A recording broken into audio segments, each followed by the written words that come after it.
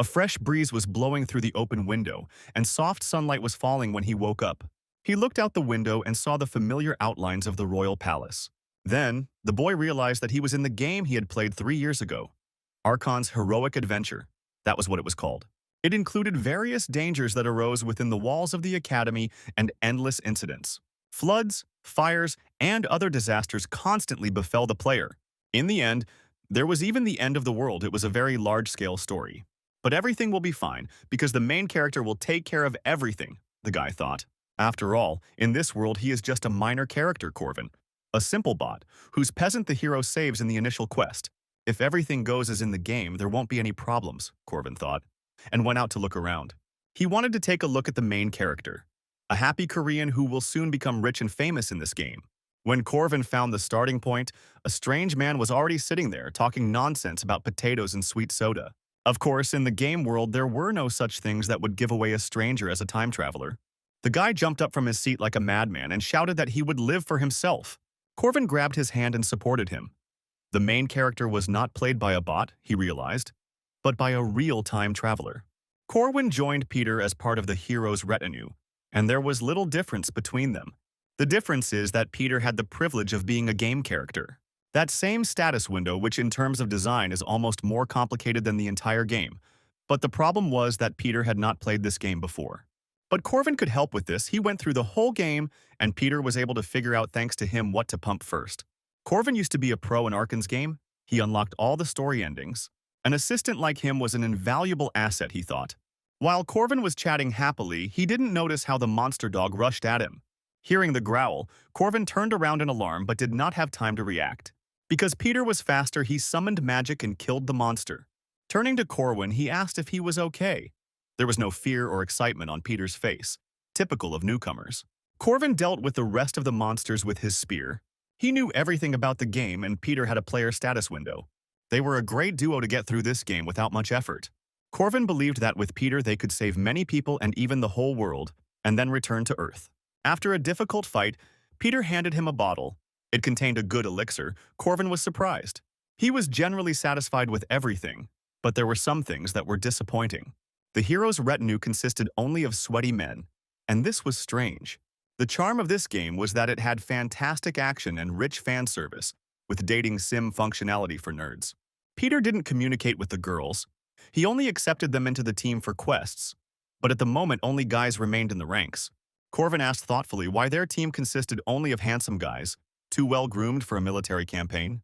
He should have realized this back when the Sword Emperor's granddaughter died on her way to the opening ceremony, or when Marietta went missing. Mysterious murders and disappearances haunted them, and the plot deviated greatly from the original story. But what was more important was Peter's own strange train of thought. His real personality, which he carefully hid behind a mask of benevolence, was worth doubting even then. He found a strange place and couldn't believe his eyes. Marietta Dan, one of the heroines of the game, but neither Corwin nor Peter met her, since she disappeared, but now he saw her staff. Corwin followed Peter because he kept disappearing every night and found this place hidden underground. It was a hall, a secret storage room for the hero's inventory. Here lay Odashi, Alicia's sword, which had gone missing after her disappearance. Here were all the items of the characters who had disappeared during the game. But one thing horrified Corvin with its cruelty. In front of him was Marie, chained in a flask, like an exhibit in a cabinet of curiosities, filled with formalin. The beauty's exhausted face, swollen from the water, looked eerie through the thick glass of the flask. While Corvin was trying to get his thoughts in order, Peter appeared in the evidence room. He asked him in a gloomy voice why he was here. Corvin was angry because Peter told him that he had gone after Marie and lost her, to which the killer indifferently replied that she was still a demon.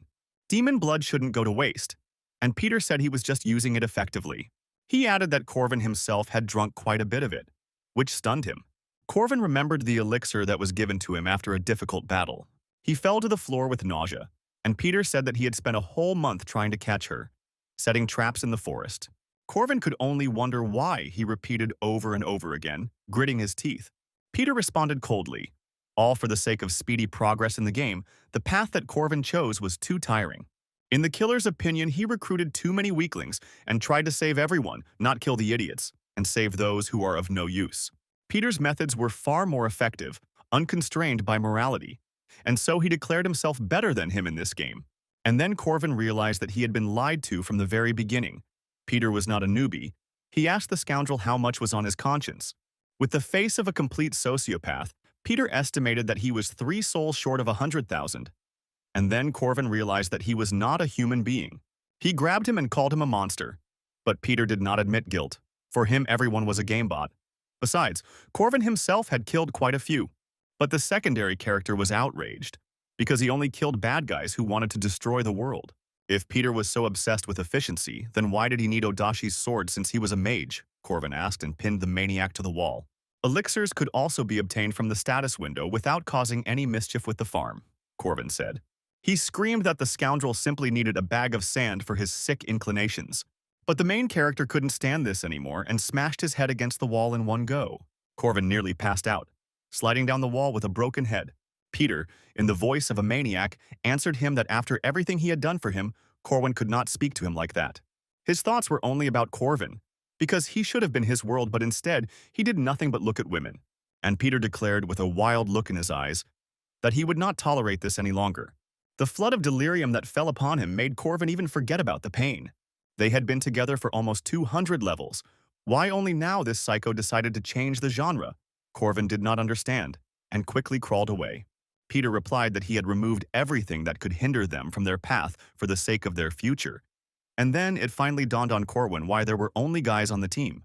Peter said not to pay attention to the others, they were just for show because he was the only one who mattered. Corvin didn't let him finish. The last thing he needed was a confession from the guy and punched Peter in the teeth. And he ran away. Peter scared him to death. Just think, Corvin didn't even have a girlfriend yet. But then he was grabbed by the dark tentacles of the main character. Corvin screamed in despair. He definitely didn't like this genre. Peter grinned an unhealthy smile and said that he couldn't escape. He would be with him forever. In this fake world, Corvin was the only real one for him. But Corvin didn't listen. The crazy scoundrel irritated him terribly. The magician sealed him in a snares and said that soon everything would end. He went to fight the main villain and promised that they would be together forever. The final episode had begun, Corwin noticed, lying as if on the bank of a river, waiting for Peter to defeat the final boss. He didn't know what would happen to him after that, but he received notification that the mission had failed. Corvin woke up in his bed, breathing heavily, as if he had had a terrible nightmare. It was the same spawn point where he appeared last time, as if those 3 years he spent with the sick scoundrel he had to kill had never happened. During a mission to subdue a water monster, the dam was destroyed and the village below was washed away by the flood. Thousands of monsters and humans died that day, creating a horrific scene of destruction. But Peter was then beside himself with joy, so much so that he even cried out. At the time, Corvin couldn't understand this crazy laughter and attributed it to stress and fatigue. But now he realized that even if countless people died, Peter always thought about his own benefit.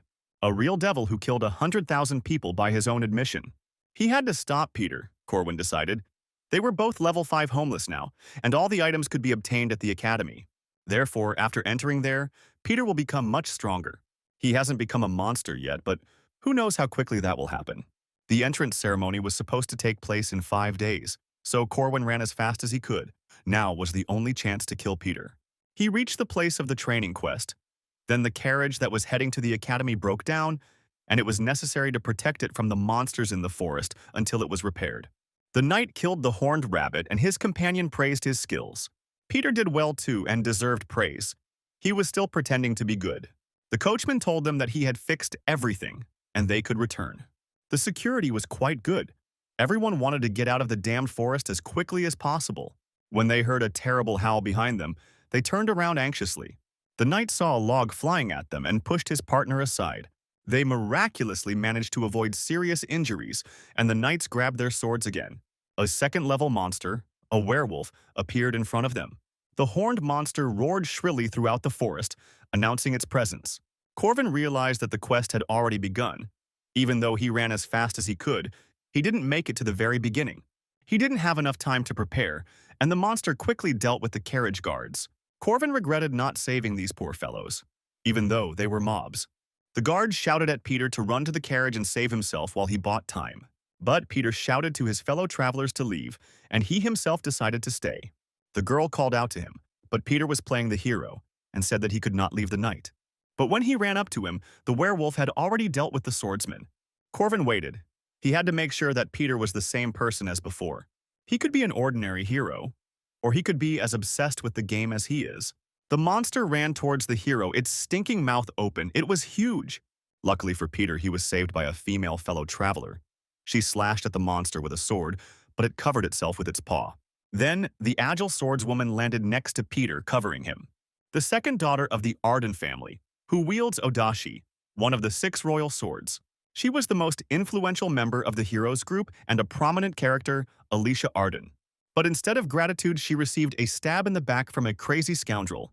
Corvin realized that without any doubt, it was that same Peter who stood before him. Alicia recoiled in pain. She didn't understand why she was attacked and was stunned. Her vision blurred, and the scoundrel told her, "I'm sorry, my hand just slipped." What's worse, the monster in front of the wounded swordswoman hasn't gone anywhere. The monster did not change its target and attacked Alicia. If the girl dies now, Peter will take her sword. Even after being wounded by a poisoned blade, the girl resisted. She still tried to gather her courage and fight. Alicia remembered everything she had been taught, and her concentration became limitless. With only her and her enemy in front of her, the girl unleashed her hidden power. Peter realized that at this rate she could kill the werewolf herself, and he couldn't allow that. The maniac threw a dagger at her at the moment when she was supposed to attack the monster. The swordswoman's reaction was enough to repel the sudden and vile attack, but she was distracted and lost precious seconds to repel the monster's attack. His jaws clamped down on her narrow waist, and with a final blow, Alicia pierced the monster's skull. The monster died without ever unclenching its fangs, which pierced the girl's fragile body. She asked Peter, barely breathing, why he was doing this. But the scoundrel did not listen. He pulled out his sword and raised it above his head, exulting at having received the trophy. This sword could only be used with a certain skill, but Peter could figure that out later. However, the issue of experience could have been resolved by killing the bot, Peter said and grinned devilishly. He raised his hand with the sword over the unfortunate girl who was bleeding in the monster's mouth. Peter took his time, stretching out the moment and enjoying it. But at that moment, a small bag flew at the maniac's head, and fine dust fell out of it from the impact. Peter instinctively covered himself with his hands and coughed from the thick dust. He started shouting at the person who did it to come out immediately. The situation was completely unexpected for him. Horned monsters, white rabbits jumped out of the forest. The mushrooms whose pollen Corwin had stained Peter with were the monster's favorite delicacy. Now to them he smelled like a delicious piece of fresh meat with seasoning. Even though these were weak mobs, there were a lot of them and everyone wanted to grab their piece. Luckily, Alicia was still alive. Corvin pulled her away from the battlefield and the monsters. Then, using a knife, he pulled out the werewolf's long, sharp fangs from his mouth. But while he was fiddling with them, Peter appeared from behind and asked him who he was. Corvin noted that killing 3 horned rabbits in a minute was not bad, because Odashi was a good sword. Peter was stunned when he recognized him as Corwin, a character from the initial quests. He asked how Corwin had ended up there, and Corwin thought that perhaps Peter had lost his memories. It was only for the best. Corvin replied that if he held the sword like that, he would sooner cut off his own hand. Peter looked at his hand like a fool, but at that moment, Corwin threw dirt right in his face. Then Peter began to swing his Odashi randomly, hoping to hit him. The villain was still fast, albeit clumsy. In physical strength, Peter was superior to Corwin, so Corwin had no choice. He waited for the moment and swung his fang, almost catching the jugular artery. As expected, the thought of this thing being in his neck scared Peter, and he recoiled. Corvin made him focus all his attention on the monster's horrible tooth so that he would look only at it. He pressed the hero with courage and cruelty, and he began to retreat. And when Peter stumbled and began to fall, Corwin plunged his knife into him. The blow pierced the light armor and caused a lot of pain to Peter, who was not used to it. But Corvin didn't stop there and swung his fang with all his might. Peter put out his hand and the fang pierced it like a dagger. But it didn't help him at all. Corvin pressed harder, with his weight, and the fang pierced the throat of a man without moral principles. Corvin mentally thanked Peter for his past life, thanks to which he could now become much stronger. By moving away from his body, Corvin felt no regrets. He simply killed another monster that threatened others and could become a monster. Peter was dead, and the system began to look for someone to replace the hero, with Corwin becoming the main reserve. Corvin received a status window informing him that he was now a minor player. But now was not the time. He looked at the wounded girl who was simply lying on the ground in the forest. If she was not helped, she would die from wounds or infection. Corvin picked her up and examined her. At the very least, the girl was still conscious and could speak weakly. From her blindness, slurred speech, and deteriorating hearing, he recognized the poison of the tree frog. From a playthrough perspective, it would be hard to make an antidote without a status window. If the poison was even slightly stronger, she would have died already. As long as the werewolf fang remained in her body, she was still in danger, Corvin realized and pulled out his belt. He strapped her shoulder with a belt and calmed her down, saying that he was a master at stopping bleeding and extracting poison. If the girl bites her tongue, it will be problematic, Corvin thought, and looked around. His eye fell on the hand of the dead hero, which was conveniently lying nearby. Without thinking twice, he let the girl bite the still warm hand of a dead Peter. He warned Alicia that it would hurt and that she should clench her teeth as hard as she could, and he took off his shirt. He pulled her shirt behind her back to cover the wound and pulled the fang out of the wound channel. Corvin was happy that he had returned, because now this girl was alive. He didn't know the reasons why he returned, but the fact that he was able to save the man was enough. Corvin prepared an antidote on the fire and asked Alicia to hold out a little longer. He covered her with a blanket so that she would not freeze from blood loss and fever. And he told her not to worry. People don't die from wounds like that, he reassured the girl. Alicia wanted to know the name of her savior, but Corvin said it was not necessary and placed a towel on her face. He told her not to worry about trifles and to rest. Now it was better for as few people as possible to know about him, the guy thought. While there was time, Corvin decided to figure everything out. Arkan's game is a story about a hero. By solving problems and cases in the academy, the player becomes a hero who saves the world. He needs to defeat countless monsters and kill the final boss. The only reason Peter had progressed through the story so far was because without defeating the final boss, the world would end. But in the end, he's just dead now, and someone has to take his place. And that someone had to be Corvin, especially since the system had designated him as a secondary player. But, unfortunately, the system did not allow him to take advantage of the player's advantages, inventory, and other Windows skills. He was too excited when he saw the status window, and now he realized that it was a complete scam. Corvin trained for 3 years, was no longer just a guy on the bench, and wrote a sign in the sand, after which the fire in the bonfire flared up much stronger. This magic worked as it should, even without skill. Corvin was glad that everything worked out. He desperately wanted to survive in this world. As a person who had studied magic a little, he was able to use runes, ancient symbols with magical powers. Duty, restraint, oath, runes of the 3 main commandments, the 3 most powerful laws of this world, the source of its strength. So, biting his finger until it bled, Corvin drew them all on his body. The first was debt, the blood-burning fiery letters into his skin. This commandment gave the caster additional powers. If he kept the oath, he could make promises, even simple ones like not eating chicken. But simple promises give less profit, even if it is troublesome. Promises must be made that will be kept, and Corvin promised that he would not turn a blind eye to the misfortunes of good people. His status would rise every time he completed a task, and the commandment had chained his heart. The second law, restraint, no longer perceived the spirit world. In this world, everything was filled with spirits, and there were astral beings like ghosts and spirits, but they could only act if they were recognized, and could not touch people who did not believe in them and were far from spiritualism. The restriction gave him a shield from spirits, reducing their damage to a minimum. But breaking this commandment gave 5-fold damage to the body. The last commandment, the oath, is a backup option. It carries a huge risk, so in his past life Corvin did not use it. But even Peter, who had a system and all its advantages, lost to the final boss. In that case, Corvin should not have been too worried and took the oath with the greatest weight, promising to save this world. Breaking these 3 oaths resulted in death, and all were instantly enforced. Alicia opened her eyes in a hospital bed, not in the forest. She rose from the bed but winced, her wounds still hurting. Alicia asked where she was, and her sister said that she was in the Merkaba hospital. The guard who brought her here had just left. The swordswoman turned around to find the things she was wearing. Among them was the belt of her savior, for it was in her blood. The first thing the girl asked was to tell her if there was a place where she could buy honey candies. She felt much better. 3 days after the quest in the forest, Corvin was thinking about where to get a student card. In the wallet, there was a letter to her dear son. The mother was proud of him and his friends, the defenders. He was surprised to find this letter. Corvin was an ordinary, forgetful child, but he also had a family.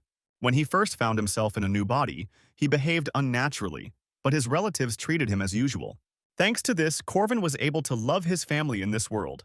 In this world, that was the main difference between him and Peter. The station was crowded with people, mostly students from the Merkaba Academy. The girl with blue hair greeted all the newcomers, holding a basket in her hands. She approached Corvin, and he introduced himself. The girl noted his tall stature and praised him for his good appetite. Marie handed him the potatoes she had brought to treat the newcomers. She gave them a little tour as the magic tram took them to the academy. Marie was everyone's favorite mage who was in charge of the levels and floors in the second year of the academy. Life went on. Marie has many difficulties to go through. In the future, she is the final boss of the first level. She handed out potatoes to everyone when they got there and waved goodbye. The main hall of the academy was stunning in its scope and luxury, because the magic of space expansion worked on its ceiling. Suddenly, the hall disappeared and they found themselves in another space. Many of the students panicked, but not Corvin. He heard a powerful voice that made everyone shudder and said that the students of the academy should not panic over such trifles. The voice of Old Hamd, Corvin recognized. He always acted the same, just moving them to the training camp. As in the legend where people fought against the evil tribe, the best weapons were those who studied at the Merkaba Academy. A curly-haired man appeared and introduced himself as Fred. He was in charge of welcoming the students this year. Corvin chuckled. He hadn't seen the dean of the nightly faculty for a long time. He said that everyone should have received a certificate. Professor Fermat was irritated by the fact that they thought they were better than they actually were. But he still decided to look at them, and a screen lit up in front of each one. There, Corvin could see his stats. They looked boring. All of them were low level or worse. Their overall level was designated by a number from 1 to 6, where 1 was the highest rank of power. The academy had a restriction on admission, and Corvin was at the very bottom of the list with his rank. Fred wished them luck in the battle and smirked. He enjoyed weeding out the weaklings. The next moment, magic worked, transporting them to another place. The professor immediately recognized the uncut diamonds among the students. The lady in the hat told Fred that there was no point in comparing first and second level students, and that they should wait until everyone was accepted. She noticed the swordmaster's granddaughter, Alicia, among the students, the druid Eulalie, the sword-wielding mercenary Draco Varsky, the golem caster Cornelius. Standing apart from them was the only girl of the first level, the demigoddess of heaven, Yaksha, in a monastic robe, and her name was Helen. Then her gaze slid towards the less newcomers, and she was indignant that the director was accepting such people. Another gray-haired professor agreed with her. In his opinion, even the 5th level looked bad. He wanted to quickly remove the weak ones and start. But the lady in the hat insisted that since the director told them to give everyone a chance, that's what had to be done. The professor with the mustache agreed with her, and boxes of weapons appeared in front of the subjects. The test consisted of fighting in an empty space with monsters of your level. Most of the students would have definitely taken everything they had from the closet, taken the swords. Corvin would have done the same in his past life. A small hound, a level 5 monster, but there were 3 of them, and they knew how to hunt in a pack. Of course, swords were good weapons, Corvin realized, but a spear took incomparably less time to master. That's why he chose what he wielded best, a short spear that could not only be used in close combat, but also thrown. The first hound disappeared before it even had time to run up to him. The guy smiled and asked the monsters for forgiveness. The remaining monsters hurried to him, but the same fate befell them. 2 thrown spears pinned them to the virtual floor. Corvin had accumulated a lot of experience in killing such monsters. He pulled the spear out of the monster's body. Killing them took a little longer than he thought. In his past life, he would have died before he could reach these monsters, but this time everything was different. Now he could kill everyone and increase his level, the guy thought, and began to wait for the next wave of monsters. But he waited for 5 whole minutes and the monsters still did not appear, and he began to think that perhaps the system had failed. The professors watched everything through their screens, the beating of inexperienced and weak students, most of whom couldn't even kill their opponents. Even the 5th level was weak, so the mustachioed one decided not to look closely at the 6th. But one of the students was chilling in his room, and there were no monsters around him. Then the professor thought it was some kind of bug and called the same hounds for him. All these students were such pathetic nobodies in the eyes of the professor that he did not want to waste his time on them. The first ones who passed the test appeared, who killed their monsters in a minute, of course. He did not see how Corvin dealt with his enemies twice already. The 3rd level would need a couple more minutes, and he turned his gaze back to the 5th and 6th. But the little rascal was idle again, to the professor's greater indignation, and he thought that there had been a glitch. Another colleague recalled that Madame Josephine's instruments never failed, so there could be no mistake.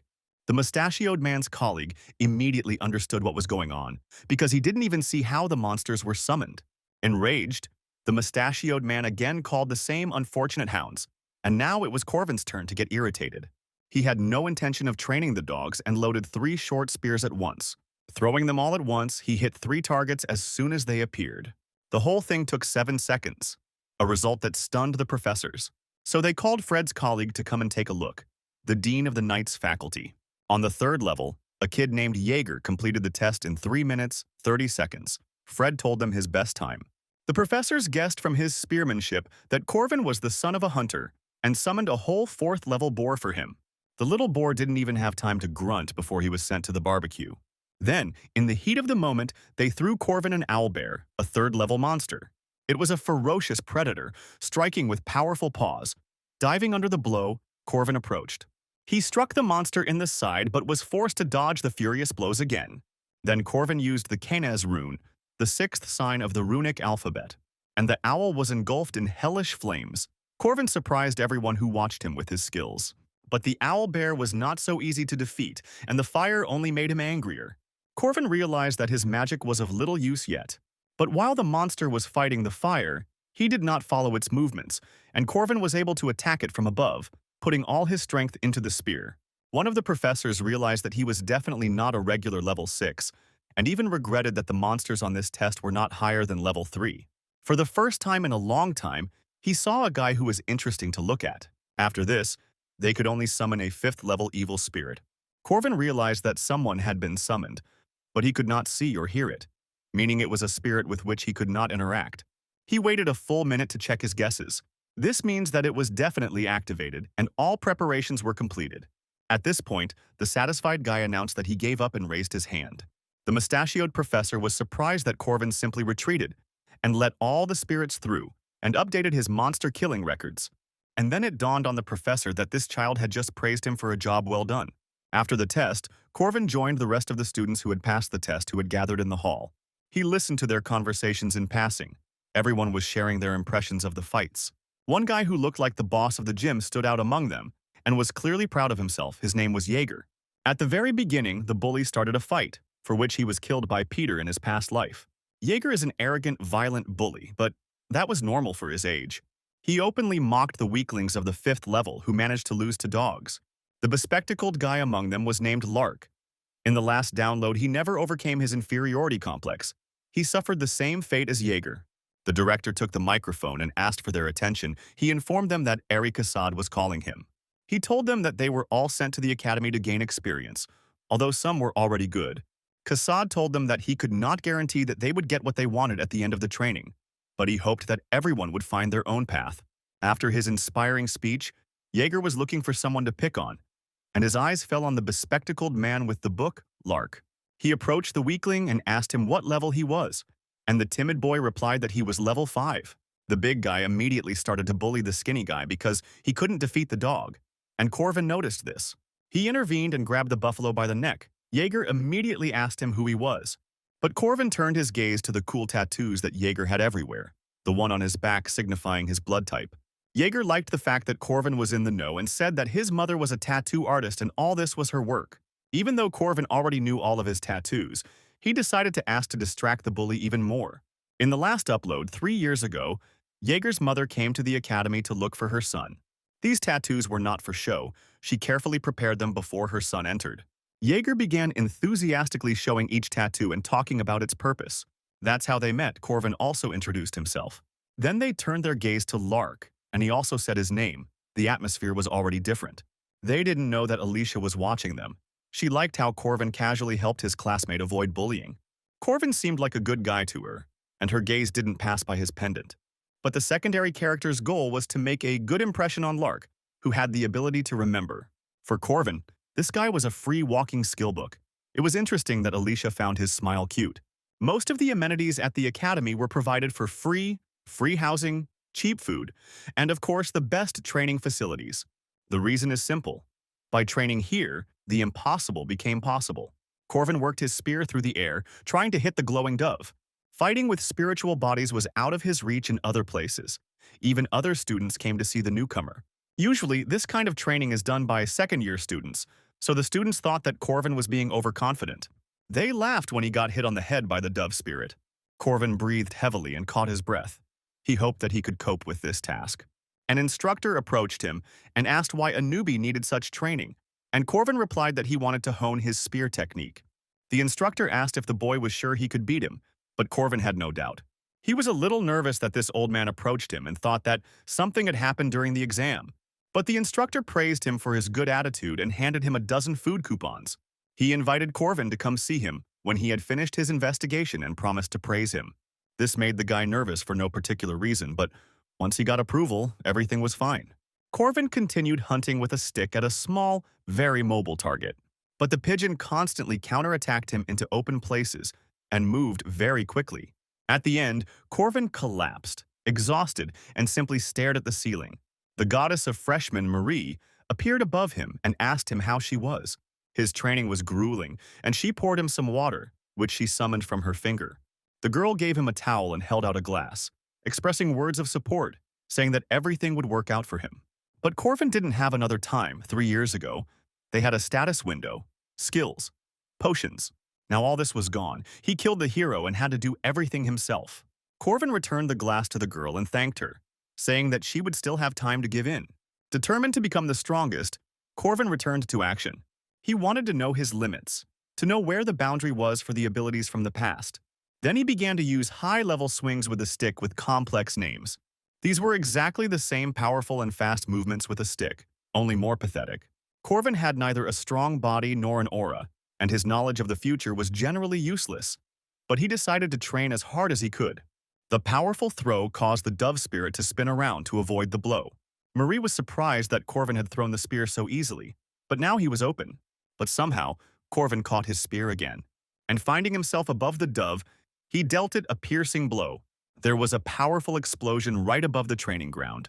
Marietta couldn't find the words to express her admiration for this throw.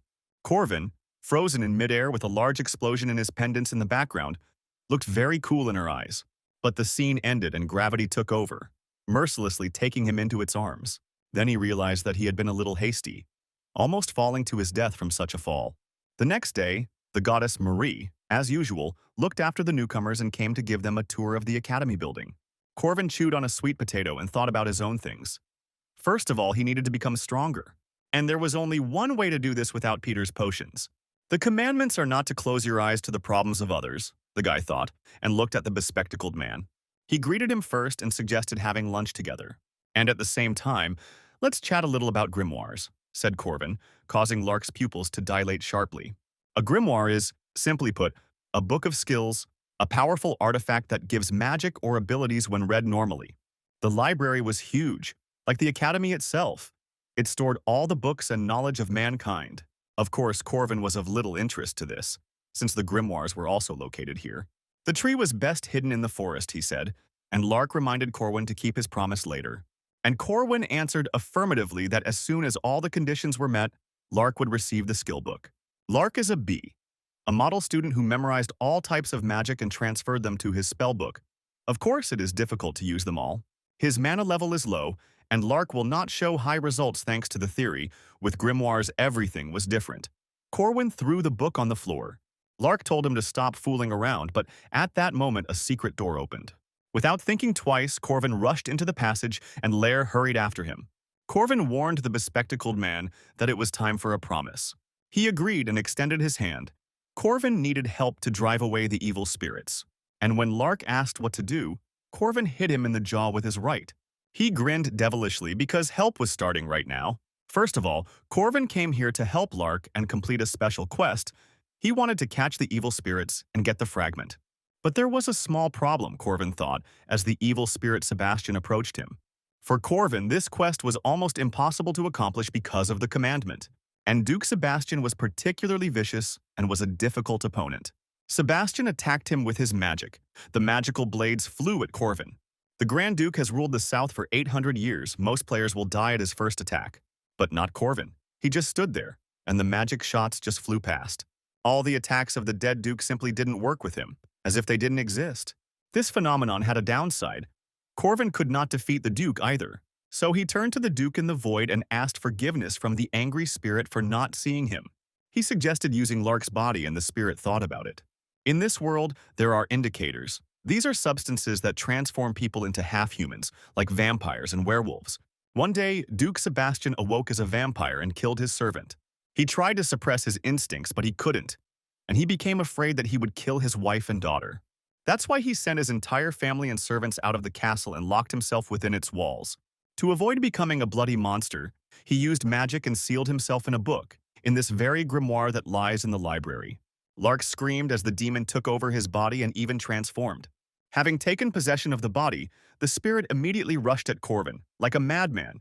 The second reason he took Lark with him was because, while possessed, he could use his powers to the maximum. Model student Lark swung, but Corvin easily dodged. In Arkan's heroic game, this model student has the lowest strength skills.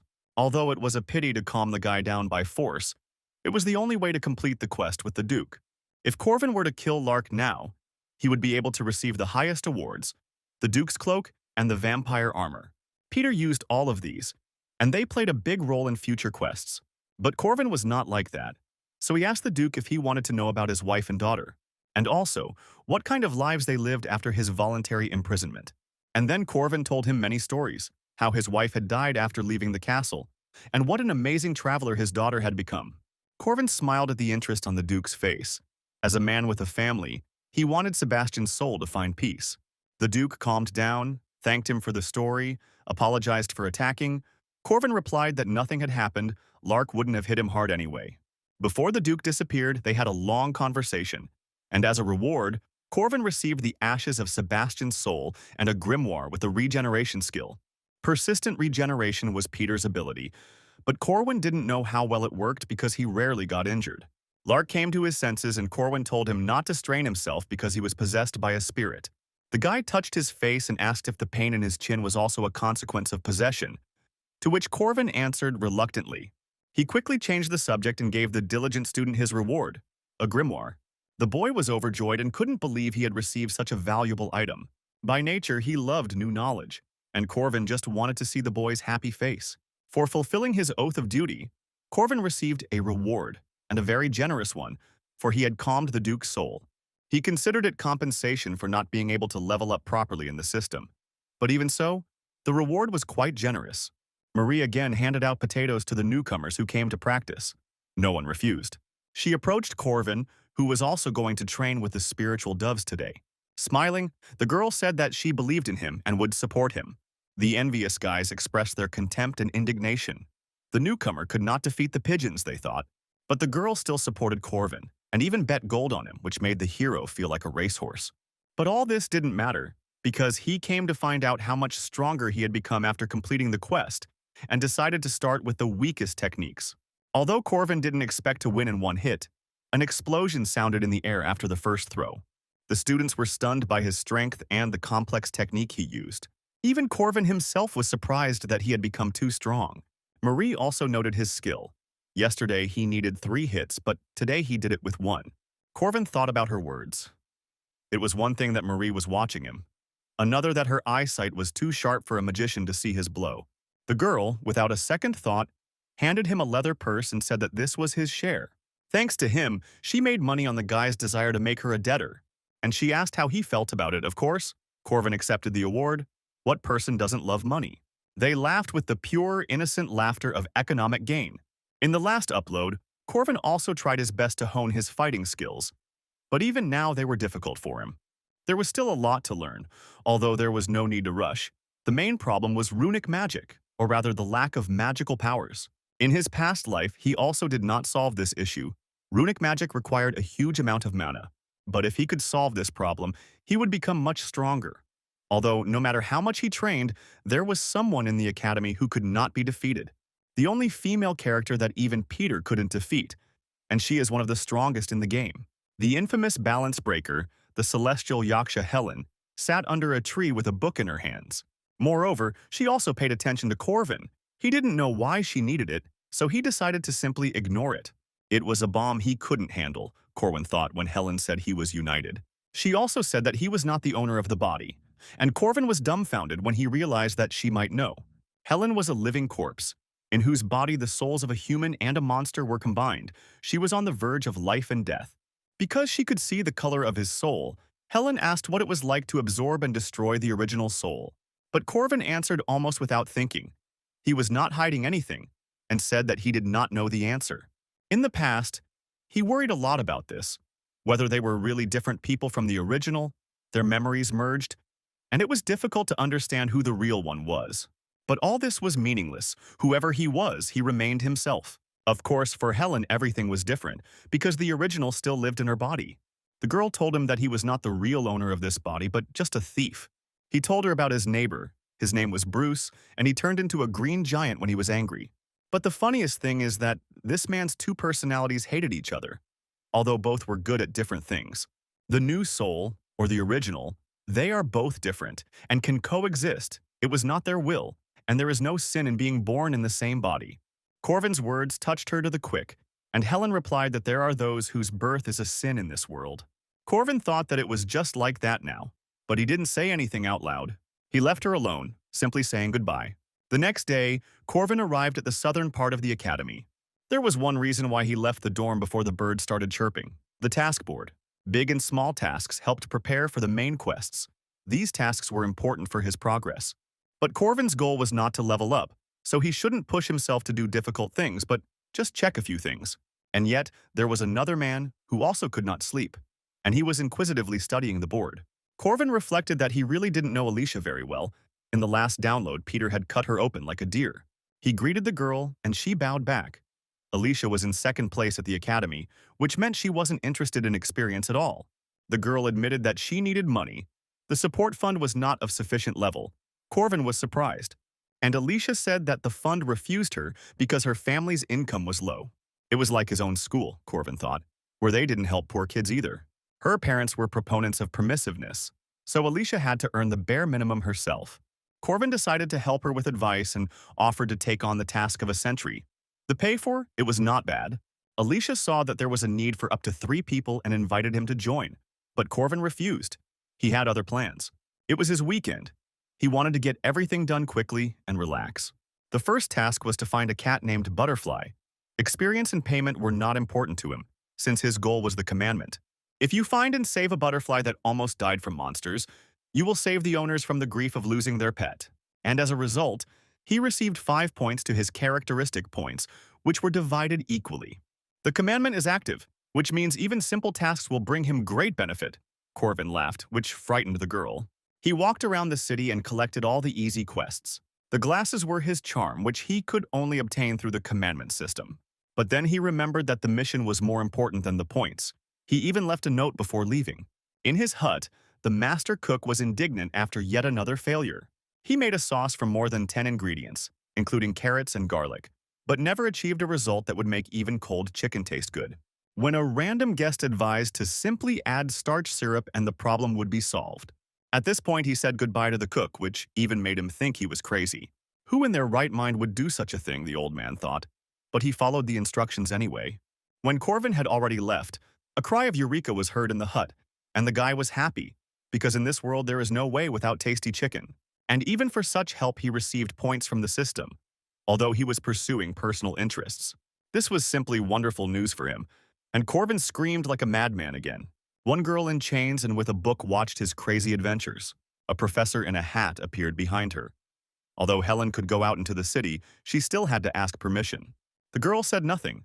She remembered the words of the strange guy that there is no sin in being born. Her life was completely different, and she was told the opposite. That's why she walked thoughtfully along the rooftops and looked at people. It was time to evaluate the first years, and they were taken out to the academy's hunting grounds to test their survival skills. The task was to reach the hut on the other side of the forest. The main thing is not to remove the bandages on the shoulder. They can be returned in the hut. Depending on the time spent on completing the game, they will receive points which can be exchanged for a prize. Corvin looked at the participants and noted that Helen was not there, which was logical because she would break the balance of the entire competition.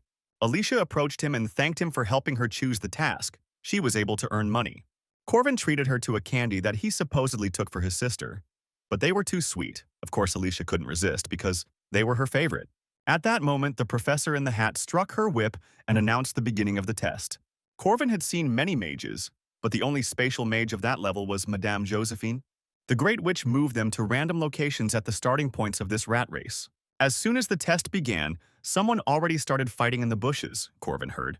They were in a hunting ground, a difficult terrain even for a pro, and they had to survive a battle royale for the headbands. But he didn't need these weaklings, so Corvin ran on.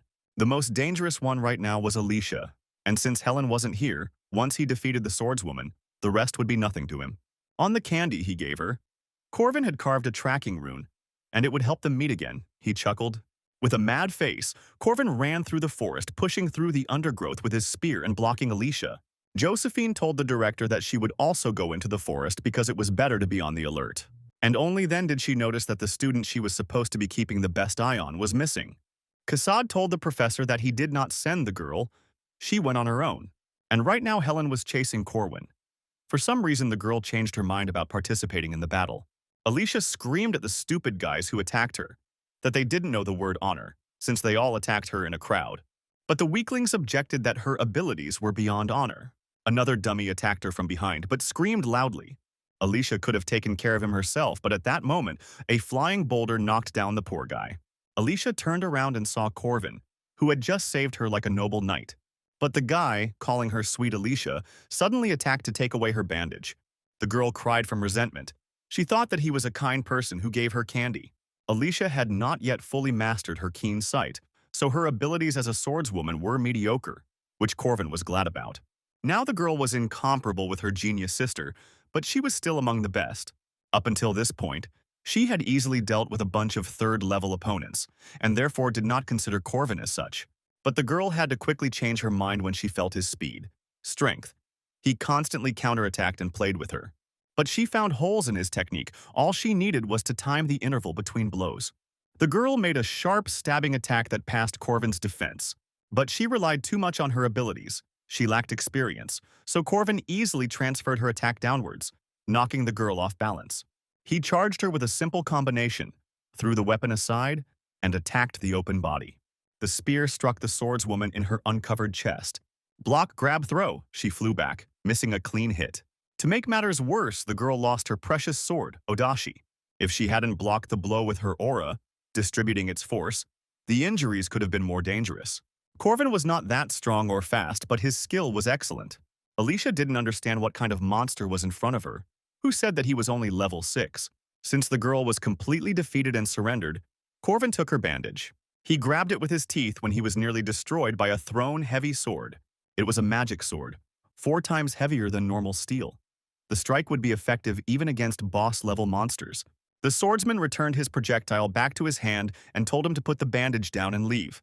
It was Draco, a troublesome warrior Corwin didn't want to face. Even after defeating many students and monsters, he was not tired at all, and was not even injured. This warrior was clearly different from Alicia. But what could he do since they had met? There was no point in fighting him, so Corvin simply ran away. But Draco only became more angry. He clearly saw the bandage in Corvin's teeth and began to pursue him. On top of that, Alicia for some reason ran after him, saying that she didn't want to die, and still didn't know where to go. There was no point in fighting. He needed to get to the hut and exchange it there, Corvin thought. But his path was blocked by a red-haired boy and his stone golem. Cornelius smugly demanded that Corvinus give him the bandages. Now they were cut off from the exit from the forest that led to the cabin. Corvin found himself between a tiger and a lion. He wanted to avoid a fight, but now he got 2 rivals at once. Alicia was surprised that even in this situation, Corvin was going to fight 2 at once. He couldn't avoid the fight anyway, so he decided to meet them head-on. And so he became the first to come to the house, and brought 3 bandages at once. The manager of the exchange shop praised him for the 3 bandages. Corvin said that he was just lucky and told how it happened. He intercepted Draco's sword before it reached its maximum strength, using telekinesis to grip the ground more firmly. The swords that he was unable to reflect passed him by, and were directed at Cornelius's golem. And then he hid behind Draco's back to protect himself from his counterattack. And while Draco had to hold back the golem, Corvin smashed its core. His reaction, his speed of judgment, did not go unnoticed by Alicia. It looked like Corvin had participated in hundreds of battles. Basic spear skills, and techniques compensated for weaknesses. Alicia felt like she was watching her sister. She remembered Corvin's words that she only had basic skills and relied on talent, and decided that she would train harder. Draco thought. He was attacked so quickly that he didn't even have a chance to show his skills, as if Corwin knew about his abilities in advance. Leaning over Cornelius, He told him that golems were easy opponents for strong but agile enemies. He needed a friend for cover. But the boy whined that he had no friends, and Corvin realized that his advice was more of a slap in the face.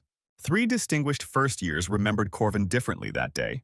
Now, of the strongest students in the forest, only the druid Alela remains. However, she was confronted by the strong Marie, who summoned a huge water ball. She was the strongest of those present in all the academies. Since the older students took on the role of monsters and helped with training, Ilele was given a completely unequal opponent. And so the trial in the hunting grounds ended. After the battle, Marie warmly welcomed Ilele. They thought it was all over, but Helen appeared behind Marie. Marie looked at the lying fighters and realized that Helen must be looking for someone specific, choosing those who looked like Corvin.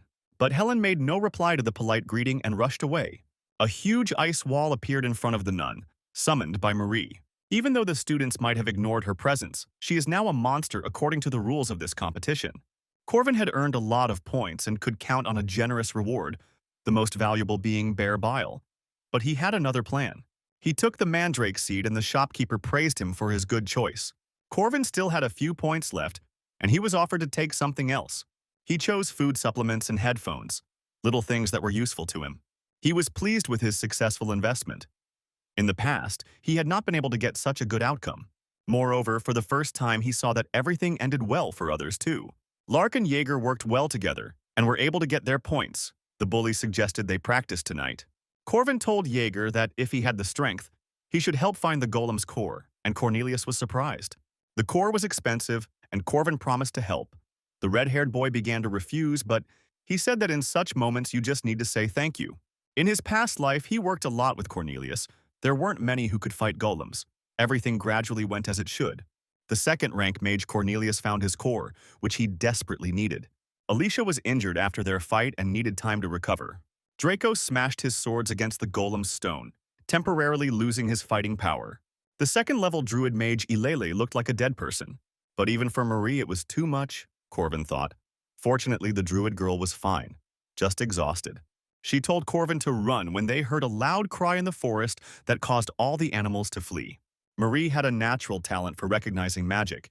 In addition to her inexhaustible mana, she never experienced despair or failure. For her, helping the younger ones had always been just a game, and had never caused any difficulties, but now it was not so. The girl desperately tried to defend herself from the attacking Helen and fired ice arrows. But Helen easily broke this attack and continued to press. Marie belatedly summoned an ice shield to at least somehow restrain her opponent. But even when she was giving it her all, Helen still got through her defenses. After the heavy blow, Marie landed on the ground and could no longer stand on her feet. What stood before her was not a knight or a magician. It was not a man, but a natural disaster in human form. Marie couldn't admit defeat. She just didn't know how, and she screamed at Helen to stay away from her. The nun stopped only when Professor Josephine appeared and covered Marie with her body. Even though the girl said she was okay, she fell down exhausted. The training brought some unexpected results. Corvin took first place in points, and Marie lost. This scared Corvin. He thought that Marie had already woken up as a boss, now she was fine, and he hoped that the game scenario had not changed. He decided to think about it later, because Marie was supposed to come to her senses only in 3 weeks, and now there were things that he had to prepare. Corvin returned to the forest to meet the creature that lived there. First, he made a few drops, which caused tears. He pretended to slip dramatically and drop a mandrake seed into the pond. And when he began to cry hysterically about how he regretted the lost thing, a voice asked him why he was crying. There was an Easter egg in the game that only appeared once: the golden axe of the Taoist hermit. One day, a woodcutter dropped his axe into a lake, and a hermit appeared who asked him whether the axe was made of gold or silver, and it made no difference which he dropped. You could throw anything, expensive, into the lake and get a leveled result, but Corvin threw a seed there. The old man offered him increasingly valuable mandrake seeds in turn. But Corvin knew he had to refuse every time. The Taoist always admires honesty, and therefore in the end gives away all 3 seeds. So objects can be multiplied even if only once, but Corvin was incredibly happy about it. These seeds increased the level of mana. In the past life, Peter ate the gold one, and he ate the silver one. Now both improvements belong to him. In 3 weeks, there will be a mission after which Marie will awaken as a vampire and a boss. Corvin believed he had time, and so he gradually became close to important characters. Otherwise, they would not have wanted to join his party. In a week, The important heroes will be restored and ready to raid the first boss, and Corvin will be able to unite them. Marie was a special vampire, and she had a few weeks left before she would awaken. When she woke up, the girl who was sleeping next to her bed also stood up. The friend was worried about Marie, who got it in the fight with Helen. If Corvin had enough preparation, time and people, he could easily save Marie. Until then, he must train Alicia, in whom he has already ignited the fire of rivalry. And to take the rest, Draco, Ileli, Cornelia, if they are properly prepared, it will be easy to defeat, exclaimed Corvin. Marie's eyes were swimming as she stood up. Her friend looked strange. The neck seemed so inviting, and I was terribly thirsty. Josephine said only that she shouldn't have been sent, and offered to share her knowledge. She told Helen to remain under arrest and think about her behavior. She did not know what she should have done with Marie and why she was punished. The girl flinched when Corvin suddenly appeared at her window. Corvin said hello and brought her some treats, and reminded her that they had seen each other recently. Even though it was an unexpected visit, he handed her a cake. Helen said that what he did was against the school rules, but the boy said that since Madame Josephine was not there, everything was fine. But I still thought about it. At first glance, it was clear that Helen didn't have a scratch, even though she wasn't human. Locking her up for a week was harsh, and Helen complained that Josephine was not only not there, she had not come to the girl for a whole day. Hearing this, Corvin fell from the tree and collapsed below. Fortunately, he had regeneration. He shouted to Helen that they would see each other again. Obviously, since Madame left, leaving behind the most dangerous man in the academy, something had happened, and the other teachers were also alarmed. Corvin approached one of the guards guarding Marie's doors and informed him that the visitation request had been denied. Corvin said that everything was fine. He just brought him some food, at Madame Josephine's request. The guard was pleased with such care for his subordinates on the part of his mistress. The guard didn't notice that there was a rune on the food. He was forbidden to see Marie, and her friend disappeared, which aroused even more suspicion. Corvin noticed that the guard's stomach was twisted and said that there was a restroom nearby. He asked him to keep a light eye on the door while he ran back and forth to relieve himself. Corvin assured him that he definitely wasn't going to go in. There was still a month before the main events. Corvin really wanted to be wrong in his suspicions. And when he lifted the sheet, he found another girl there. Isabella was lying in Marie's place, and on her neck were the characteristic marks from fangs, which was exactly what Professor Josephine was trying to hide. The worst happened. Marie woke up as a vampire, and the boss of the first part of the game. And it happened much earlier than expected, just when he was least prepared. To defeat her, you need to go through 4 stages. In the first phase, you need to deal with a wave of monsters. In the second, Marie's power must be contained with the help of magic circles. The third phase is a battle against a powerful enemy that rages in a sea of blood. When an enemy is knocked down, the last scenario switches. Even without the cheater protagonist, just with a team of famous characters, the battle was easy, until the third phase. However, Alicia is out due to the injury he inflicted on her. Draco's weapon is broken, as is Cornelius's golem. They were one step away from failure, and all because of his interference in the plot, Corvin realized. In a past life, Peter deliberately let Marie escape into the forest even though they were waiting for her. And now everything is going downhill thanks to his actions. Cornelius lost his golem and was largely useless in battle. Helen could have been considered, but there were too many variables that could have happened in the fight if she had intervened. Corvin suggested that Draco go on a boss raid, but he began to resist because he was left without a sword, so he had to offer 20 coins. He offered the mercenary the vampire's ashes as collateral, and the boy immediately agreed. In the library, Corvin found a druid girl and surprised her with her knowledge of ancient symbols. He promised to teach her this alphabet if she helped him in the raid. Ileli also quickly agreed because for her, it was comparable to the ancient heritage of the family that had been lost. Corvin came to Jaeger and Lark with the same thing and said that a raid was coming up, deadly dangerous and unprofitable, and that the weak-minded and the brave were needed. He so confidently told them a story of reading and glory that he himself was amazed at his own impudence. Fortunately, the young and wild found this raid worthy of knightly romance and agreed. So he assembled the minimum necessary working team, where everyone had their own role. Corvin remembered Peter's words that Marie hid in the forest and was crying, and it was difficult to find her. They were lucky that there was only one forest in the academy. A normal search would have taken a century, but they just had to ask. Ileli was surprised that Corvin was so aware of her abilities. She struck the ground with her staff and called upon the spirits to help her find the vampire. Even Lark and Jaeger were amazed at the number of spirits the girl could summon. Corvin didn't see anything, so he simply asked if they had found it or not. And seeing the puzzled look of his squad, He quickly demanded that they tell him where she was. But danger came from behind. A monster attacked him. With a blow of his spear, Corvin easily cut through the monster that had suddenly attacked him. Many more monsters followed them, so much so that Jaeger even thought that Marie herself had become a monster, which was not the case. The guy said with a dashing tone that this would be a great warm-up for him and pulled out his weapon. But Corvin shouted to the big guy that the enemies were safe and that it would be better for him not to push forward. He ordered him to retreat 3 steps back. The main thing was to reduce their numbers. He moved Larka and Ilele to the rear. He and Jaeger took the front line, and Draco covered everyone. The mercenary noted Corvin's quick reaction and his sensible orders, like a leader leading everyone behind him. A real commander who doesn't give the impression that he's a 5th rank. The test inside the academy was very wrong, Draco realized.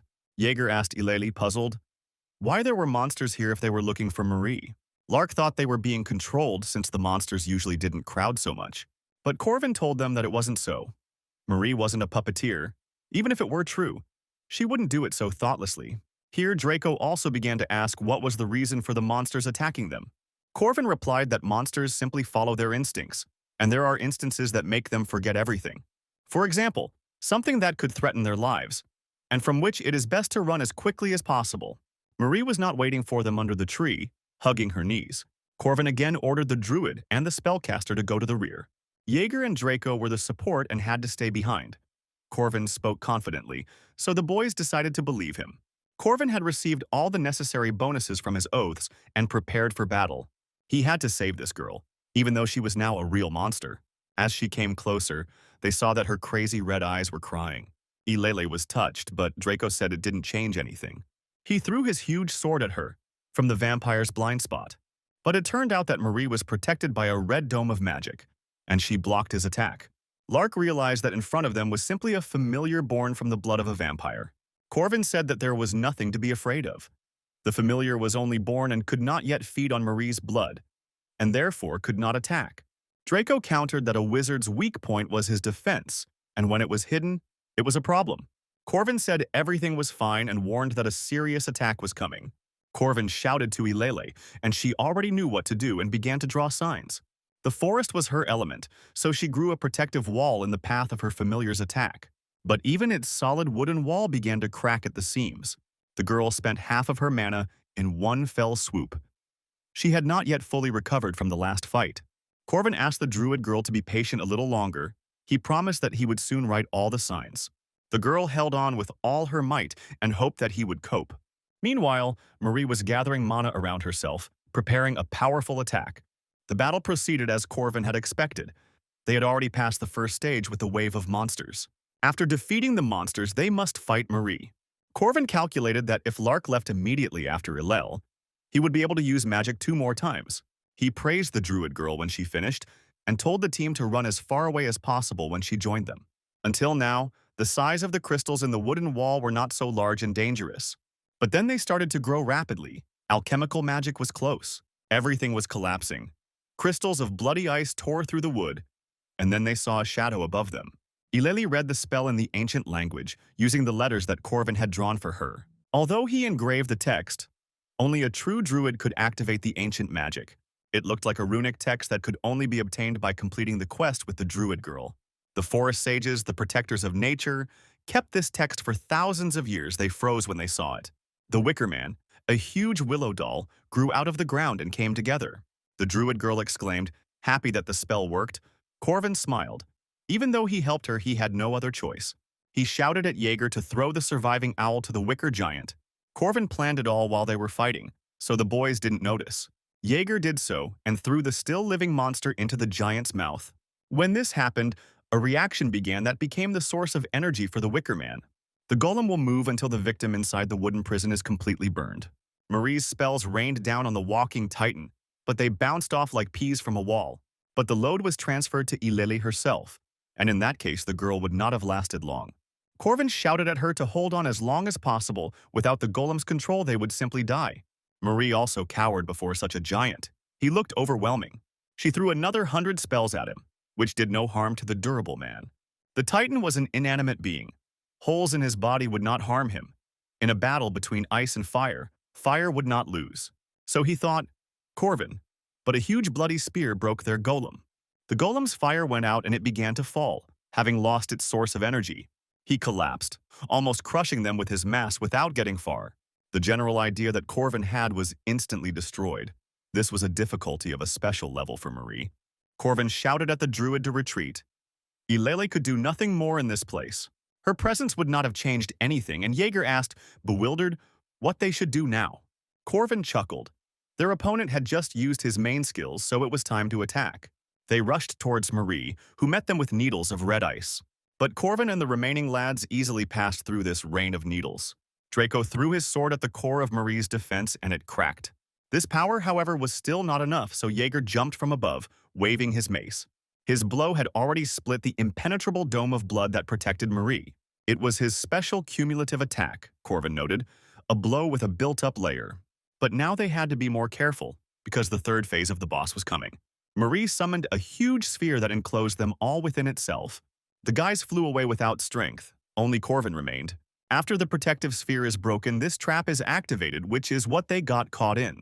Now he was under tremendous pressure, and a werewolf made of blood appeared in front of him. The sphere had forcibly taken Marie's mana and blood to create this creature, and Corvin had no idea that he would be the last one left.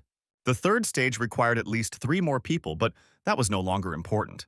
A person is able to distinguish cattle from people. It is natural for a person to squint and close his eyes.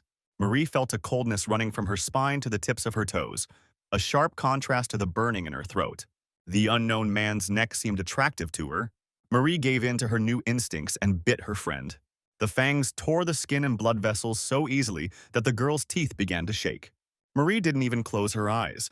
She didn't feel that it was necessary to do so. The sounds of painful groans drove her crazy. The warm liquid in her throat intoxicated her. And only then did she feel that she could perceive the world again. Isabel fell silent, and only the sound of Marie's heart beating and the smell that disgusted her remained. And only then did Marie realize that there were no cattle. There were living people. She realized that she had committed a crime, killed a friend, but in the end she could not accept it and simply ran away. And she hid there until this guy came to take her away. The werewolf growled terribly and blocked Corvin's path to his mistress. He threw projectiles at him that looked like spiked balls. Corvin swung his spear to perform his technique. With quick movements, he cut the balls of projectiles and attacked the werewolf. Then the werewolf summoned 2 small hounds from himself at once. They were just dogs, so Corvin rushed to close in. He slipped between them deftly and simply left them behind. And then he impaled the defenseless monsters on his spear with a powerful throw. Turning around, he asked the bot if he had anything else besides these mongrels. He moved so quickly that it was impossible to notice him. Corvin realized that the dog was moving too fast for him to notice, and decided to teach him a lesson. It is not 100 blows that are important for victory, but knowledge of weak points, he said, and delivered an accurate blow. The werewolf didn't have a chance because he showed everything to Corvin in advance. And then Corvin began to boast of his skills with a spear. A powerful blow with a long name caused the trap sphere to crack. And then he could again see the starry sky above his head. The dog coughed as he lay in the large hole left by Corvin's blow. The dog kept trying to move to protect its creator to the last. Such was his sin. Corvin told the dog to just wait and promised to protect his mistress. Marie, in a mad guise, slowly approached him. The final stage begins as soon as Marie deals critical damage to one team member, which is why she cannot be dealt with alone. Usually, to save the victim, everyone stays close to the wounded person to stop Marie. But now no one will help him. Corvin let her bite him, and the girl began to regain her strength. But thanks to his strong regeneration, he could withstand all this. Corvin clenched his fists. He was simply returning to the girl the kindness that she showered on everyone. That's what adults do. He gently stroked her head and told her not to rush or she'd choke. Marie pulled away from him, as if awakening from her obsession. Sebastian, after awakening, killed his servant by drinking all his blood. Even he could not resist his thirst. Peter spent a month capturing Marie. She drank the blood of monsters, which, like salt water, only increased her thirst. But this girl with a kind heart still did not kill people. She had inhuman willpower. This was too much for the boss, who was expecting a bad end, which meant there was another outcome. Corvin really wanted to believe it. It didn't matter how many times she crossed the line, or that she was a first-level mage. Even that she was a vampire was a minor issue. Perhaps Corvin also looked at this cutie only as a character in the game, but the teachings of his mentor from this world changed him. She was a dazzling warrior, always protecting the weak like a real adult. The mentor had saved him, and as a student who had absorbed her knowledge, Corvin thought it would be a good idea to show it in practice. He mentally told Peter that his path would definitely be different. For helping Marie, he received a generous bonus to stats. Marie was placed in a dimensional prison created by Professor Josephine. Now the girl was enjoying the baked potato, which she adored. Corvin appeared before her so quickly that she flinched at his greeting. He asked Madame Josephine if he could come in and said he trusted Marie when she became worried. When he entered the cage, Marie was still coughing, but was surprised that she was given potatoes without water. He thought that her taste preferences would change after everything, but the girl enjoyed ordinary food. Marie said that potatoes are always delicious, no matter how they are prepared. When his face came closer, embarrassed, she began to hit him to get him to move away, because she had not been in the shower for a long time, and Corvin reminded him that he was not clean either when he was bitten. He reassured her and said it was no problem, but the deflated Marie had already turned away. She told him she was scared then, and Corvin didn't immediately understand what she was talking about. Helen was quite scary. Marie thought at that time that she would really die. That's why she was scared. Corvin realized that after meeting Helen, he awakened something in her, so she fought Marie with full force, and she became a vampire. Marie asked how he was able to get up, why he didn't give up. Everyone laughed at him when he fought with the spiritual dove, but he did it. To Marie, he seemed cool at that training session, although modesty did not allow Corvin to accept her admiration. He told her that he just liked good endings, where the right people were rewarded and the wrong ones were punished. Simple, touching stories. And Marie was a good senior for him, he added. She's nice, and Corvin likes good endings. The player smiled encouragingly. So he tried to say that he just wanted her to be happy, which made Marie blush. She told him to leave quickly because she needed to wash herself and finish her potatoes, even though Corvin had just arrived, and that was the end of the date. He waved goodbye to her, and Madame Josephine saw him off. Marie smiled, although she herself did not know whether she deserved the right to be happy. Marie will be isolated for a while, but then she will return to the academy? Questions could arise, but she is not the only half-human studying there, so most people will not experience any threat from this. Director Kassad materialized in front of Corvin and asked for a moment. It was the first time they had met in person. Kassad asked politely how they were, and Corvin replied that everything was fine. The director said he wanted to talk to him about Marie's punishment. He had no idea that there would be no happy ending to the story. Corvin insisted. After all, he was the one fighting her and had the right to express his opinion. The decision was made too quickly. But Kassad cut short his fiery speech at the very beginning. He smiled and said there was no punishment. The director did not consider Maria guilty. He just wanted to see his reaction personally, and now all his doubts were dispelled. He told Corvin not to worry because the isolation would end soon. He just needed to make sure her condition was stable first. Of course, Kassad listened to the others who fought with Marie, but he wanted to know everything in detail and asked Corvin to tell him everything. Then the player said that Marie was not a monster. He didn't know how much Kassad would believe him, but the message was clear. The director thanked him and said that he would make an official statement. Of course, they could not reveal all the details. Now that Kassad had heard all the details, he was ready to do his job. And with these words, he bowed low to Corvin, which even made him jump. Kassad was grateful that he had helped them avoid the worst that would have happened to them, and he promised to pay. Kassad acted more than decently for the director of the academy. He always acknowledged his shortcomings, just like his teacher who had experienced many failures but took responsibility. Remembering her words in his past life, he believed in the director's goodwill and asked him not to bow his head. Marie sat in her room on her bed and thought about life, hugging her knees. The hand that stroked her head was warm then, and the touch was gentle. When the cold beast went away and she came to her senses, all she could say was, "Forgive me." Did she have the right to ask forgiveness from Isabel? She was one of those girls who thought about others more than about herself and tormented herself with guilt. That is why she did not resist at all the magic of Madame Josephine, who imprisoned her. She then pretended that everything was fine when Corwin visited her, although she herself was being studied. Because before that she was a beast, a monster, and a demon, an enemy of people who saw them as cattle. And just one phrase of his that she should be happy sent all her worries and doubts flying. These words rang with honesty, because the girl remembered the selflessness of this guy and how he sacrificed his body to save the monster. That powerful moment, his genuine goodwill, Marie knew she would forever imprint it in her memory. A week after the incident with Marie, rumors about Marie began to spread throughout the academy. There was a lot of noise because of some students who were against her return, but it quickly died down because Helen was studying at the academy. Even a week later, some were still wary of Marie. Although officially, the girl's isolation was completed and she was declared stable. Many students supported the girl, but she looked for her friend Isabel. Even though Marie was free, it didn't mean that she freed herself from the guilt complex, and she thought that Isabel hated her. It was understandable. Few people would want a friend who could take a piece of you. Marie didn't want to interfere with Isabel and the others. But when she was already thinking about disappearing from the academy, there was a knock at the door. As soon as she opened the door, her friend Isabel threw herself on her neck. She was very worried whether everything was okay with her friend, whom she had not seen for a whole week. Marie was very surprised that Isabel came to her herself and did not know how to react. The girl carefully asked if Isabel was afraid of her now, but she said that she saw her face full of horror after the bite.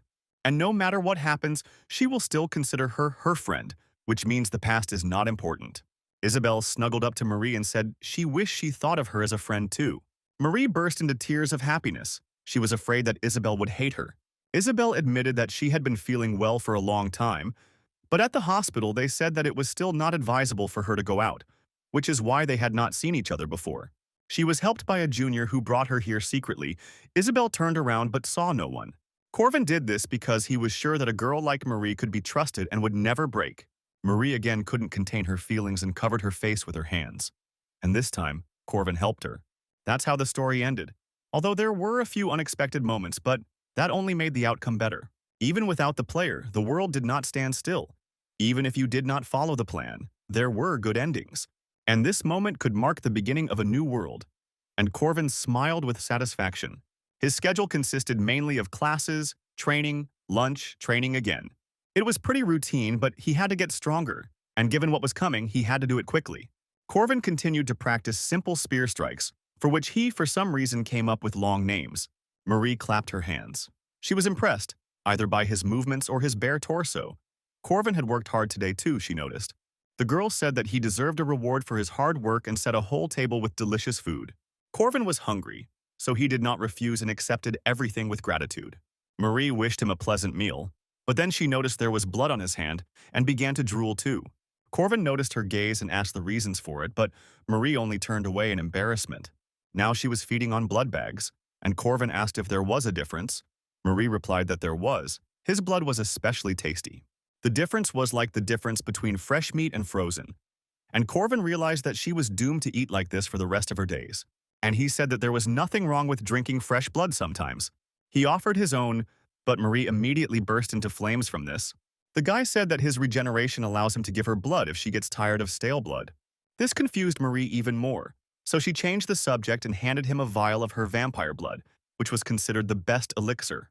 Corvin swallowed her bodily fluids without thinking, and did it right in front of her, which added to her embarrassment again. The elixir gave him strength, but he became even stronger than the last time he received this blood from Peter. This cool feeling convinced Corvin that he was now ready to begin the next chapter of the story. Alicia Arden is a direct descendant of a famous family and a second-rank knight, and her life has changed greatly compared to the past. After she felt the insurmountable wall between herself and a simple fifth-rank knight, she realized that she had something to learn. Of course, there is a time for work and a time for play, so Alicia indulged in gluttony without a twinge of conscience. Alicia was quite lazy by nature and didn't care much about her skills. She was just a genius without any zeal. At the academy, she didn't have to go through hundreds of battles and grueling training, and most importantly, there was no sister here. So she enjoyed those moments, and Corvin asked which ones. He noticed how she was diligently avoiding training, and the girl began to make excuses, saying that she was simply tired the last few days. Corvin invited her to join his group, promising that she could earn a lot of money. Alicia was almost crying. For some reason, this man was following her again, and it became difficult for her in his presence. In front of this person, her lazy nature was obvious, and it cast a shadow on the genius second-rank swordswoman. First of all, his methods were harsh. He kept talking about the basics, although at that age it was normal to study techniques. 2 groups, 2 gold coins, difficulty rank 2, Corvin said. And Alicia immediately calculated how many candies she could buy for that money. Since she agreed, he told her the meeting place and time. And today he had another short-term mission for 20 coins, and the girl also agreed money was her main incentive. Corvin chuckled, lucky that the girl was so easy to manipulate, and that moved the script forward. Alicia always enjoyed patrolling, just following the route and checking for problems. The monsters that made their way to the city were at most 5th or 6th rank, although occasionally stronger monsters appeared. They didn't have much to do, but they could make money by selling the monster's claws and teeth. She loved this business because it was easy, and besides, simpletons always admired her and sang her praises. This pleased her vanity quite a bit, so Alicia enjoyed it. Her brothers constantly reproached her for her lack of diligence and used their older sister as an example. Even though her family looked down on her, Alicia thought she wasn't that bad. Corvin told Alicia about the owl bear, and the girl said that it was easy to deal with. On this day, everything was safe. Until changes occurred, they saw a signal from another group about a meeting with monsters. Some patrols ended without work, but upon seeing the signal, the sentries could not go home. The other fighters were not discouraged, because they had a brilliant second-rank swordswoman with them. The nest of monsters that the other group discovered was a gathering of wolves around a werewolf. It was about a monster that Alicia defeated even when she was wounded and poisoned. So this time, everything worked out without any difficulties. But then a rider on a ghostly horse appeared, a black knight. It was Dalahan, a first-rank monster, and the rider was quickly approaching Alicia. The girl immediately tensed up and released her strength to fight back. She delivered two powerful blows that flew at the monster in a single stroke. Imagine her surprise when the monster changed its body, and he grabbed her with a tentacle, like some kind of octopus. A fast and experienced enemy, a real first-rank monster, Alicia realized this was no joke, and once things got going, she quickly cast aside her pride, which was non-existent, and began to beg Corvin to save her. But the dummies shouted to her that Corwin was fighting another monster, and Alicia screamed in despair. And when she thought she was finished, the skulls of the rider and his horse flew past. The tentacled monster fell next to her, but the girl still couldn't escape its grip. She thanked him for his help, but saw a familiar sword, and a familiar voice told her that she was still as weak and self-confident. The eldest daughter of the Arden family and possible future heir, the greatest swordswoman of their generation who follows the path of the Emperor. Lily Arden. Alicia froze at the sight of her strict sister, whom she did not expect to meet here. The older sister was by all appearances the older one, and stood out for her attractive stature and large amount of mana. Lily looked at her sister with such contempt that she shrank back. She asked her why she didn't retreat when she saw Dalahan, and didn't analyze the enemy properly. But the main thing is how she drew her sword, so casually imitating. Alicia shrank even more and asked for forgiveness, but stern Lily said that everything that happened was entirely her responsibility. Her spontaneous actions endangered the soldiers who trusted her and followed her, Lily said, and Alicia couldn't find anything to say in response. And she didn't dare, and received a blow from the back of the sword on the shoulder. The swordsmen of Arden must always be confident in themselves, said the proud Lily. And then she turned to Corvin, and he thought he had been caught. After all, he was looking after Alicia while pretending to fight monsters. Lily walked up to him and introduced herself with her full title. Corvin also introduced himself by stating his name and fighting style, and that he was Alicia's friend. Corvin saw the question in Lily's eyes, but he couldn't tell her that he had a skill that only a few people in the world knew about.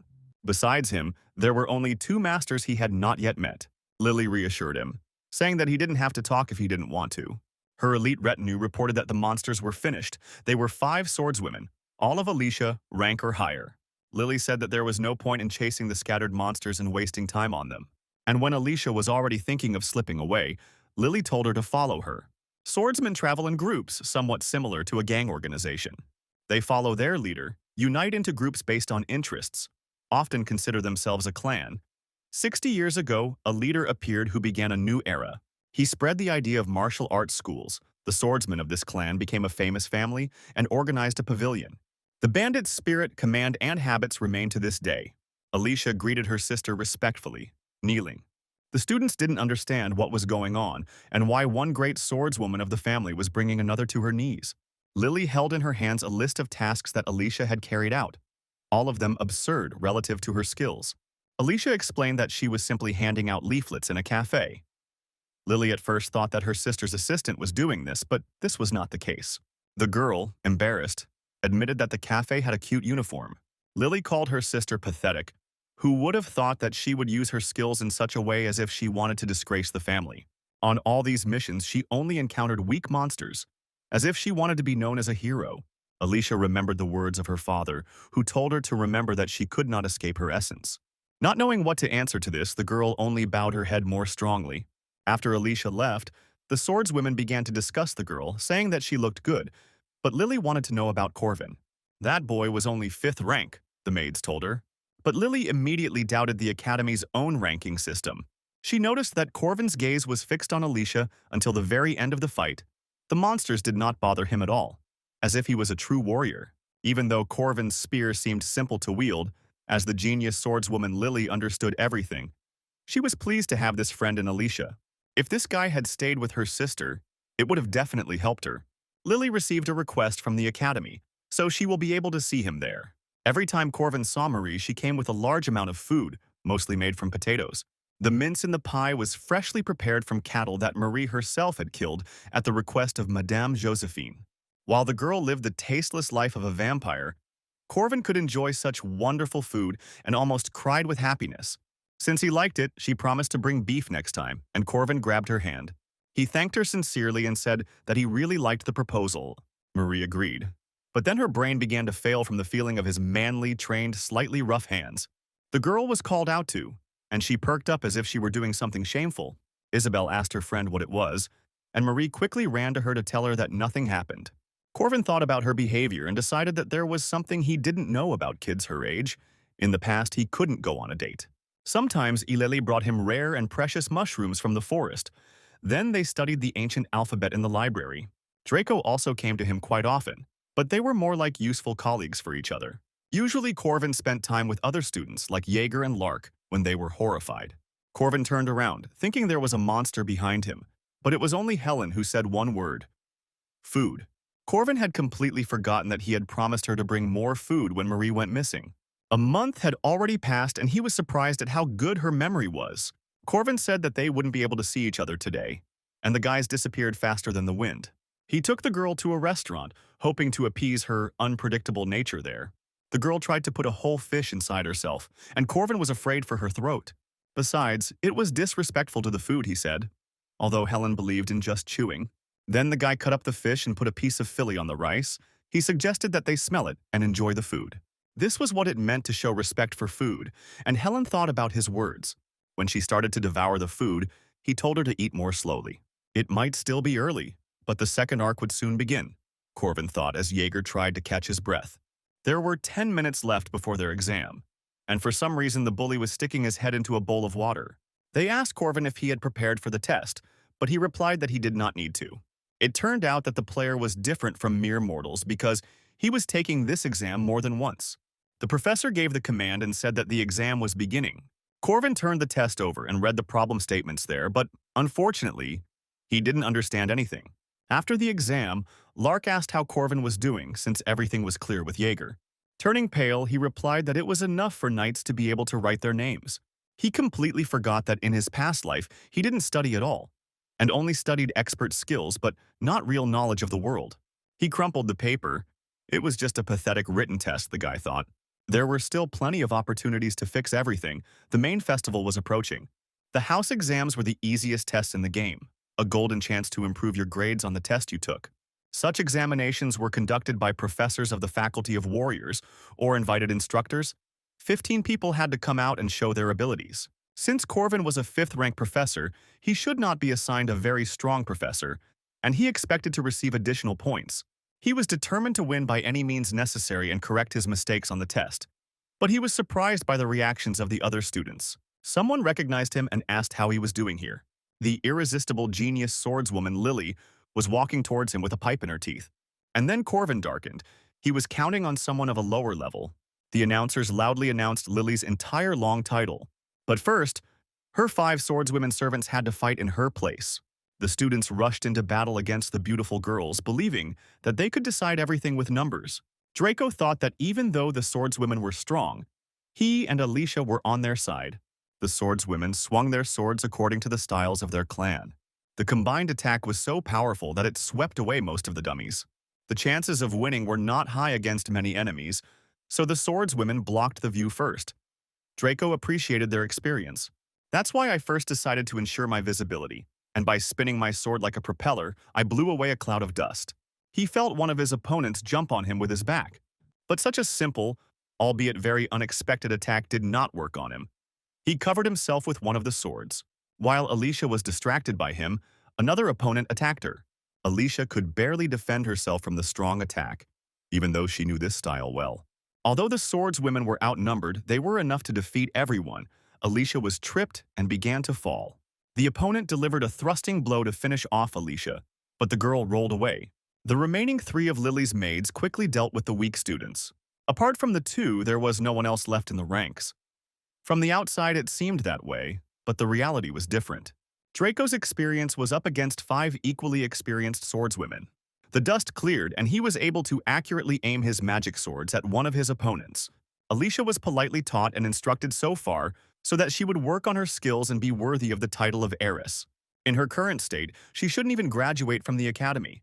It would be better to drop everything and study at home, the maid said. But Alicia had no intention of returning to that sweaty nightmare, without sweets and shopping. But even a strong jerk did not help her get rid of the annoying rival who knew about her weaknesses. She still had a long way to go, and Corwin agreed with that, because in the original, everything was different. He didn't know how it happened that Lily became their examiner. Lily told them to begin, and to take the experience of this fight as an honor. Great special rank. This is a monster that can take on an entire army, a catastrophe that even dozens of guardians like Helen might not be able to cope with. Most people will never encounter such a monster, and no one will believe in their existence. However, it is a completely different matter when it comes to Lily. Because Lily is one of those who can face such a disaster and not retreat. She herself is a monster among monsters. From her swings, the entire arena instantly became unusable. Corvin barely escaped this catastrophe. Behind the stone, chaos reigned everywhere. Jaeger barely survived. Such a performance was too much for him, and Corvin reassured him that they were still being pitied. On top of that, Jaeger also managed to grab Lark with him, who would have definitely died if he had left him there. Corvin shouted at Jaeger not to switch off because he wouldn't be able to carry Lark on his own. Lily told them that they were all too weak to learn anything from her, and told Corvin to go out because he was left alone. He immediately wanted to just give up. Lily didn't mind if he agreed to the lowest grade, but she knew that he wouldn't do that because he won't want to give up a rare opportunity to fight a strong opponent. In the last download, he and Lily were partners and fought side by side many times. The master taught him how to fight with a spear. Lily gave him real fighting techniques, but even at the end of the last download, he was no match for her. This is a wall that he would have to break through at some point, and since he wants to take the player's place, he must overcome it. Lily saw the determination in his eyes and attacked first. They crossed their weapons, sparks flew, and Corvin held on with great difficulty. But the swordswoman's attack did not end there. She continued to shower him with powerful blows. But to everyone's great surprise, he was able to stand firm with his 5th rank against the Grandmaster. Many could not believe that this was even possible, and closely followed the fight. Lily stopped. After simple movements, Corvin simply ran out of energy. The swordswoman was disappointed. Corvin noticed that she had sheathed her sword. He knew that this was not the end of the fight, but the beginning of her move called dividing the territory. The most powerful technique of the mighty Sword Emperor with the intention of killing, Lily decided to test it. And Corvin clearly felt his sentence in the aura she emitted. Even the teachers shuddered, because she really could have killed a simple student. Everything seemed to freeze. Lily's ghostly movement slowed down as if in stop-motion photography. Corvin attacked at full speed. Her sword was like a transparent crystal to him. This world did not allow him to move, he could only watch. Corvin thought that perhaps that incident in the fight with Marie's dog was just a coincidence. But he pulled himself together. He needed to take one less than perfect step forward, and he was able to stop Lily's attack. Knowledge. Not instinct. The feeling that you are the center of the world, she pointed her sword at him. This was Corvin's response to her division of territory, and Lily was satisfied with it.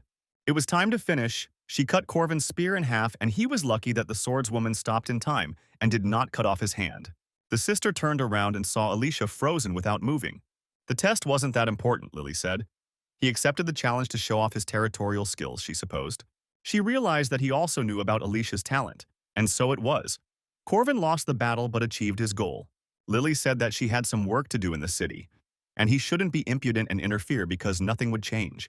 Because she would crush Alicia with her own hands, the proud swordswoman declared.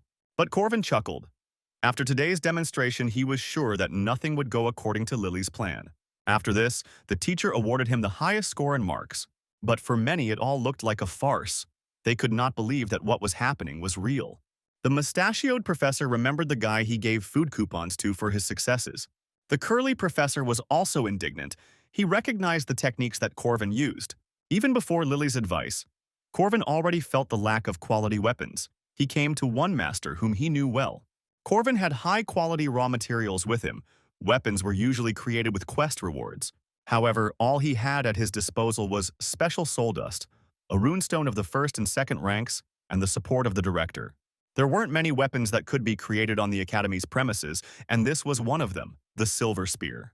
Alicia was horrified. The bleeding did not stop, although the wound was not fatal. She remembered the first time she found herself in a real battle that made her blood run cold. Then she chopped up many 5th-rank monsters into cabbage without even thinking. But the smell of human blood, the feeling on the blade was completely different. Even when she felt it for the first time, she immediately understood it and trembled with horror. Today, Alicia went to work again to get her thoughts in order. She needed to catch Beowulf. It was much better than another more dangerous but also profitable mission. There was another reason why she chose the werewolf mission. The girl held a simple leather belt in her hands.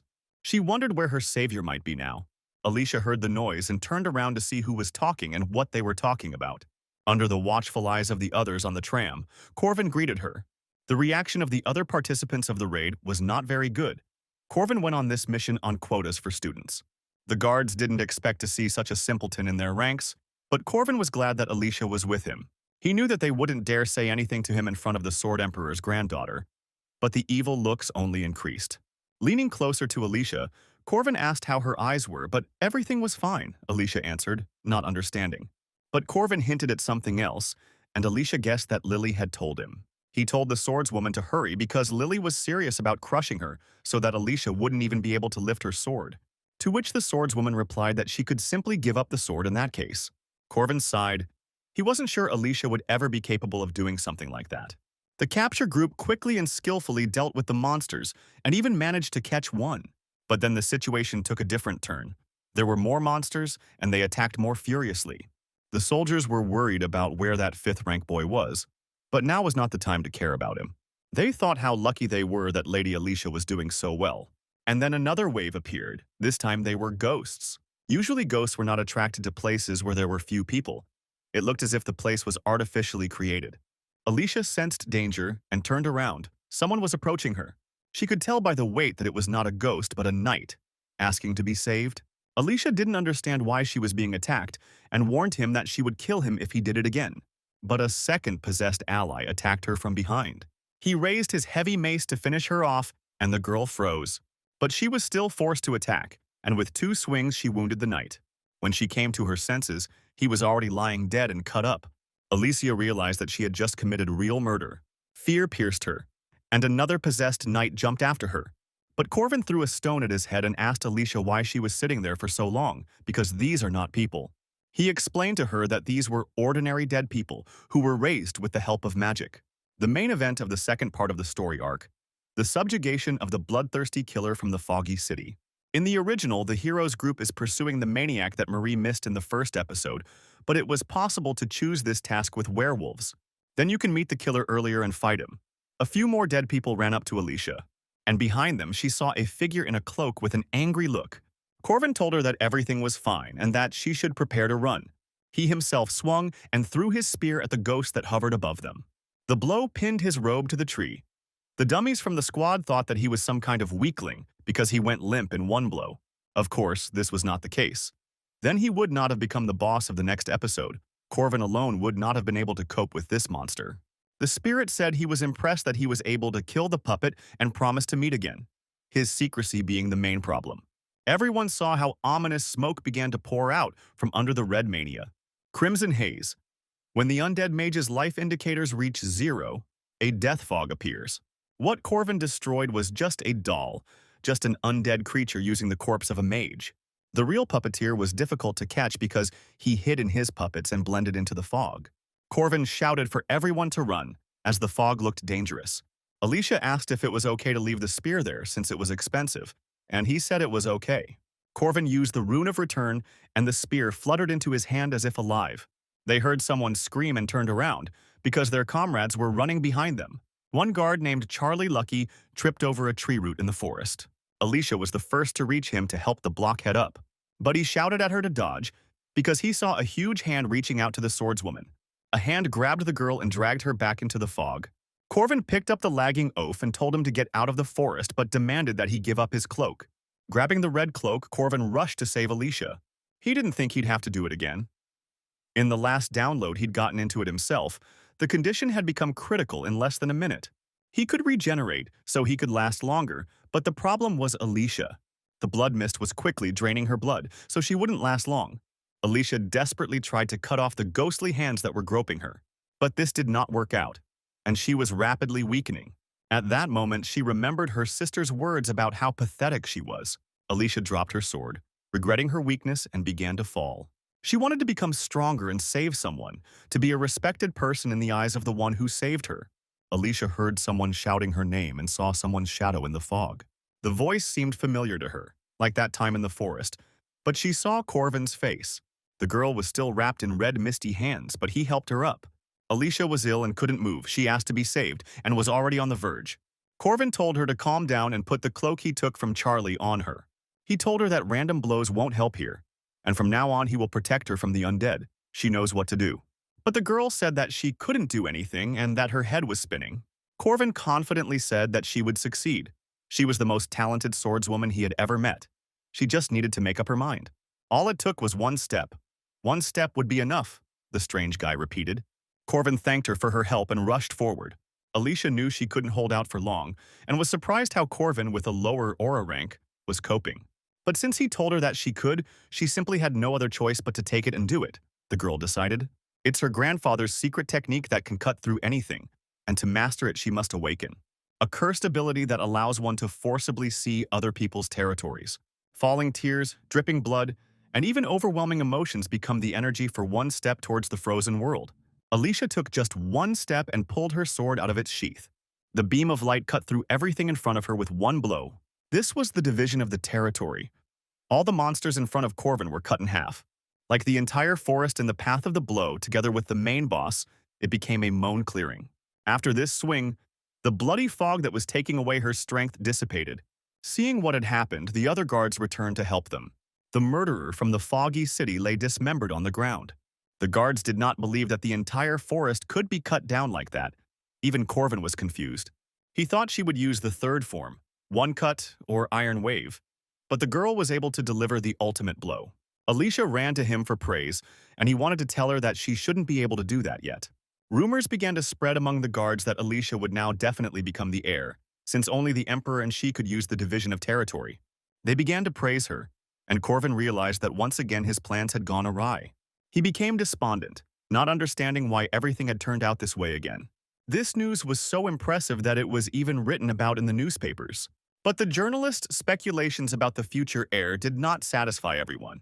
Lily's maids were angry and wanted to get rid of all the rumors. The mistress of Lily herself sat on her throne, sipping tea and thinking. The Arden family operates within the swordsman faction and operates according to the logic of power. While they were led by the head of the family, they waited for a worthy heir. The division of territory exists depending on the stage of the Path of the Heart, an area inaccessible to most martial artists. Lily trained, bleeding and sweating. But even she, being a genius, could not satisfy the head of the family. Her sister was younger and weaker than Lily, constantly complaining and whining from training. She was the illegitimate daughter of a leader brought from outside, and they fought only once in a friendly duel. Lily never considered her a worthy opponent. She pressed the girl to know her place. But then Lily saw a light in her eyes that could not be confused with anything else. The wound was not fatal, but the bleeding could not be stopped for a long time. Just one blow turned the tide of the battle. Lily didn't even have time to see him before the blow that finished her off. It lasted much less than a second, one flash of an eye, and Lily was defeated. It wasn't even about speed, it was something else, the deepest path of martial arts. And Alicia took a step into this space. Bleeding. Lily did not understand how this was possible because Alicia was a small, lazy child. There was no doubt that the girl herself was in shock. But now Lily understood what the head of the family and her father were talking about. A twisted nature that mere mortals cannot understand. The talent of a demon. After seeing this fight, the chief appointed Alicia as a promising candidate for the inheritance. Alicia grew up completely neglected by their father, while Lily pitied her and stroked her hair to support her. All these memories remained somewhere far away, Lily thought. Her swordswomen called out to their mistress when she withdrew into herself for a long time. It was obvious that they were worried about her. Lily told them not to worry. She wanted Alicia to reveal her talent. She hoped that if she could see that sword again, she might be able to reach it. Lily stood up and ordered her servants to prepare the test of the sword. The doctors told Alicia that she would need 2 to 3 days of potions to recover, and she offered Corvin a candy when he arrived. The girl was so carefree, but he came to ask her how she was able to use the territory because it was not a simple technique. The girl replied that it was because he believed in her and looked away, embarrassed. If she tries, she will succeed, Alicia said, and Corvin almost choked with envy in front of such a genius. But another visitor came to the hospital who was worried about his younger children. Marie entered the room screaming. Marie and Alicia met for the first time, so they introduced themselves to each other. Corvin asked Marie if she had come to visit Alicia, and the girl stuttered and said that everything was like that. She was worried about her. But then her tone changed and she asked how close they were. But at that moment, there was a knock on the window, although they were not on the first floor. Leaning over like he once had, Helen demanded the raw fish she had eaten last time. Corvin immediately noticed that Marie might be uncomfortable with Helen's presence. Marie forced a smile when she heard that he and Helen had already eaten, and Corvin didn't know what to say. He quickly reassured her by saying that he had prepared a delicious meal for her too, and Marie immediately thawed out. But at that moment he thought about how many famous participants had gathered in this room. Corvin thoughtfully informed Alicia that since rumors of her successes had spread, Lily would soon come to her to test the sword. It is a tradition among swordsmen to test the pavilion master, but it has been a long time since this ritual was used to eliminate disputes. Alicia burst into tears. She was sure that she would die because she couldn't even defeat Lily's 5 servants. Corvin told her that he had an excellent method and promised to tell her on one condition. Alicia immediately grabbed at this straw. From now on, if he even offered to go and deal with monsters or train, she would have to follow him without complaint. Alicia immediately vowed to be the faithful companion of the true just hero. To the surprise of the other 2 girls, Corvin accepted her loyalty as a vow and spoke solemn words. Late at night, one of Lily's maids was heading somewhere when a knife plunged into the wall in front of her at great speed. Someone stepped out of the darkness, recognizing her as an opponent, and the swordswoman grabbed her weapon. Even in the darkness, she easily recognized the academy student Helen. Helen said that she was a master of the knife and attacked the swordswoman. It was just someone promising to treat her to sushi if she caught this target. Corvin was fighting another swordswoman at that moment, and the night was filled with the ringing of steel. The girl did not understand the reason for such a sudden attack and barely fought back. Corvin introduced himself to her as the master of the Alicia clan and named his style. He asked permission to train under her as a swordmaster and attacked again. And so, overnight, they formed an entire clan, where each was the bearer of his own style. Helen was a master of knives because she couldn't be given anything more dangerous than that. Draco was hired to pose as a master of flying blades. Alicia was a master of alchemical magic and transformation. And of course, Alicia herself became a grand master of this school that was created on her knee. And so, Lily's elite sword squad was routed by Alicia's squad. The swordswoman who fought Corvin asked him why he was doing this. He replied that their young clan needed followers and wanted to raise their status. And now they were sticking to offensive tactics. In the order of the clan, there is a sword test, an exam to choose the head of the clan, which answers all questions. But everyone understands that this is simply a legal way to eliminate a competitor. So Corvin proclaimed that he would change this order. That's why he created a clan. And in the subsequent battle, he defeated experienced swordswomen. Ultimately, all this was necessary to arrange a duel between 2 sisters. If Alicia wins and makes it official, her sister's faction won't be able to influence her for a while. Registration, purchasing weapons, an old dojo, and hiring Draco all fell on Marie's shoulders. Alicia hoped to pay later. Lily approached her first and said that the situation was interesting. She called her sister stupid and said that she should have run away as soon as they saw each other, because even the duel was not her idea. Perceptive Lily immediately realized that behind all her sister's tricks was the Grey Cardinal, who was now whispering hints to Alicia. The girl was still not sure that she could win. As a new martial artist, Alicia challenged her sister to a mock fight. Lily accepted her challenge to a friendly sparring match, but came with a warning. Training swords, treatment, except in emergency cases, will not be used. The girls took their swords in their hands and stood in a stance opposite each other. Lily was really strong. Even Marie wasn't sure she could win if she turned into a vampire and used all her power. She was worried about the younger one and asked Corvin if everything would be okay, but he was adamant and believed in the swordswoman. Marie immediately calmed down. She trusted him completely. Lily threw the heavy purse to Corvin, and he asked something about it. because even for repairing the hall after the duel, it was too heavy. Lily replied that it was for a complete reconstruction and attacked first. The powerful blows immediately destroyed their flimsy dojo. Corvin and Marie were horrified when the building simply lost its roof and walls. Alicia always admired her sister. When she still had a passion for swords, Lily was her idol. From an early age, Lily achieved fame and success and seemed to Alicia like a hero from a fairy tale. She was an illegitimate child. Her mother died in childbirth and her father considered her a disgrace. And yet the girl always welcomed her sister. Lily always treated Alicia well and reciprocated her love. But on the day she first pointed her sword at a man, the hall was sprinkled with blood. Alicia was beside herself with grief because this was her beloved sister. Since then, their relationship has changed dramatically and has become coldly hostile. But now, Alicia could fight back against her sister and responded to her attack with her own counterattack. She acted like it was by the book. Even though it was true, Lily still didn't expect it. But this did not slow down the sister's offensive tempo, and she struck again with a powerful blow. Alicia reacted quickly and absorbed the momentum of the punch with good footwork. Maintain speed, get out of sight, and strike suddenly, Alicia thought to herself, and her body moved as if on its own. But she barely managed to stop her technique, as her sister was already ready to meet this blow. Then, after Lily's swing, Alicia went into a clinch. She hugged her sister and pressed herself against her. But Lily was able to roll over and throw Alicia off of her. Her fighting sense was excellent. Shouting at her what a fool she was, Lily kicked her little sister in the jaw. She was angry that Alicia was trying to win with such childish tricks. They crossed swords again, sparks flying as the blades slid across each other. But Alicia was able to apply the classic techniques of her school here, parrying and counterattacking. Lily even praised her for her efforts. Even from a difficult situation, Alicia was able to hold the prem. She clearly did not want to lose. But this skill was not enough to deal with Lily, who delivered a side kick to the stomach, and Alicia flew away. And as soon as the girl braked, her sister jumped on top of her. Once again, Alicia took the attack and immediately launched a counterattack, which Lily had to dodge. The sister was getting closer and closer. The pressure was growing and Alicia felt threatened, but right now she kept her eyes on her target. This was exactly how Lily wanted to see her, which only became more distraught, the true essence that Alicia hid, and which she denied in herself despite her talent. Alicia returned to her original stance and returned her sword to its sheath. Lily noticed that Alicia realized that the path to victory was one powerful blow, not the sum of 10 simple ones. Of course, she was ready to accept this challenge, and also took her starting position.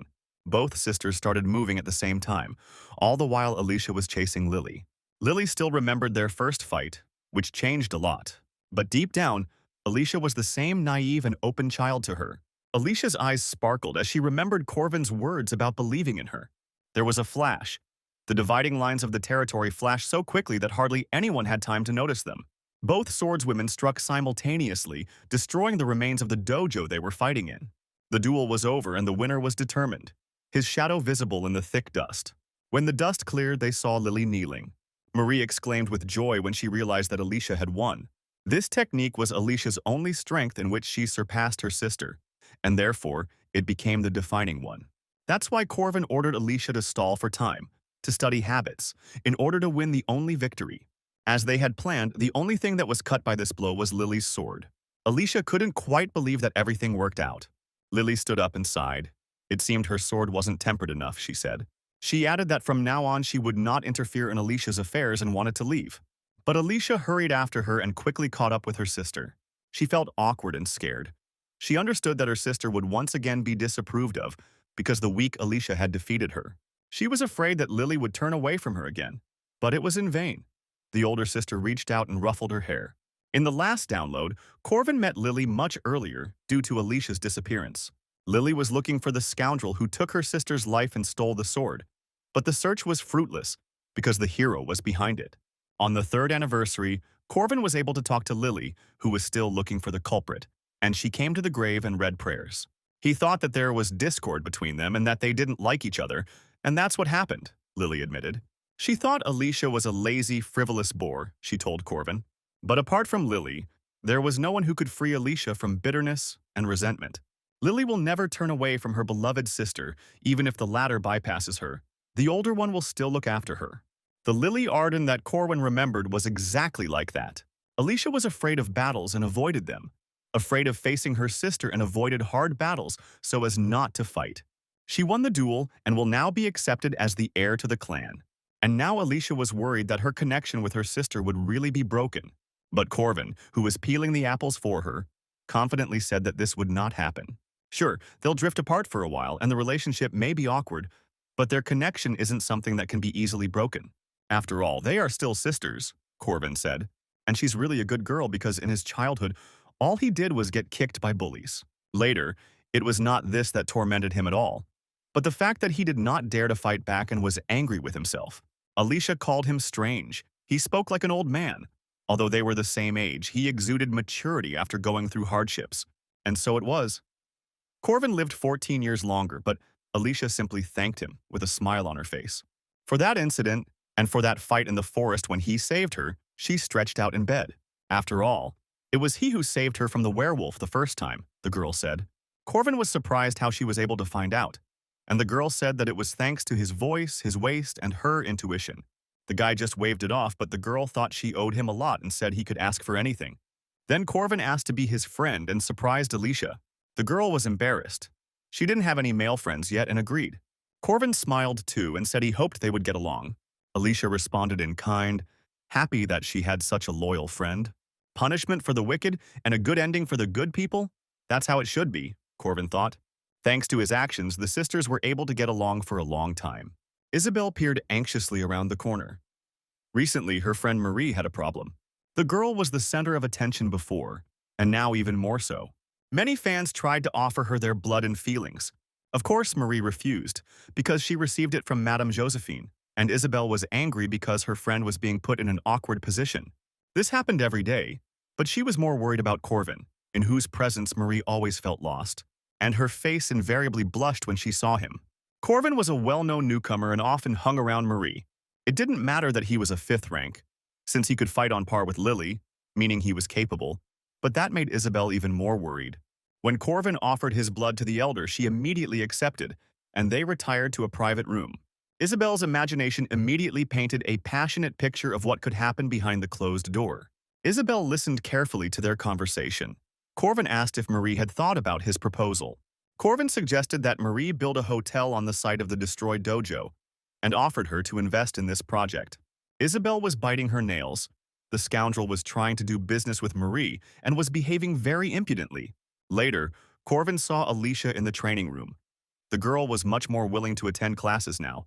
Even though these were just the basics, Corvin had no intention of deviating from them. Alicia also agreed to do simple exercises, which had never happened to her before. As a reward, Corvin gave her a voucher to a nice restaurant, Holy Panda, and Alicia's motivation immediately jumped. Isabel, who had been watching him the whole time, immediately lost her temper. Because this was an establishment for couples, the scoundrel did not miss a single skirt. Alicia heard a noise like someone had fallen from the roof, but Corvin didn't notice anything. Not only did he run after 2 girls, but he also constantly asked about their wallets. Isabel was indignant. In the evening, he met Helen at a fish cafe and treated her to fresh fish. Once again, Isabel spied on him and overheard Corvin talking about investments, making it obvious to her that Corvin was simply a fraud. All the manipulations with Lily's duel resulted in 100 gold coins, a fabulous amount of money which Marie paid. Corvin was surprised that in this world students could manage such sums. He received another 50 coins from Lily for the damage. The reward for the red mist ghost was another 110 coins. Even Helen had her own capital, as did all of his companions. So Corvin collected their capital and was able to buy this land with it. Right now it's just a site on the edge of town, in the middle of nowhere, but in the second semester there will be an exchange festival here, which will be the peak of the tourist season. In just 2 weeks, all of Corvin's investments would pay off. He was a time traveler, and also a time traveler, and he knew how to handle the money. Director Cassad, talking to Josephine, the position of the church, the royal family, the magic tower in relation to the academy were not the best. Of course, this could not be called an insoluble crisis, and besides, the council was on Cassad's side. The director told Josephine that he would be away for a while, but she assured him that he would manage. She was supposed to take care of everything while he was gone, and if anything happened, she was supposed to be the emergency contact. Madame Josephine adjusted her glasses, determined to do everything right. There were a lot of papers on the table with matters that could not be delayed. But what shocked her most was Corvin's proposal. which again involved him in something. Corvin left a request to collect mandrake juice and came to the building for experiments. To collect the mandrake, you needed headphones and an open space because it screamed loudly when pulled out. Corvin used the headphones he had taken during the test in the forest, and they came in handy. A person was needed to hold the plant and pull it out by the roots, and an assistant to cut off the roots and stems, or it would continue to scream. Corvin was already collecting mandrake for the fourth time, and he was a little nervous. Alicia did not hear what he said and picked up the earpiece. And at that moment, Corvin decisively pulled the unfortunate plant out of the ground. The shrill squeal of the magic radish echoed throughout the area. Corvin turned to Alicia and said that now was the time to show off all of his swordsman skills. But to his regret, this silly girl didn't put on the headphones properly, so he had to do everything alone. He also began to shout at the radish in response to its squeals. Then he threw it up, and with one deft movement cut off the sprouts, after which he began to wake up Alicia, who seemed to have suddenly become drunk. He was going to end it today, but even through the headphones it was so loud his ears hurt and Alicia might pass out. Someone greeted him, despite the fact that they had posted signs everywhere saying no entry. Of course it was the beautiful Marie, which surprised him, because he had told her about the experiments today. It was quite noisy, so she jumped up to see what he was doing, despite being on the 12th floor. Realizing that Corvin was simply busy cleaning, she changed her anger to mercy, and Corvin said that he would not be able to collect everything today, since Alicia was out of sorts. Then Marie offered her help and stepped forward. Corvin warned that the task was not easy. But Marie had already pulled out one radish without any preparation. Without protection, hearing the cry of a mandrake could result in losing one's life. Marie squeezed the radish and said that her family has a whole farm, and a year she gets about 30 of them, and showed that it is quite easy. Marie dealt with the wild radishes with her bare hands and also offered her help in preparing the broth and stew. Corvin asked her what he should do, and she replied that he could rest. After all, she can do everything herself, said Marie, and gave him a dazzling smile. Corvin did not refuse such generosity, and who would have done so in his place? One way to use this radish was to make a decoction with many ingredients and simmer it for 10 hours. If done correctly, it will be ready. It may seem that this game has obvious ethnic inclinations. Marie said that everything was ready and all that was left was to wait, and asked what he was doing. Corvin was bored and was drawing runes. Marie had seen them in culture classes, but she didn't know the full meaning. She asked him where he learned it, because runes were like a dead language. Just a year ago, Corvin was studying spear and runes under his teacher. She left behind the unhidden runes and the primordial ones. The first he mastered, but the others were different. The primordial runes were written on a person's body, and only he could use them. Even the final boss of the game wanted to get them. The teacher tried to pass them on to Corvin, but died first. And all because of him, Corvin recalled the dark shadow of his past. Marie assumed that Corvin's teacher worked in a magic tower since he knew so much about runes. But she was an ordinary person, the guy replied. A simple good man who did everything in his power to help others. Marie felt that the teacher was someone dear to Corvin. She offered him some potatoes and he remembered that he hadn't even had lunch that day. Marie snapped her fingers and her highest summoned beast, a dog, appeared, holding a basket of snacks in its mouth. Corvin praised her for training the dog well, all thanks to Corvin, since he shared blood with her several times. Marie was delighted with her cute pet. The more she looked at him, the more she liked him. Corvin noticed that since the dog was created from half his blood, he was like a father to him, and Marie's cheeks immediately became red. She invited him to play with the good boy since he was his father.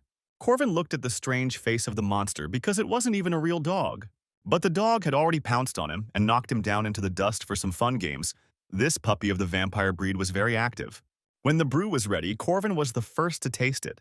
This brew increased the ability of mana to recover, and also added the maximum amount of mana. Corvin told them to drink too, since the brew didn't bring any bonuses more than once anyway, and he saved the rest for Eulalie and Lark. There was only the silver mandrake left, which he decided to take up. This guy should have been chewed raw, all parts included. This thing helped create an aura core. Usually for this, you need to be at peak power. Later, he will be able to get a second core. Even the girls were surprised by his rapid progress. The silver mandrake was cool, and Alicia suggested eating the gold one right away. But Corvin saved that for later. Good medicines also could not be overdone, he said, although he had another goal. The mustachioed professor said at the meeting that the 5th rank of the Corvin Knight was something that needed to be reconsidered. Many teachers did not understand why they had to revise, since Corvin had low characteristics. But they just didn't see Corvin fight against Lily, the curly-haired professor told them. Another bespectacled man suggested that Lily simply gave in to the student, since she couldn't fight with all her strength against a student. Then the mustachioed man asked if anyone among those who saw this fight thought that Lily had given in. There were none.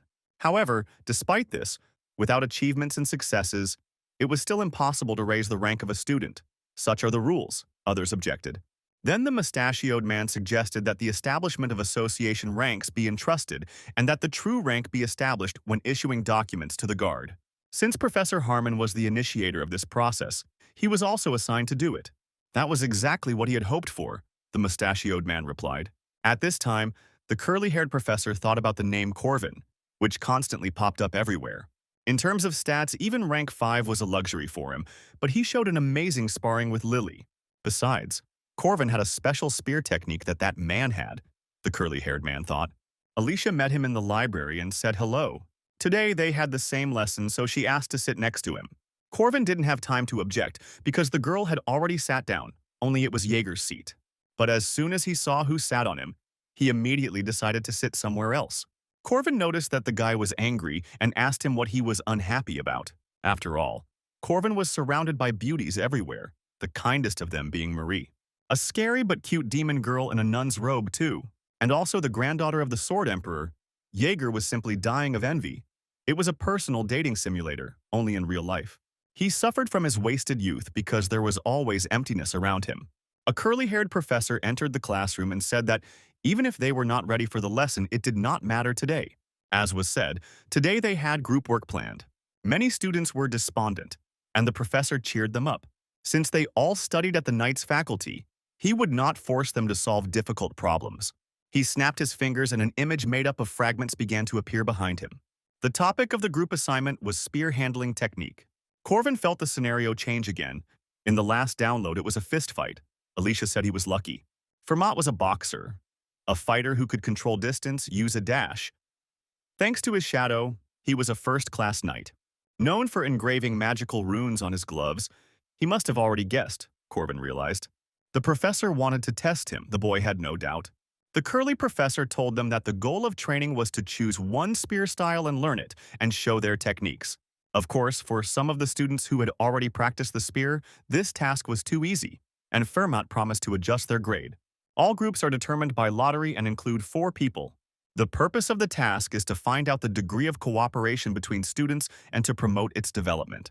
But the reality is that the most diligent students always lose. It was a game called Carry It All on Yourself. Corvin remembered his past years at school. Everything ended exactly like this. He was always surrounded by only lazy and useless people. But now everything was different. Corvin chuckled. After all, he had a dream team at his disposal that was capable of much. Jaeger's physical skills were high. He was a third-rank knight. He was good at assessing the situation, and he reacted quickly.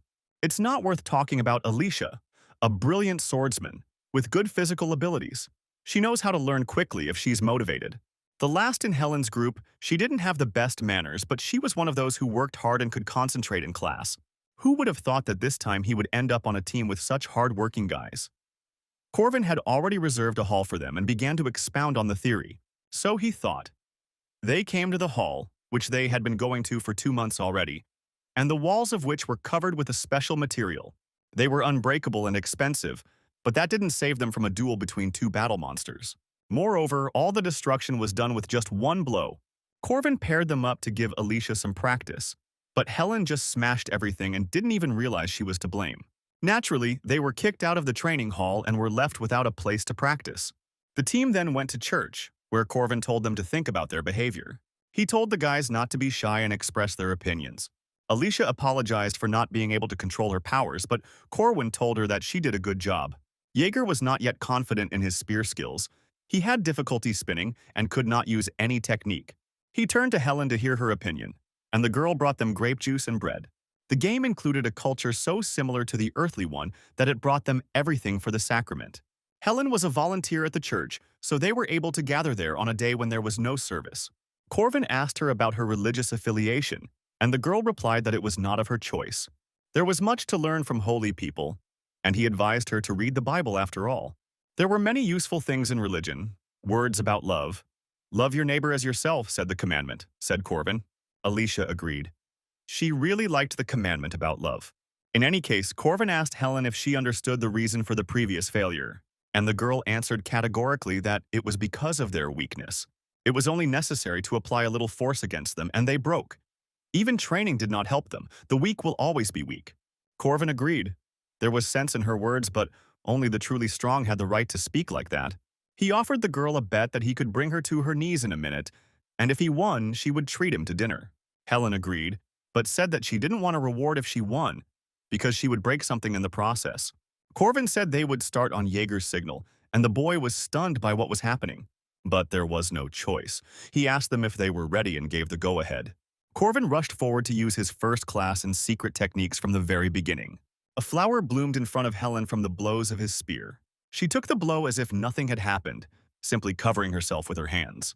The girl lived up to her name as a goddess, but Corvin wasn't going to stop there. Unfortunately, his spear broke, and he looked at the fragment in confusion. The girl said she could handle him with her bare hands, and moved so fast that her movements blurred into the air. She had warned him that her specialty was destroying things. In the fist fight, Corvin had to dodge every blow she threw, but he even managed to tease her about the fact that she couldn't hit him. This irritated Helen greatly. Her eyes flashed red. She charged with a powerful blow and advised him to run if he did not want to die. It was a direct blow that could really destroy him. As she advised, he should have dodged. But Corvin still decided to block her power, and extended his palm towards her, in which he had gathered strength. He felt his muscles stretch from the tension. Helen was surprised that he didn't evade, but then her head began to spin and the girl fell to one knee. Corvin smirked smugly. It was his victory. Helen immediately wanted a rematch, but Corvin refused. He had won. There was no need to fight anymore. The girl flared up, although she was usually indifferent. She insisted on a second duel. Instead of answering, the impudent guy began to tease her even more. After a few days, although it did not last long, the students' rebellion was suppressed. Corvin already thought that he would have no trouble teaching them, but he received a note from Helen that she was ill. He had no other choice but to use a special trick, and they came back to the restaurant. Looking at Helen's satisfied face, who was already drooling, he expressed hope that this medicine would cure her illness. The girl immediately accepted his offer and put the fish in her mouth. Corvin told her not to rush because cooks spend a lot of time preparing food, sometimes 10 years. It usually takes a chef that long to learn how to serve food, but it took Corvin 3 years to bring it to its knees. The fish she loves so much and his fighting skills are similar. Everything starts with the basics and little things in any business. Everything starts small. He remembered the words of his teacher. Approaching Helen, he asked her if they were now reconciled. The girl hit him in the face with a book because he was too close. Corvin was delighted to find in the notebook the research he had asked her to conduct on spear techniques.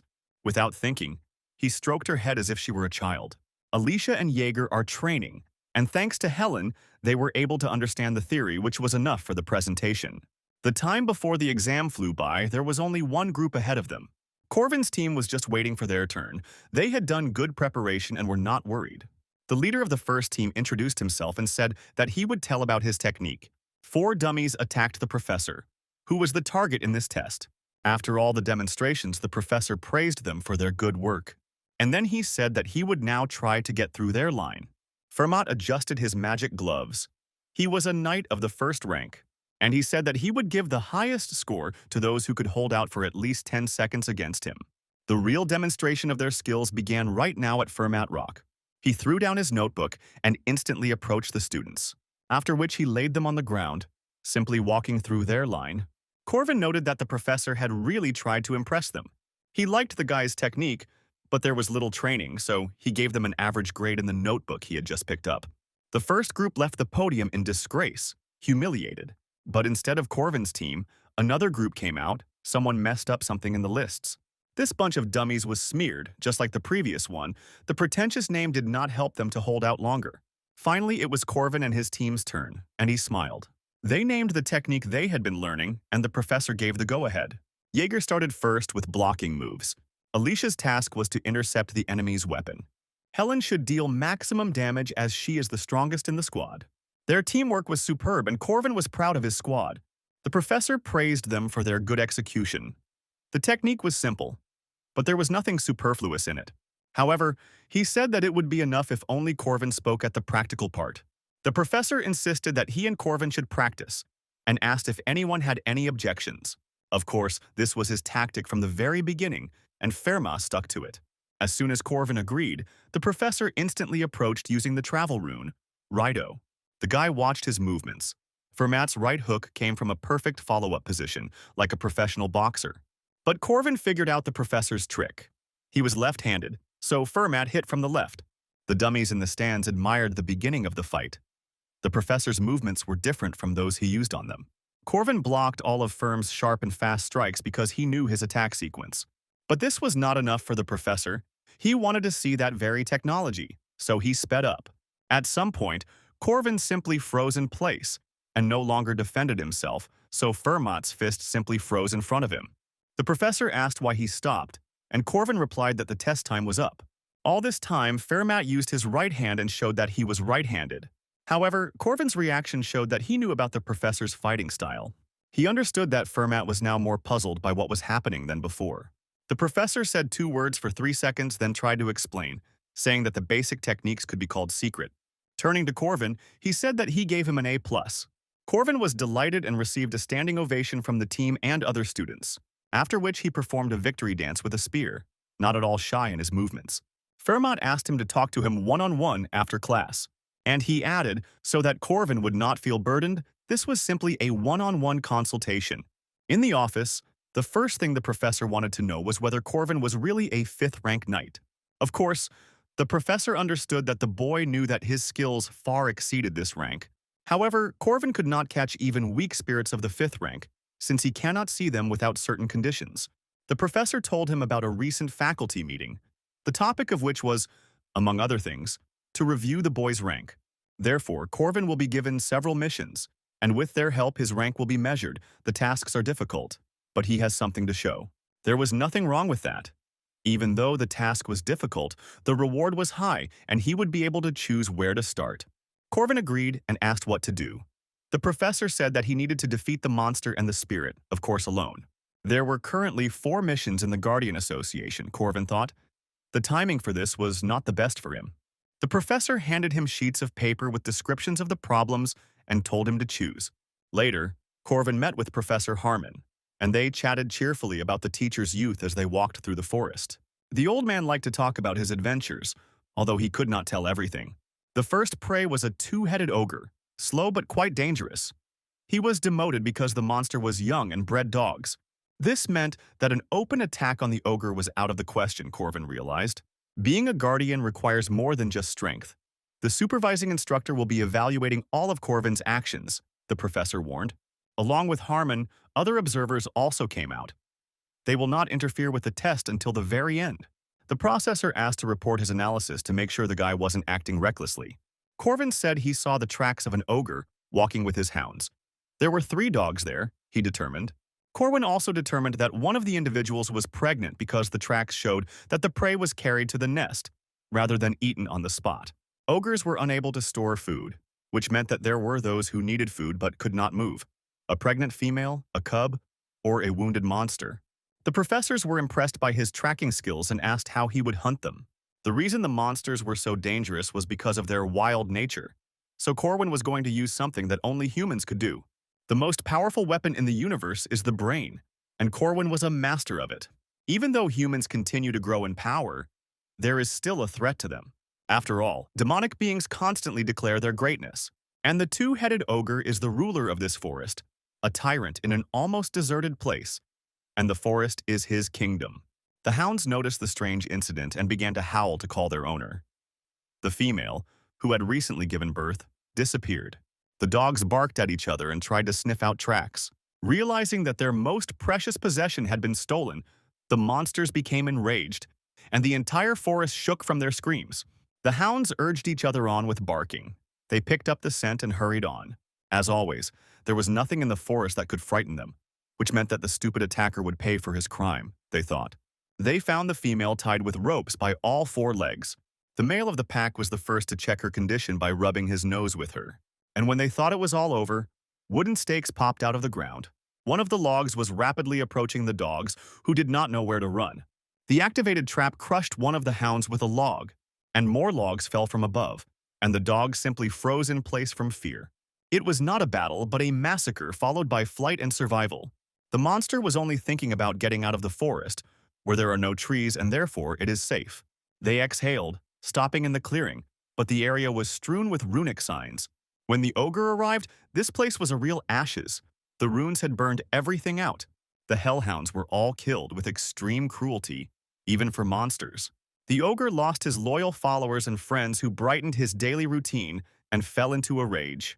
He stood in the exact spot where there was another trap that had been triggered by the signal. But the burning logs couldn't even touch the ogre. He scattered them all. However, the tyrant of the forest did not know that the real hunt was only just beginning. The ogre was an excellent hunter. One head had good eyesight, the other had a keen sense of smell.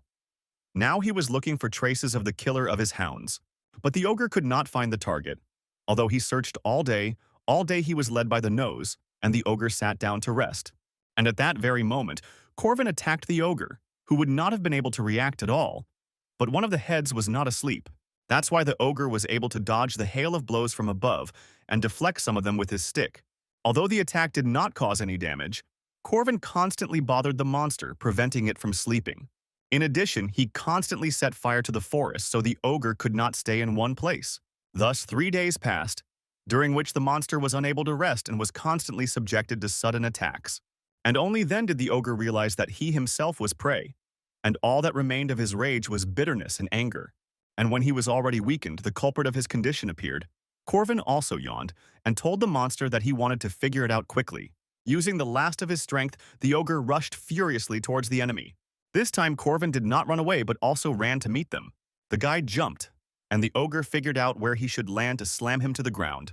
But even in flight, Corvin threw a spear at him using a special technique, so it hit the unprotected monster straight in the chest. When he landed, a huge hole appeared in the ogre's body because the spear had gone right through it. Jumping up to the defenseless monster, Corvin used martial arts against it and sent it flying. The tyrant who ruled the forest was defeated and fell to the ground. Corvin was a little disappointed. He filled his mana core to the limit but never used it. 3 days ago, he met with Marie and asked her how much she trusted him, and the girl was ready to believe everything. And since the guy stunned her with the question of how long she could be with him, Marie crushed the bag of blood with her hands. She replied that she would follow him to the end. The guy had a plan, and without her, it could not be realized. He began to explain, saying that from tomorrow she would need to work with Alicia. Marie was indignant. It was only their plan, when suddenly the name of another girl surfaced. Even though Marie had a full life as an experienced guardian and a special vampire, she was still an ordinary girl. Corvin always showed up where he was needed, preparing in advance for what was about to happen. But Marie didn't understand how he knew so much. She couldn't help but wonder. But her sympathy for the guy was so strong that she was blind. The professors looked at the wild boar, which could not be killed, and so it was sealed in the building where the academy experiments were conducted. Professor Fermat asked what kind of research she was conducting and whether it concerned the alpha energy of monsters. All that was required from the curly-haired man today was to write a few runes on the monster's body that he knew. Runes were almost a dead language, and in practice they were not easy to use, Fermat said. Besides him, another person was invited for experiments, or rather a vampire with enormous power. It was a meeting of 2 special species. Their first meeting, Marie said hello. The boss of the second arch, a wild boar nicknamed the King of the Iron Mountain, sensed her approach. Next, Corvin had a mission with a ghost house. It was a simple task, which in the original was available from the second semester. However, to defeat the spirit, you need to avoid its attacks, dodge furniture, destroy the magic circle in the basement, and so on. Like all spirits, this spirit had entered the house, but Corvin still could not interact with it, because of the commandment. Of course, since the spirit had a body, it could not be ignored. It could attack Corvin. She made a leap, dodging the creeping roots that wanted to catch him at the entrance. Then he ran forward with his spear at the ready, knowing that the window on the terrace would break and the fragments would rain down. You just need to dodge them, which is not difficult if you know the right time. Once inside, Corvin easily bypassed all the traps, because he had done this many times in the game. The teachers were shocked by everything that was happening and watched with great interest, after which Corvin activated the magic of the runes he had drawn earlier, and like a true hero, he left the house without looking at the explosion. He himself was stunned by his own coolness and how well everything turned out. Even 2 first-rank wizards couldn't do it. The observers were surprised, but Corvin only grinned. Lucky he was watching the guides. The mustachioed professor congratulated him on completing the test. Corvin had already undoubtedly become a knight of the first rank. There was a port city nearby, and the professor suggested having a bite to eat in a restaurant there. This city was the reason why Corvin chose to carry out his mission nearby. The professor was glad that Corvin liked raw fish. It was definitely a great establishment. Out of the corner of his eye, he saw Marie's dog following him, as previously agreed. 80 years ago, many resources were developed in the mountains. There were so many mines that the place was called the Iron Mountain. And then, many prospectors who were looking for gold, iron, and silver here witnessed an amazing spectacle. The huge boar greedily devoured the ore, literally gnawing out vein after vein. Alicia was in a hurry and was afraid of being late because the task was entrusted to her by none other than Corvin. A few days ago, Alicia met Marie in the lab. The swordswoman apologized for distracting her from an important experiment, but Marie replied that she was just having fun. Alicia asked why she was called, because it was the dog who called her to the meeting, and it was again about one guy. It was Corvin who asked Marie at this time to convey a message to Alicia. In the meantime, Marie offered Alicia something to drink, something like an elixir. If it was good for one's health, the girl was all for it. So she drained the bottle instantly. Marie said not to rush because the potion was hot, and she also wanted to check if it was safe or not, and these words made Alicia cough. But surprisingly, the potion was delicious. Like the taste of home, Alicia was satisfied. Marie made notes in her notebook. The taste was confirmed, as was the safety, toxicity noted. Meanwhile, Alicia asked what exactly Corvin wanted from her, and Marie said that she would explain now. Corvin asked to tell her what would happen in the near future. Hearing this news, Alicia ran at full speed, pushing the students aside. The devil boar that was sealed in the building for experiments. Alicia didn't know what happened, but she hurried there after hearing this information. The professors asked Marie what the monster's strength was, and she said that strength was a natural passive skill, like the power of control. The power of control was one of the most powerful abilities. Some monsters emit a special energy. They are called alpha individuals. These are the ones who are stronger than their brothers and can give them orders. While this may come easy to them, it does not apply to all creatures, only within a species. However, a special kind could give orders to all demonic creatures of lower rank, Marie added. Marie remembered that when she ran into the forest, she was able to manipulate monsters into giving her their blood. But after thinking about it, the girl said that she couldn't call it control. Rather, she was using the monster's fears. A lot of it had to do with what family she belonged to. Monsters, spirits, humans. The influence was different for everyone. Marie thought about it. It turned out that she could easily give orders to demonic people, although this area required research. The professor clapped her hands and said that that was enough theory. It was time to move the plot forward and move on to practice. The purpose of the experiment is to see how far and to what extent the ability of alpha control can be demonstrated. Having studied it, one can control monsters. It was a larger-scale experiment than Marie had imagined. It was frightening for a wizard, but if successful, humanity could breathe a sigh of relief. In the meantime, the witch asked Marie if she had managed to prepare the delicious elixir, the recipe for which she had asked, and the girl said that she had succeeded. To begin with, the witch asked her to try to subdue the weakest monsters. Marie ordered the monster to come out and put her will on it. Her aura and command spread to all the monsters that were released from the cage. Then, when the pigs lined up in front of her, she ordered them to stop. And then she gave the command to lie down, and the piglets fell on their backs. The witch said it was a difference in intelligence. The monsters were too stupid to understand complex commands, the witch said. She then asked Fermat to release the king to see how his presence would affect the piglets. First, the curly-haired professor used the unlock rune. He had only gotten rid of the first seal, and the boar was already roaring like thunder. The younger boars immediately turned against Marie, although they had previously followed her orders, and the witch shouted to return the seal. Since the experiment was planned by amateurs, naturally no one thought of protective measures, and the wild pigs attacked the scientists. Marie quickly calmed the pigs down, and the witch was surprised that they lost control so easily, apparently because they were the same species. But then an emergency happened. Another monster escaped from the cage. It was a manticore, a cross between a lion and a snake's body that attacked Marie. The girl released her bloody spear at him. But the monster was so fast that it dodged, so it was up to Fermat to stop it. With a powerful blow, he destroyed the monster and told the witch Dane that something strange was happening. All the monsters in the cages were fighting like crazy and trying to get out. Dana's assistants shouted at her that she needed to leave. The first thing to do was to seal the king again. Even though the experiment had already failed and they had lost money, safety was more important. The magic group reported one loss of control, and the others said the same. Someone damaged the magic sealing circle and it stopped working. And no one provided a backup, of course. Before Dana's eyes, the magical chains began to crumble. The king of the Iron Mountain was freed and was incredibly happy about it. Meanwhile, Corvin arrived in the port city of Sar. There was bustle everywhere. Workers were unloading cargo. Sailors were walking around with a drunken gait. Old man Harmon brought Corvin to a restaurant to celebrate his success. Corvin suggested they have some tea, and the old professor reminded them that their relationship was that of teacher and student. Corvin wanted to drink tea all the time, but the establishments in the city were very strict about checking documents. Corvin came from the country that consumed the most tea with delicious chicken, and now he had no opportunity to indulge in pleasures. He told the professor that they had a saying at home for this occasion. Tea is something you learn from adults, so Corvin hoped that Harmon, as an elder, would teach him about life. Seeing the look full of respect, Harmon melted. The guy didn't just want to drink tea, he wanted to talk to him. And then he was caught, Corvin thought, holding out his teacup. But then he heard barking, and the visitors also perked up, as if someone had brought a dog with them. The dog stood over him like a warden, and did not allow him to violate the school restrictions on tea consumption. Fermat shouted to student Marie that the monster had to be stopped. The girl summoned a crystal ice spear and gathered a block of ice on herself. The boulder hit the boar king straight in the head. Its size made it impossible to miss, but the action had no effect. The spear simply broke. But Fermat shouted to her that she had done a good job anyway, since this way, he could run up to the monster. But even his superboxing punch didn't leave a scratch on the king of the boars. Moreover, the boar himself could use the ancient runic language and spat in Firm's direction, causing him to fly away.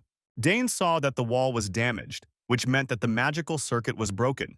Hundreds of monsters that they kept in cages in one building predictably broke out when the defenses weakened. A signal was heard in the laboratory building to evacuate and activate everything that was there. The second line of defense, the defensive golems, have been activated. The iron blocks met the monsters in formation and with a synchronized attack. But then a first-rank monster, a whole dragon, burst out of the wall. And behind him there were more. There was a feeling that someone had arranged a deliberate sabotage and placed all the dangerous creatures in one room. Soon the monsters had a huge army, led by an invulnerable boar. Dana gave permission for chain strikes in public areas. She was afraid of what would happen when the monsters broke out into the academy. The monsters were struck by magical lightning bolts, and the smell of roasted meat began to waft through them. But one of them, with burning skin, broke into the chamber with the control panel. But fortunately, 2 swords pierced him at once and saved Dana. The professor was extremely surprised to see Draco there, who told her that he had simply come on a tour. He ordered her to leave, and his blades began to mow down the monsters like grass. Some demon was breathing fire like a dragon, but Draco didn't flinch. After all, he was covered by a reliable ally who summoned a huge golem. Cornelius was happy. The formula that the scoundrel gave him turned out to be correct. A few days ago, Corvin gave him the formula for golem magic, but in exchange, he made him train his endurance and come on an excursion today. The battle between Godzilla and a huge mechanoid golem began in the arena. When the golem Cornelius had problems, he was subjected to fortification magic and became entangled in druid magic. Ilele did a great job and was amazed that Corvin knew everything in advance again, and even this method of controlling magic. Dana screamed that the gray dragon was climbing up to the 3rd floor, but he was immediately killed by an experienced swordswoman who could cut through anything. Alicia jumped to the side as snake sashimi rained down next to her. Dana was also amazed that an entire emergency rescue team had appeared here at the perfect time. But she couldn't ask why they were all in the building for experiments, because they didn't have clearance. Of course, the guys replied that they just came for an excursion. The plan was made by a boy who wasn't even at the academy at the time, but everything worked like clockwork. Marie summoned the blood sphere. As Corvin told them, they prepared magical barriers, and now the monsters will not get beyond its boundaries. Ice pillars rose from the ground, limiting the king of the boar's mobility, but Marie said that it was too early to relax, even though she belonged to a special rank, like the king boar. The huge lizard that the others were fighting could destroy everything with its actions, so Draco shouted for them to do something. Cornelius asked Ilele for more reinforcements, even though they were already barely moving. The Cornelius golem was assembled from the fragments of other golems, as well as from Corvin's formula, and enhanced with druid magic. His potential was huge, so he gave the huge lizard a good punch. But the lizard was not so simple and had already counterattacked. Cornelius asked the druid girl to direct the entire fortification into his hand. He was going to explode all 5 absorbed cores and release their power. The 2 giants collided with enormous force, causing the entire hall to tremble. Cornelius activated the forced ejection of 5 cores at once. He himself screamed with all his might, as if he were fighting a battle of epic proportions. His elbow gave a boost like it had a jet engine, and he propelled the Roboglem's fist so that it hit the lizard. It was a blow that touched the hearts of all gamers. Cornelius even managed to give it a name. The reason Corwin chose the haunted house, besides its predictability, was because he wanted to come to that place. He came to the church and asked to use the prayer room, and the nun allowed it, because he was a guard. Corvin sat at the table and waited for the game script to start. Because of the current situation, he wanted everything to happen quickly. As expected, the correct reaction began from behind. Professor Josephine held a magical blade to his throat and asked him how he knew about it. Corvin had many questions, but first he had to deal with an urgent matter. Golem Cornelia was still fighting, with the lizard regenerating well. Alicia froze in place. It was the first time she had seen something like this. But now was not the time to be distracted. Another huge snake attacked her. She had to confront him alone, the girl thought, looking into his open mouth. Moreover, she remembered Corvin's warning to Marie that Alicia should not use the division of territory. Therefore, the swordswoman had to cope with her normal abilities. Even though Corvin saw potential in her to make such a request, the girl doubted that she could do it. Then, there was an explosion, and the sphere of blood in which Marie was enclosed burst, and the girl herself flew away. Her barrier could not withstand the onslaught of the awakened king of boars. Marie lay motionless, badly hurt, although she was the strongest among them. Everything was as Corvin said. Most likely Marie will not be able to defeat the boar. The reason was that the boar chewed the steel itself, and also used the primordial runes. His power of resistance made him invulnerable. For this reason, the boar was sealed because they could not destroy it, but Marie was not going to give up. Alicia was distracted again and didn't look at the snake's head that was quickly approaching. But all she could do was just take it and deal with it on her own. Dana held her breath as she watched the battle unfold before her eyes. Marie used snow alchemy magic, and the boar's face was covered in explosions again. But he was a legendary beast, and that didn't stop him. And even as an elder vampire, Marie couldn't do anything. Dana felt like she was sharing a moment that would become history. That fate itself was being decided now, and she couldn't overcome her fear and curiosity. The boar rushed towards Marie and threatened to simply crush her like a bug. The girl again desperately threw hundreds of arrows at him, hoping to slow him down at least a little. Then the arrows turned into blocks of bloody ice that grew in the boar's path. But for him, this wall was child's play. The boar gained enormous speed and broke through it with his mass. Everyone felt that the end of the battle was approaching. No one ran, because behind them was the academy and the student.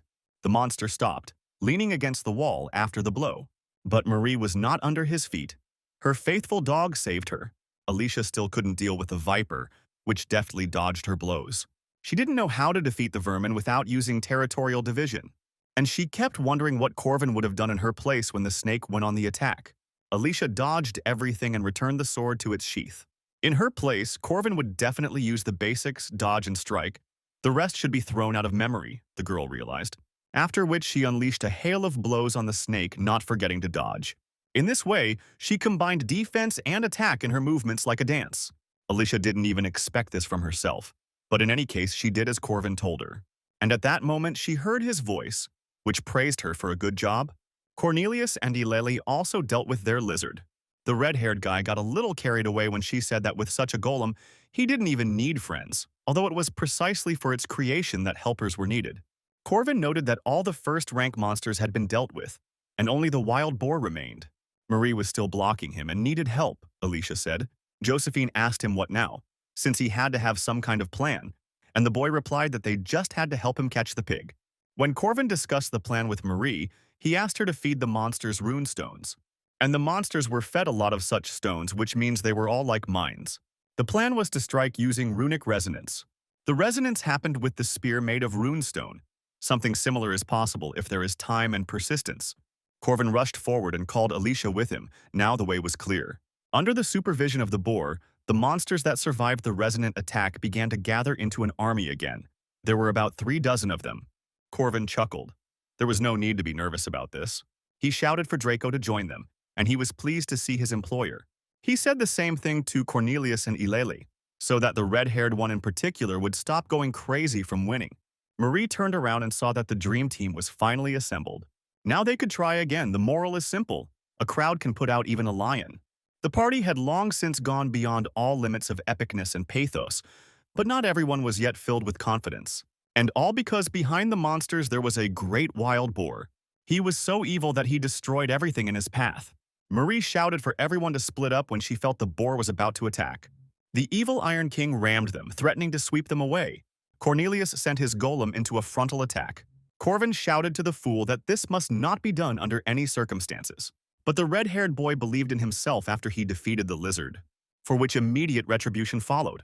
The boar did not even notice the robot, from which Cornelius instantly lost face, and again remembered the benefit of friends. Corvin knew this would happen and told him to take the boar on himself since that was the case. Eulalie had to get her plants back and stop the boar at all costs. It sounded easier said than done, but the girl gave it her all. The summoned vines tightly entwined the boar's carcass so that he really lost his balance. But then, using the primordial rune, he was still able to break free from the bonds. They stood frozen in indecision, faced with the complexity of the task. Corvin told Draco to attack with 2 magic swords. Draco had always relied on his employer's fighting instincts. He had no reason not to trust him. Draco used swords enhanced with magic. He received them as compensation for the battle with Marie, and he expected that even a boar would have a hard time dealing with the lightning and fire swords.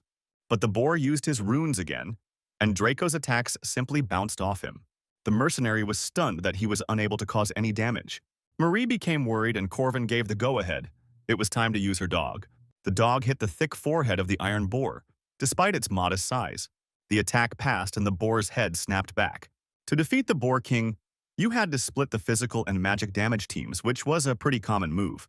Primordiality? To get to heaven, you need 8 signs. Heaven ceased to exist and was transferred to the boar through the rune. It gives power to imperfect concepts. Red fur is resistant to physical attacks. Blue fur is resistant to magical attacks. Gold fur is hidden. Corvin shouted to Cornelius and Eulalie to grab the boar even if they missed. To grab it again, Draco attacked from close range, he and Alicia from a long distance. Marie asked in surprise what she should do, and the hero said to leave all the attacks to the dog. He told them not to think about anything else, because this was a decisive short-term battle. There was no need to conserve their strength any longer. They had to give it their all and win. Corvin was absolutely sure of that. The boar let out an untranslatable curse in his boar language. Eulalie and Cornelius once again joined forces to stand in the boar's way. The golem pressed on him with its mass, and the druid again summoned the bonds. The boar turned red and broke through their combined hold. But at that moment, Draco's magic sword crept up on him from behind, and the boar had to turn blue to protect himself from this injection. The dog then jumped on him, and Corvin's tactics became clear. He fell upon the boar's blue face, which could not withstand the physical damage. Corvin cried out. This blow was deeper than the previous ones. Now the color of the fur did not change. The boar again switched to physical immunity. It was a trick of the boar to attract the strongest of them, in close combat Marie's dog, to attack. The boar used a rune that destroyed everything that came near it, and the dog flew into the wall, almost breaking through it with his body. Corvin told Marie to bring the dog back using the blood spear.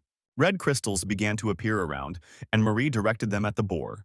She gently tickled his haunches to distract him from the dog. And then, as if from the start of a competition, Corvin himself took off. The little boar stared at him in surprise, wondering what to do, and Corvin used the aura to charge his spear. He made a powerful throw that hit the boar like a harpoon shot from a cannon. One blow smashed everything into pieces. Everyone was impressed by it. But the boar, despite its size, was able to quickly escape from this. Corvin then signaled Marie to use a magical attack so he could use a physical one. Conversely, if the boar decided that the main threat was physical damage, it would be hit with magic. But Corvin hit the wall after colliding with the boar. As they thought, the boar would repel both attacks and pull out its main trump card. Complete resistance to all types of attacks, golden indestructibility, appeared on the boar's fur. This invincibility was limited to 5 minutes. With this power, no one could resist the king, and the boar attacked again. There was no way out, and Corvin told everyone to retreat and said that from now on nothing could touch the boar. Even Draco felt agitated and told him that it was impossible. They were pinned against the wall with nowhere else to run. The building they were fighting in was completely destroyed. The boar laughed with the corners of his mouth because he had driven the nimble mice into a corner. The golem Cornelius and Eulalie went into battle since damage could not be inflicted, but it was possible to slow down the boar. But this did not give them even a second of time. The boar became so much stronger. Marie summoned her red ice, which also gave no hope. Of course, the boar broke through these ridiculous barriers. Now he was sure that he would escape from his prison and become free. It was the final phase for this boss, and Corwin was holding a spear while standing in thick smoke. Many users of the game were disappointed with such a strong boss at the beginning. But there was a secret strategy here. Corwin shouted to Alicia that her seal had been removed. The girl fell down. No matter if it was magic or physical damage, her technique was beyond it. The boar looked at the blue glow. He was sure that he would survive.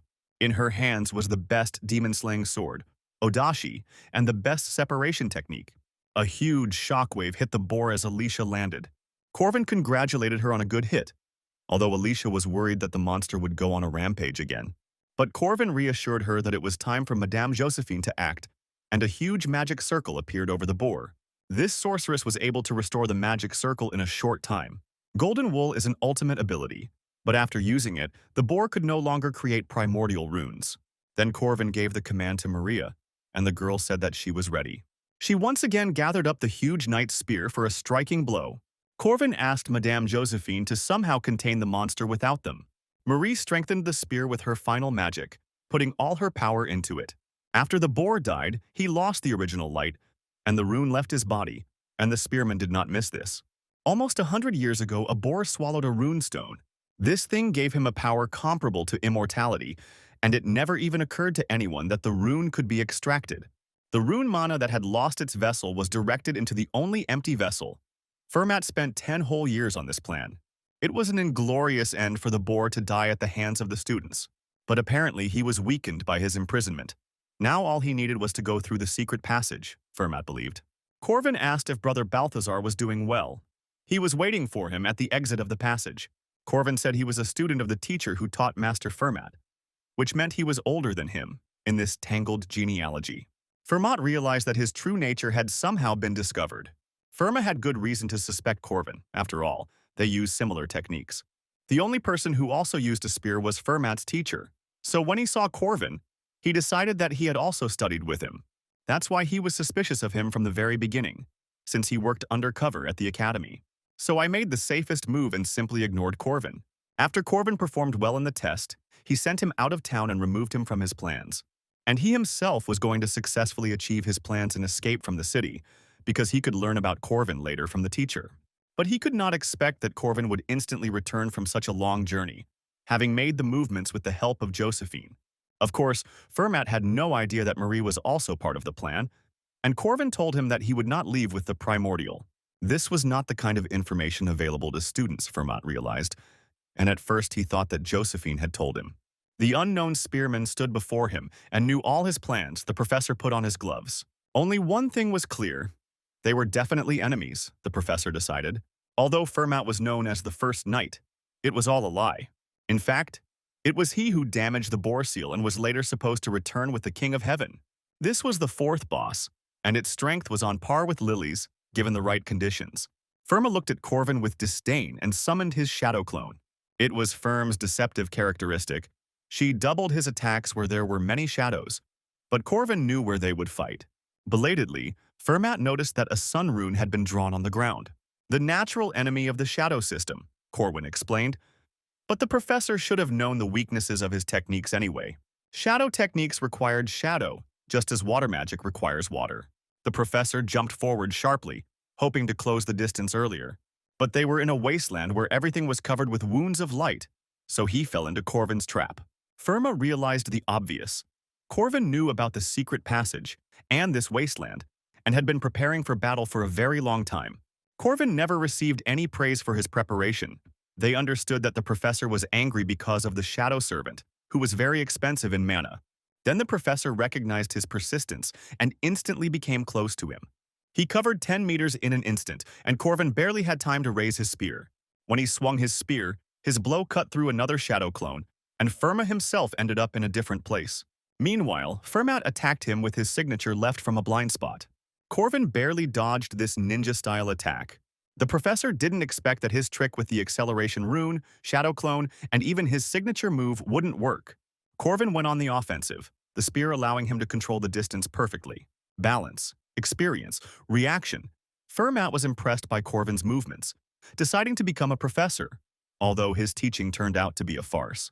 Corvin told him that no matter what he did, only death awaited him here, but Fermat objected that they would not be able to determine a winner here. Corvin understood that the professor needed to get out of the city immediately because he was afraid of the rest of his colleagues from the academy, who thought that he was dead. If he escaped, then Madame Josephine, who possessed the magic of displacement, would really need to be dragged into this matter, Corvin thought. And before the professor could slip away, Corvin challenged him to a duel. The boy didn't want to let the teacher go, but the teacher didn't want to answer this challenge. But Corvin said it would have to be done, because it was his limiting commandment. High risk, high reward. That's the method of the Shadow Warriors of Paradise. The commandment is never to refuse a fight. For Fermat, who had inscribed these words on himself, there was no option but to refuse them. That's why Corvin came here alone, the fake professor guessed. Everything was exactly like that.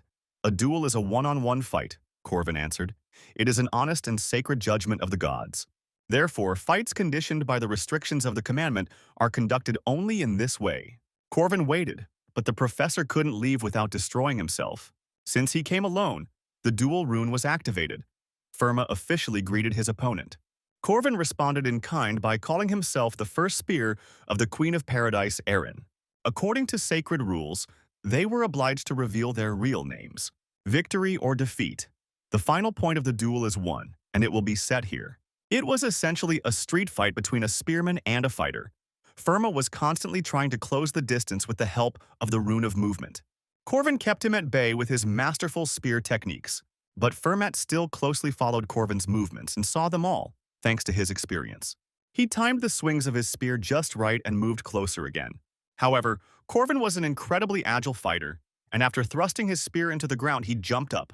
However, jumping in close combat only added more openings for attack. But Corvin was so skilled that he was able to strike in the air without having a point of support. He was so fast that he was able to deliver 7 consecutive blows from the jump to the landing, and they slid off Fermat's armor. When the guy landed, he froze for a second, which was exactly how long it took for the professor to get closer to him again. And although Corvin reacted in time, he still missed a powerful blow. A left to the jaw from the fake professor sent him off to catch birds. Fermat didn't even think about letting him rest, even though he himself had received a slight injury to his arm. Corvin sensed danger. He still hadn't recovered from the blow he'd taken. But the false professor attacked and did not let him escape with a hail of blows. He charged up a powerful meteor strike after a series of simple ones. It was the final attack he had put all his strength into. Corvin knew that if he stopped it, he would be able to attack again. He needed to distract Fermat for a second, but the false professor's blow turned out to be just as false, and he grabbed the guy's spear. Moreover, the professor managed to draw a rune on the spear with imperceptible movements. And it flew away, obeying someone else's will. Now Corvin was unarmed and vulnerable. The professor asked him brazenly what he would do now, and attacked again. The guy crossed his arms in front of him to block the blow. Once again, Corvin was thrown back so that he could barely stand on his feet. He waved his hand and summoned his spear. Fortunately, the rune of return allowed this. But unfortunately for him, it was stuck so deep that it did not obey the call. But Fermat didn't play at being noble and crept up from behind. He threw a powerful straight punch, but Corvin dodged it very skillfully. No matter what weapon a person uses, he still remains a warrior, of course. As a spearman, he had to know the basics of martial arts. With the edge of his palm, Corvin delivered several quick stabbing blows at his opponent. He used a famous martial arts technique, but in essence he simply slammed his open palm into Fermat's chest. Although the fake professor was surprised by his skills, they were unable to cause him any damage. Corvin got hit in the liver, no one lives forever, and almost said goodbye to dinner. His technique was superb, but Corvin missed something. For the guy, these were the basics, while for the fake professor, his main art is his fists. And then the fight finally became one-sided. Fermat beat him however he wanted. Looking at how the guy took all the blows, each of which could have been his last, Fermat realized that his opponent's will was broken. His last fist was filled with a terrifying aura. But at the moment he struck, Corvin took the blow with a spear that had recently been stuck into a tree. Then Fermat realized that all this time, the guy had been deliberately leading him to the place where his weapon was. Finally, Corvin could attack again, and the fake professor had to defend himself. The guy's position was more advantageous, so he was able to land several direct blows. That's how simple and unexpectedly Corvin turned the tide of the fight in Rocky style. But Fermat would not have become a professor if he had been so simple. After skidding a bit on the ground, he stopped. He again paid tribute to Corvin's skills in living without a spear and dealing with difficult situations, and took off his jacket. He was definitely in a tough spot, Fermat said, and the boy replied that he was less of a professor. These words only made the false professor even more angry. Now he really intended to finish off Corvin. Having drawn 3 runes, the professor summoned a world in which the sun does not shine, an abandoned paradise, a citadel of death. From his mana, he created an entire fortress in the wasteland. His third commandment was the service of the shadow. Corvin removed the shadows with the sun rune. It was a good move, Fermat praised him. But such modest skills could not take this shadow, the fake professor boasted. This place was accessible only to the great warriors of the shadow paradise, he said, and moved towards Corvin with his shadows. Now he will either be torn apart by shadows or finished off by fists, the fake professor told him, and rushed into the final battle. But of course, Corvin was prepared for this. He knew that Fermat would use his trick on his last breath, so he took out the golden radish. Radish didn't like being taken out of the bag, so she screamed terribly. A deafening scream stopped the fake professor, and his shadows began to retreat. The golden mandrake has a voice stronger than the usual one, and these magical properties cannot be blocked by anything, so the shadows melted away. The professor was outraged that Corvin tried to survive with such stupid tricks, although his eardrums were burst. Corvin was also hurt because he was without headphones, but he still told Fermat that everything would end for him here. The demonic shadows disappeared, but the mandrake did not stop screaming. But unlike Ferm, Corvin had the warrior's ability to regenerate and tolerance for pain. The longer this fight lasts, the more advantages he has. And realizing this, Fermat called him a coward. He summoned his shadows again, 12 at once, his Shadow Palace technique still working. The clones attacked Corvin in single file, hoping to overwhelm him with force and numbers. Now he had to dodge many opponents. But while he was fighting off one, the other took him in a strong grip from behind. Corvin used a spin and somehow dealt with the attacks from the rear. But then the professor, who had come closer with the help of the rune, began to breathe into his open back.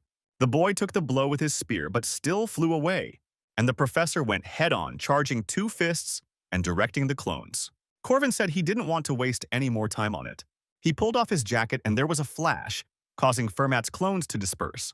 Corvin told him again that it was a one-on-one fight and jumped on Fermat, taking off his shirt as well. The professor saw the runes of the sun all over Corvin's body and understood why he was shining so much, but it was suicide because the body was covered in flames. Corvin attacked from a distance, and the sharp attack flew towards the target. Fermat jumped back, and Corvin suggested that he finish with the little tricks and bring the duel to an honest fight. There was no longer any need to save strength, and he asked Fermat to attack with all his might. Fermat's inner instinct told him that the warrior in front of him was his worst enemy.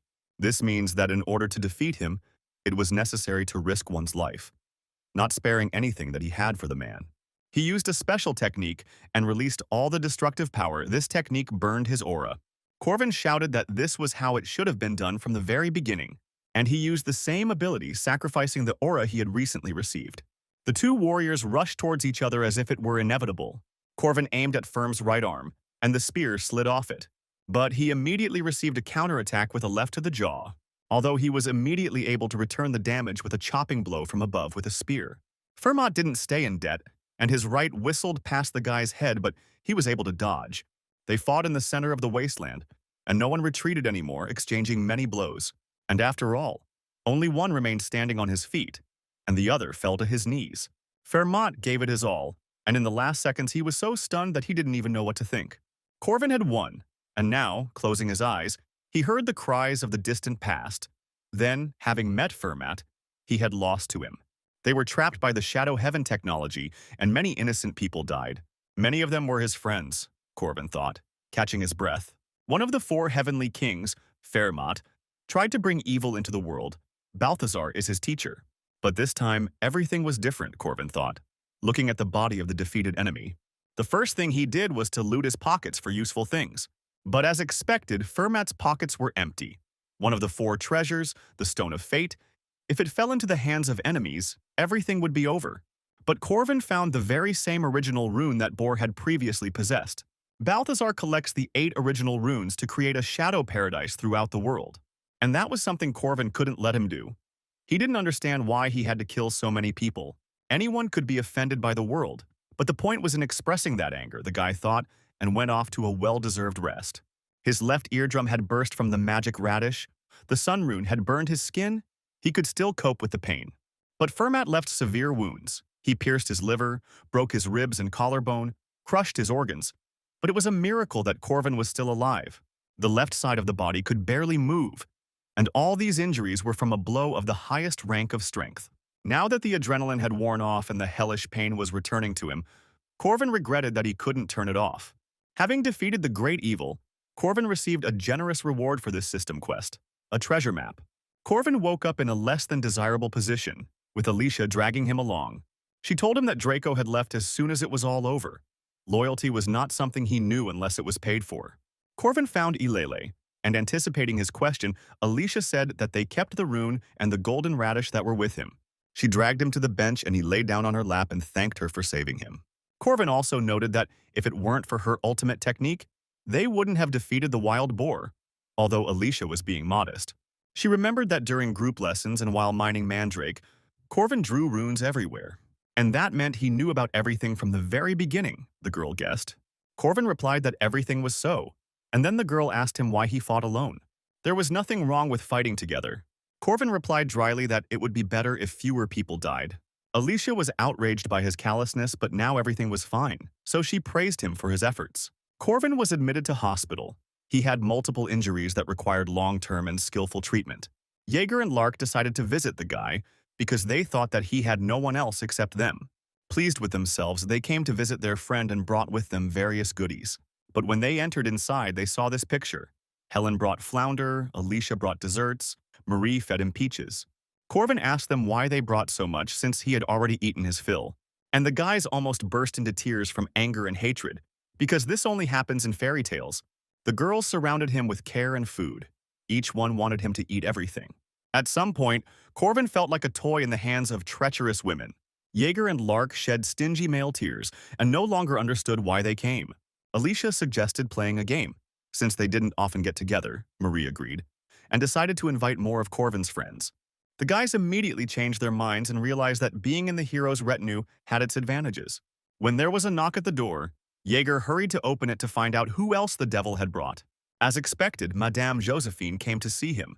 He was going to talk to her later anyway, and she was accompanied by none other than the lazy director Cassad, who asked Corvin how he was. Corvin greeted them. He knew he had to gradually reveal his cards to gain their trust. Cassad told him that they could not turn a blind eye to what had happened, as they had with Marie, and they hoped for his understanding. Corvin realized that he was still being probed and decided to take the initiative. He told them that Fermat was a spy. Of course they weren't surprised. It all became obvious when they saw the oath on Fermat's body. But they still didn't know that Fermat was Balthazar's student. Josephine even raised her voice in surprise.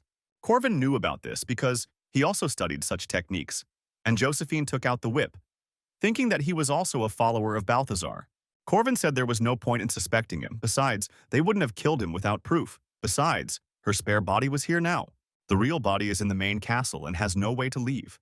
Balthazar's disciple is still alive, Corvin told them, and he has become very strong, much stronger than before. And all this because of Cassad's indecision 80 years ago.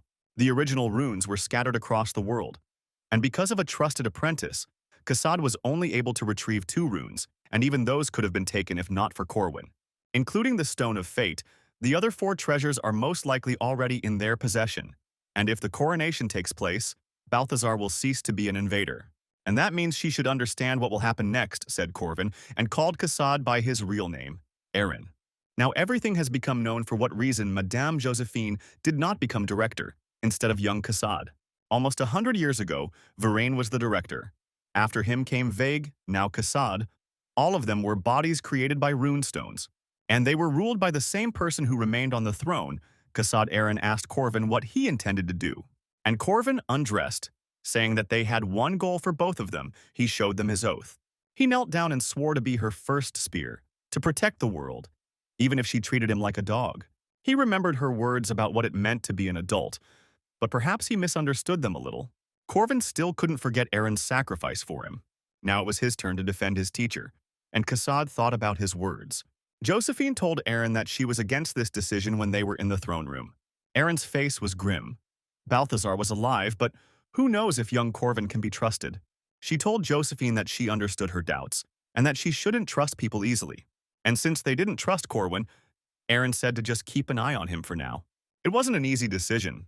Everything Corwin told them could be a lie, Aaron thought. But what she didn't understand was the heavy and sad look Corwin was looking at her, as if he was tormented by a feeling of guilt. So she sat there, lost in thought, controlling her remote avatar. During the summer holidays, the students were reevaluated. Now they were given official ranks, so this was important. Depending on their grades, students will be able to train as defenders. Marie asked her friends to give the students potatoes. Otherwise, they would have spoiled in the warehouse during the holidays. It was strange that the girl had a whole warehouse of potatoes, but they heard that they would now announce those whose rank had been changed. And Marie heard her name. Although she was among the strongest, she still behaved like a modest person. She was recognized for her services in protecting the experimental building. After she became a vampire, the girl was forbidden to leave the city. However, because she helped Dana in her research and achieved success, it was impossible not to raise her rank. Of course, her contribution to reducing the number of wild boar victims did not go unnoticed. She was given a half-rank boost, up to a special level, which Kassad solemnly announced.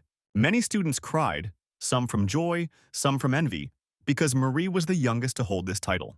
The director then said that he would name everyone who participated in this incident except Marie, which surprised the students. The details were kept secret because the boar's presence was a secret, as well as the betrayal of Fermat, who was declared a fallen hero. Corvin's team was called on stage and they lined up for the award. Of course, it couldn't be done without a cheater, a time traveler, and simply the main character, Corvin. Everyone was also raised to pre-first level, almost to Marie's previous level. Then it was time to tell a heart-wrenching story about what a great guy Corvin is. He made a dizzying rise from 5th rank to 1st, which excited all the student dummies. He received an unofficial rank after discussing everything with the Defense Association. His abilities were undeniable, but the reason Corvin was promoted was to keep him quiet about Firm's betrayal. An important part of this matter is the special rights of the Knights of the 1st rank and the ability to directly hire defenders. Corvin chuckled. In the game, he would have come to this in the 3rd year of study, in the last download in the 2nd, but here he managed before the end of the year. He was going to take all the aces, all the cream, but this also gave him a bad feeling. Such power gives more opportunities. The holidays began, and Corvin decided to find out about his friends' plans. Draco will earn money. Jaeger will go home. Cornelius will look for cores. Eulalie will go to the forest. And Lark will go to the magic tower. Alicia returned to her family because her grandfather asked her to come. Corvin himself had already tried going home during the holidays, but it was a waste of time. When he arrived, the house was empty, as the whole family had left without him. And all because the letter from Corvin's parents arrived 3 days later, and Alicia said that since he had no plans, he could go with her. She was scared to go alone. This was not surprising because Alicia was timid, but there should be no problem, so he refused because he wanted to go to the east. He had to be somewhere, which meant he had to leave the academy, Corvin thought as Marie joined them. There was still time before the next episode, and if not now, he would never be able to visit there again. And so he got on the train and set off on his journey. The train had to travel through an endless field, and it would take about 9 hours. The people in the carriage were arming themselves. They took out swords and crossbows, and sour faces on serious faces.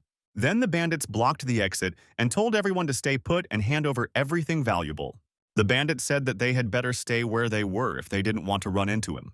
But at that moment, one of the passengers entered the carriage from the neighboring one. The bandit shouted at them to learn to read and demanded that they give everything back, holding a sword to Corvin's throat. But the fist of the just hero suffered a resounding fiasco and sent him to check the air outside. This is how the defense of the South began, Corvin thought, catching the admiring glances of the people. The library at the academy was the place where the best books in the world were concentrated. Corvin turned the Grimoire of the Stalwart Warrior, which granted regeneration, over and over in his hands. Then he saw a warrior who was dying, the author of the book wrote. In the middle of a battlefield that was saturated with the smell of human excrement, this warrior stood like a gutted doll. And then he asked the warrior if he wanted his torment to end. But the warrior replied that he would like water and would be grateful for it. As a sign of respect for the stern warrior, the author gave him water, after which something unexpected happened. The wounds on the warrior's body healed.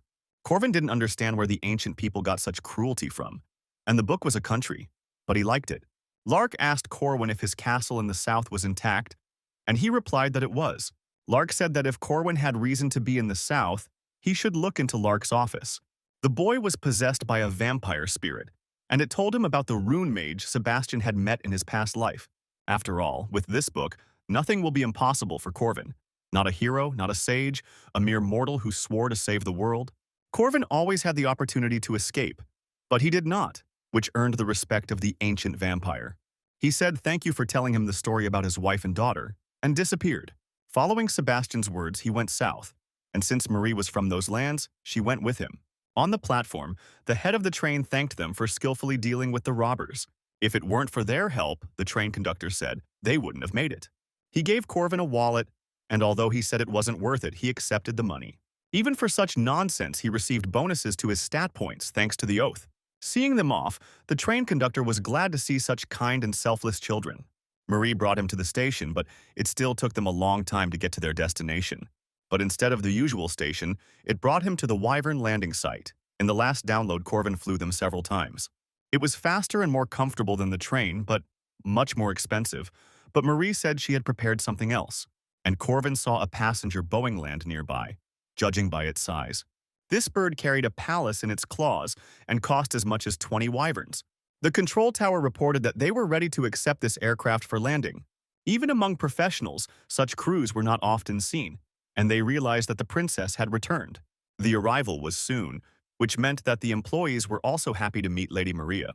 The bird landed and a castle appeared in an open field. It was customary in Marie's family to travel in comfort. When the palace doors opened, they were greeted by hundreds of servants. They congratulated her on her promotion, and Corvin was stunned by the greeting. Marie told him that her family was engaged in agriculture, and Corvin asked how large their lands were. She gave a staggering figure, but then corrected herself that these were different units of measurement. And she smiled like a true landlord who owned half the continent. And then Corvin understood where she got such wealth from, imagining these vast spaces.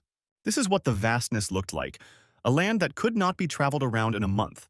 And her family was a kind of icon of the South, and they were very well known here. Wherever they went in the city, Corvin saw signs with Marie's family crest. They then arrived at her family mansion, which was in no way inferior to the imperial estates. Corvin immediately felt tiny in a world of inexhaustible wealth. He asked her why she didn't say she was rich, but Marie objected that it was her parents' money, and the butler added that even though she said so, she would still inherit it as the first daughter. The butler Paul asked for her luggage and asked Marie who was with her, and she introduced Corvin as her junior from the academy. Paul immediately jumped up to Corvin and informed him that it was customary in this family for the son-in-law to live in the house and receive his place and help. But Corvin quickly changed the subject to Sebastian's castle, for which he had come here. Marie said that someone bought this castle, a certain Count Cassius. Corvin remembered that in his past life, the castle had also been owned by someone. A very nasty person. He was constantly boastful about his wealth and treated people badly. He and Peter had to spend a day and a night catching the snake that was bothering Cassius, and eventually reached the castle with difficulty. Corvin was gloomy at the thought of having to go through this nightmare again, but Marie reassured him that she would go with him and had already warned Cassius. Since the Count loved to lick the boots of his superiors, he was happy to receive dear guests. Corvin was in tears because this stupid quest could be completed so easily. The next day, Marie went shopping, he needed clothes, and her husband was bored, and she paid for everything with a blank check. And then the guy began to worry that after such generosity, Marie would force him to sign some kind of slave contract. Corvin didn't know what to do. The girl was frightening him more and more with her generosity, but they came to the forge, and she handed him a box with an order. It contained the same material that was used to create Alicia's sword, an indestructible stone, an item that could not be obtained from the academy. This material can withstand the division of territory. Corvin was incredibly happy with this acquisition. Only one stone made him happier than all the previous gifts. Of course, Marie understood that a powerful spear could be created from this material. It was her last gift, the girl said, and his happiness made him happy too. Corvin simply said thank you. Words were unnecessary here. In the evening, he arrived for a family dinner. Although the family was not large, they set the whole table. Marie waved cheerfully at him from behind a table so large that it was easy to get lost, and her mother appreciated his appearance. Corvin bowed. He immediately understood that the woman in front of Marie was her mother, which meant that the woman in front of him was her father. But first, his father said that Corvin had to answer one question, and it would determine whether he would stay in this house or not. But the question itself stunned Corvin with its stupidity. Marie's mother was also embarrassed and began to shout at the head of the family for such an act. But the head did not calm down and said that his daughter was under ban, and he could not give her away. Now it was my turn to get a scolding from my daughter, who was very strong. The father did not understand why she was behaving this way because he just wanted to protect her, and the embarrassed girl dragged him away. When they left, Marie's mother told him that she had heard a lot about him from her daughter's letters and was glad to meet him. She stood up and sincerely thanked him for helping her daughter. Corvin said that this was too much. He just helped as best he could. What was more important was that Marie deserved to be happy, he added. When her daughter's mother received the letter, she thought that she was simply in love and was looking at the world through rose-colored glasses. At that moment, the father's voice was heard from the door. He only allowed holding hands, nothing more. And the family again began to calm down the excessively violent and jealous father. The mother's views were more free on this matter. Then Corvin chuckled, and they really were a very cheerful family. The next day they arrived at Sebastian's former castle. The count owner, as expected, groveled before Marie and personally came out to greet them. He said unctuously how glad he was to see them and put on a disgustingly saccharine smile. Corvin couldn't believe that it was all the same person. Marie walked in front. Corvin accompanied her. She was dressed in a luxurious dress. Corvin even combed his hair for the occasion and was proud of himself. If he had not saved Marie then, he would not have seen her so happy that day, and the Southerners would have lost their pearls. Her presence in the castle instantly raised the status of even Count Cassius. It would not be an exaggeration to say that in the South, the influence of Marie's family was absolute. It was much more pleasant to be with her than to catch a kite in the sea. Corvin decided that before visiting the office, they could relax a little at the reception. They took all the equipment with them, and when the evening was over, they would visit Sebastian's office. Someone called out to Marie, and when she turned around, she saw some dandy asking for the first dance. But besides him, many other nobles wanted to be awarded this honor. At some point, a forest of arms from suitors formed, and the girl became confused. But Corvin, who was nearby, came to her rescue and asked for the same thing. Despite their energy, they lacked manners, he thought, looking at the gloomy, envious ones. Corvin tenderly kissed her hand and looked only at her, as is proper, according to etiquette. The first dance is danced with the one with whom you came. If there is a beautiful lady in front of you, a gentleman should ask her to dance. He recalled the instructions from his past life. Marie, burning with shame and barely hiding her joy, agreed. The music started playing and they started dancing. Corvin apologized for what he might have done rashly, but Marie said that everything was fine. It seemed as if he would turn away from his savior, because he had received so much when he arrived in the South. Looking at the beautiful Marie and her pleasant curves, Corvin felt danger for the first time. Even a veteran like him could be embarrassed, so he politely turned away. But at that moment, it became clear that Marie was not a very good dancer, and the heel in her foot quickly sobered him up. Then Corvin decided that it would be better if he led the dance. He leaned over to the girl and told her to put her left foot on his. What difference did it make if his shoes got dirty or the dance was awkward? She should just think of him as a partner. Corvin smiled. He led her in a dance with ease, telling her to just look into his eyes and watch her steps, as he had learned in his past life. Maori's eyes trembled with excitement every time they met each other's gaze. This made them laugh, and no one knew who started it. They danced and shared this beautiful moment that was like a dream. Of course, the other men did not calm down and demanded a dance with Marie. But the girl with a flushed face said that she was already tired of dancing and wanted to rest. Corvin offered to accompany her to the drawing room, and she accepted the offer, and they left the hall. Many ladies appreciated Corvin's gesture, and even considered it romantic that during the dance her leg was on his, and noticed her smile. They then changed into their usual clothes and entered the former owner's chambers. Corvin told her that they were looking for traces of him. He saw a book on the shelf called Sebastian's Story and picked it up. Neither in his past life nor in the game had Sebastian invited him into his office. But even after a long search, Corvin still found nothing. It seemed there should have been a secluded place, but nothing. Marie was hungry, and Corvin asked her why she had not eaten in the banquet hall, but they had left immediately, the girl replied, and smiling slyly, she looked at him. And Corvin immediately understood everything. This was a consequence of their special carnivorous relationship. Marie said she began to appreciate the attractive lines of his collarbone and neck and sat down on his lap. Corvin was worried that he smelled of sweat, but the girl didn't mind and wished herself a pleasant appetite, leaning towards his neck. Corvin felt a gentle, tender bite and a slight burning sensation. Marie was all ablaze with pleasure and embarrassment, and asked him if it hurt when she finished. But Corvin was as unbreakable as a rock. Due to regeneration, he felt nothing. which ruined the whole mood. And then it dawned on him that he had received regeneration along with the ashes of Sebastian's soul. Corvin asked Marie to summon her faithful bloodhound. And the girl did just that, although she didn't understand why he might be needed. And then he asked her to weaken the call so that the dog would become closer to the ghost. As before the materialization, the dog immediately became despondent from such experiments and almost melted on the ground. Corvin understood why the dog hated this. Then Corvin saw the dog disappear because he crossed the border of spirits which the boy could not see. And now a dark shadow appeared. Although he expected something like this, he was still surprised. Corvin saw a red shadow surround him and told Marie to get ready. But it was too late. He had already fallen into an impenetrable veil. Corvin's face darkened. Old Sebastian should have warned him about this. The Academy's grimoire contained the spirit of a vampire. Because suffering from a thirst for blood, he destroyed both his spirit and body. So where did the body go? Now it was standing right in front of Corvin, asking him how it happened that a random person came here with his remains. Before him was an ancient and evil vampire who asked what brought him to this house. Corvin introduced himself respectfully and said that he was Sebastian's junior from the future. He said that he had already seen the soul of a vampire. And Corvin wanted to know, since the body and soul were separated, why the body looked so normal. But Sebastian pointed his sword at him and said that he would ask the questions. Corvin thought that everything would go smoothly, but it was not to be. Sebastian was a famous military leader of the South many years ago. Not just the strongest in his time, but the strongest of all time. When he attacked, Corvin barely defended himself.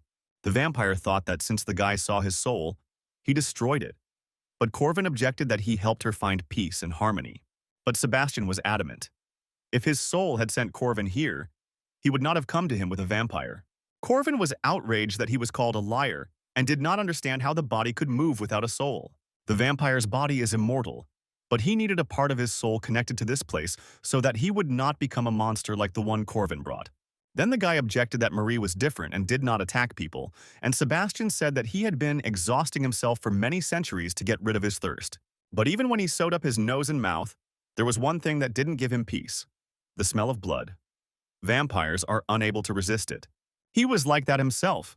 Sebastian simply physically couldn't believe it, and he said that if Corvin planned to stop him, he would also be in danger. The Duke was completely surrounded by a dark, bloody aura of power. The guy didn't expect this and regretted coming here with Marie. The hero's body was completely destroyed due to hatred for vampires. Corvin realized that there was no time for jokes anymore and prepared to use the most powerful aura burning technique. His spear struck the ancient and dead vampire like a snake. Sebastian seemed to be waiting for his blow and did not move. Corvin's eyes were burning with fire. He had to stop the dead man before Marie got hurt. But the Duke could also use various techniques. In his youth, Sebastian gained this power after killing a dragon. And then Corvin realized how badly he had miscalculated. The vampire was a monster that went beyond the first rank. Sebastian told Marie that she was a pathetic monster and approached her. What could she expect while living a human life? After which the vampire grabbed Corvin and bit him on the neck. Even if she has overcome her thirst and does not consider herself a monster, does she really think that it is due to willpower? The vampire asked. In the end, she would want the blood of her lover just as much, the ancient vampire believed. He knows this firsthand because he killed people dear to him. Sebastian shouted at her to disappear and rushed forward, raising his sword. Marie barely dodged his sharp thrust.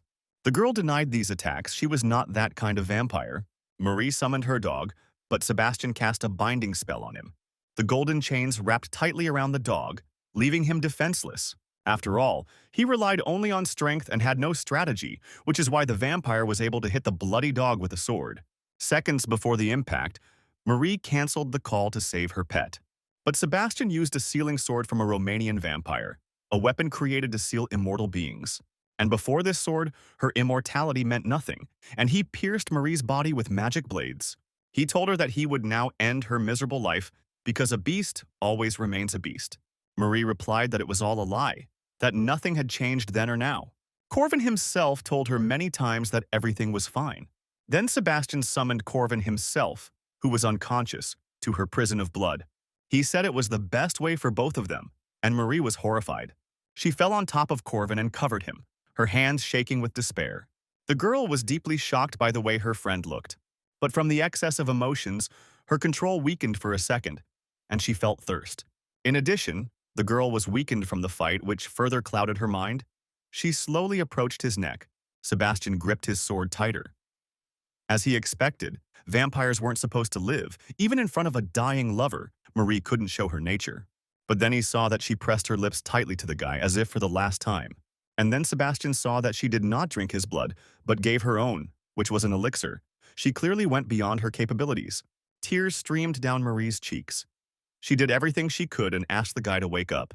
Sebastian remembered himself and his sin. Then he failed and did not save anyone, killing many people. But these two were beyond his understanding. Even the fragment of soul inside the dead body that filled him with life was touched. Sebastian stopped and sighed heavily. He realized that he had no right to judge everyone. Then he pulled out a magic sword and struck it straight into Corvin's heart. An involuntary scream escaped Marie's lips, and the magic blade melted into thin air. Marie asked him in vain to stop, but the vampire did not listen. She screamed at him again, telling him not to take Corvin away from her. A red mist filled the room and a circle of power appeared around them. Corvin stood up and calmed the girl down. He said that everything was fine. She couldn't believe it at first, because she had just seen him pierced with a sword. Then Corvin asked the vampire why he saved him. Sebastian swung his blade over their heads in response. The vampire said that he transferred his aura core into his body because he now understood why his soul sent Corvin here. He saw in Corvin the qualities of a hero who has no greed, who does not seek power, but has convictions and pride. He managed to do what the ancient vampire could not do. He asked to correct his mistakes. And having said all these words, the ancient vampire disappeared into the air with the morning dawn. Corvin clearly felt a new strength raging in his heart. Marie fell on him from an excess of feelings and pressed herself tightly so that even Corvin felt a little pain. But at the same time, it was warm. The girl was very scared. She thought that he really died. She demanded that he promise her that he would never die again without her permission. Corvin smiled. Fortunately, this time everything ended well. And for the guy, this was enough. He immediately gave his promise. For this fight, he received the demonic nature of the Duke. He only hoped that the Duke's body and soul, which had suffered for 8 centuries, would find peace with his family. Now the Duke could smile at the sight of his family. Corvin received a second core and increased the rank of his aura, as well as received some unique abilities. But there were some oddities. Neither in the game nor in the previous download, there was nothing like this. The vampire hadn't given such power before. It would have been great if he had done it right away. So many people wouldn't have suffered. Corvin had taken off his clothes, for his were dirty, and were now drying after being washed, when a maid appeared at the door. She didn't think there would be anyone in the room and apologized. The picture before her eyes was extremely provocative. Moreover, she recognized the Pearl of the South, Marie, and Corvin began to justify himself that this was not what she thought. Everything was completely wrong. The guy hurried to explain, but only made things worse. But the maid's eyes caught only 2 young men, sweaty and naked, ignoring all other circumstances and the traces of a heavy fight. The maid rushed out of the room, slamming the door loudly, and wished them a good time, leaving Corvin puzzled. Something didn't go according to plan, the boy thought, looking at the sleeping cat on his lap.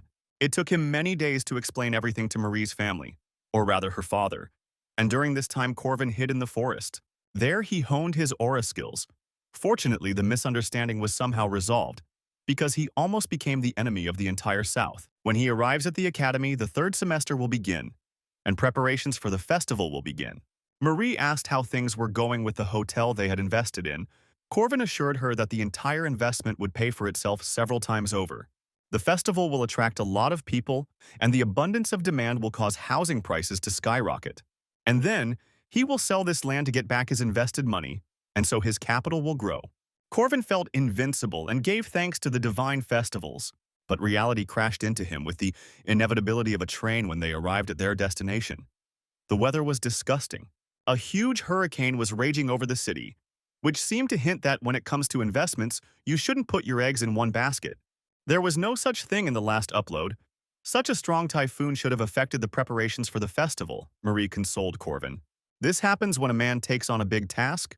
Everyone makes mistakes, and she asked if he was ready to write an IOU. And if he can't pay, he just needs to put his seal where she says she made him a strange offer. Corvin dropped by the special dormitory where he met with Director Cassid. Professor Josephine was away with Helen. Cassid suggested that they stay the night because of the weather. And besides, Corvin was no longer a stranger. It was obvious that Aaron just wanted to keep an eye on him, the boy realized. She and Josephine still didn't trust him completely and wanted to keep him close to themselves. Corvin wanted to know where this typhoon came from. It was so strong that the city could have suffered. The city suffered surprisingly less damage, but the suburban areas suffered more, Kasad told them. He said that the city was not in any danger. The typhoon would not move from its place, because it was not a natural phenomenon, but the work of a monster. In an ancient legend that came to life, a great serpent appeared in the sea. It drove everyone crazy and sank merchant ships. One young man who wanted to become a hero decided to defeat the monster. The son went into battle to raise his rank. He really wanted to do this, because the memories of the last ball were still alive in his soul. Then he asked her to dance with him. But instead, Marie left with another. Therefore, he hoped with all his heart to bring back Marie from the clutches of that swindler. He must slay the great serpent and bring peace back to the sea. And so it happened. He went into battle with the sea monster. Stupidity and courage intertwined in a close alliance. The battle lasted 6 days and 5 nights, and the snake was driven out. The goldfinch immediately dedicated this victory to Lady Marie. Typhoon bats become the center of a hurricane to breed in order to protect themselves from enemies. But at this time they were interrupted by a snake, which the young and brave man drove away. They were called golden mice because their blood and bones are an elixir that even monsters want to get their hands on, and a wounded snake could not pass by. So, for the sake of her children, the female bat made a decision. She flew far to the north, and so a safe place to raise her offspring turned out to be near the academy. A huge typhoon danced a mad dance right on Corvin's land. Who could have foreseen this? Bats were a rather rare species, usually breeding on the islands of the archipelago. Corvin realized that all this was his doing, the butterfly effect, a cruel joke and irony, because it turned into a real typhoon. The builders left his territory because they could no longer stay there due to the hurricane, although Corvin tried to stop them. Despite his requests and persuasions, they left, even when he was on his knees. It is obvious that if the typhoon continues, the festival will not take place. And if another week passes, his investment will become garbage. The cost of this land was 280 gold pieces, and he invested another 300 in workers and materials. To finish the construction, he needed another 200 coins, and of these, he gave only 100. He borrowed the rest because, if this business went away, he would have to pay back the 700 debt. It was a fiasco. A little later, an emergency meeting took place at the academy. The chairman gathered several professors who were at the academy and talented students. Of course, it was obvious to everyone why they were called. The problem was visible to the naked eye. The young witch suggested catching the mice, as it could be a valuable source of money for them after the destruction of the laboratory. The mustachioed professor agreed with her. The mice needed to be pacified, but there were also voices against. One red-haired professor said that there was no point in exposing oneself to risk, since the typhoon would end on its own in a month. Another professor with 2 degrees immediately began to argue with him, and she asked him what he based his opinion on. But the red-haired one knew that the breeding season of these mice lasts a month. In that case, there really was no point in exposing yourself to risk.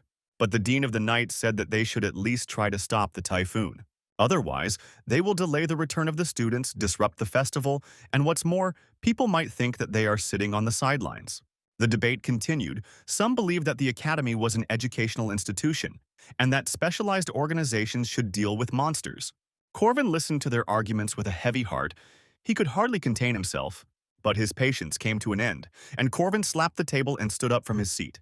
He reminded them that they had taken an oath to be brave and do good, and that they would not renounce their beliefs even in death. Towards the end, he even switched to shouting, so that his appeal would sound louder. They must destroy the monster. The red-haired professor immediately objected that all this was youthful maximalism. Corvin, with tears in his eyes, asked if they didn't see the victims who lost their homes, the people who lost their jobs, and who could have become beggars. He started singing a tune about hungry children and orphans in the most pitiful way possible so that they would feel uncomfortable, and said that people's lives cannot be calculated with money. Clutching his heart, he said that there was no need to take an oath or be a knight for this. There was nothing grandiose about it. He just wanted to save people's lives, and one hotel on which people's lives depended, Corvin corrected himself. Of course, such an appeal found a response among the romantically inclined professors, although they did not understand what the hotel had to do with it. The dean of the knightly faculty immediately suggested assembling a squad. Cassid told them that they had come to a decision, and it all worked out thanks to Corvin's acting. They immediately assembled a detachment to conquer the typhoon and set out for the location without much preparation. They just had to wait for the right moment. Corvin was barely breathing, and the dean of knights noticed this and thought that the guy wanted to save people so much. Of course, Corvin sincerely wanted to protect and save everyone. He is also a man with the risk of a debt of 700 gold and a slave contract. The plan was simple. To catch the golden bat that was in the center of the typhoon, it was necessary to create a window through which the others would pass. In this case, the invasion group will go inside and subdue the bat. It would be nice if everything really ended like this, but at the same time, the typhoon was already full of monsters. The monsters that came to eat the bat were locked here, and due to the prolonged hunger, they were really angry. Of course, Corvin wasn't particularly worried about this because they had the strong Professor Harmon with them, and other professors from the knightly faculty who could wield huge axes better than a spoon. Even the red-haired lazybones helped them with his magic. He had good skills to destroy such easy targets. And most importantly, with them was a second-year student, a knight from a barbarian tribe, Berserker. It was funny to think that they would not defeat the monsters. The barbarian was taller than Corvin, and he asked him if he was half-giant, but the Berserker only grumbled in response. Corvin also dealt quickly with the monsters, but it was more important for them to catch the bat. They had to get into the center of the typhoon and quell it before the damage increased, of course. He was only thinking about his hotel. The pacification team confidently moved forward, led by the mustachioed professor. But inside the big typhoon there was a small one. The mouse, sensing danger, created another one to protect itself. They were surprised that a mouse was capable of such a thing. Perhaps maternal love played a role. Red asked the knight next to him if they could go inside, and he said yes, if they could survive the pain of being torn apart. Then the red-haired professor said that they would lose too much and decided not to overdo it. He fired a flare into the sky and requested reinforcements. And then the sorceress Dana came into play. It was time for her to show her skills. The typhoon was filled with red discharges and began to seem even more dangerous than before. The red-haired professor covered everyone behind his protective dome. He indignantly reminded Dana that he had asked her to eliminate only the typhoon, and not them both. A huge red bolt of lightning exploded in the sky, and the air hissed like a bottle of soda that had been shaken and suddenly opened. Harmon was indignant. That's why they hate wizards, who are always trying to destroy their knights, he shouted in the ruins.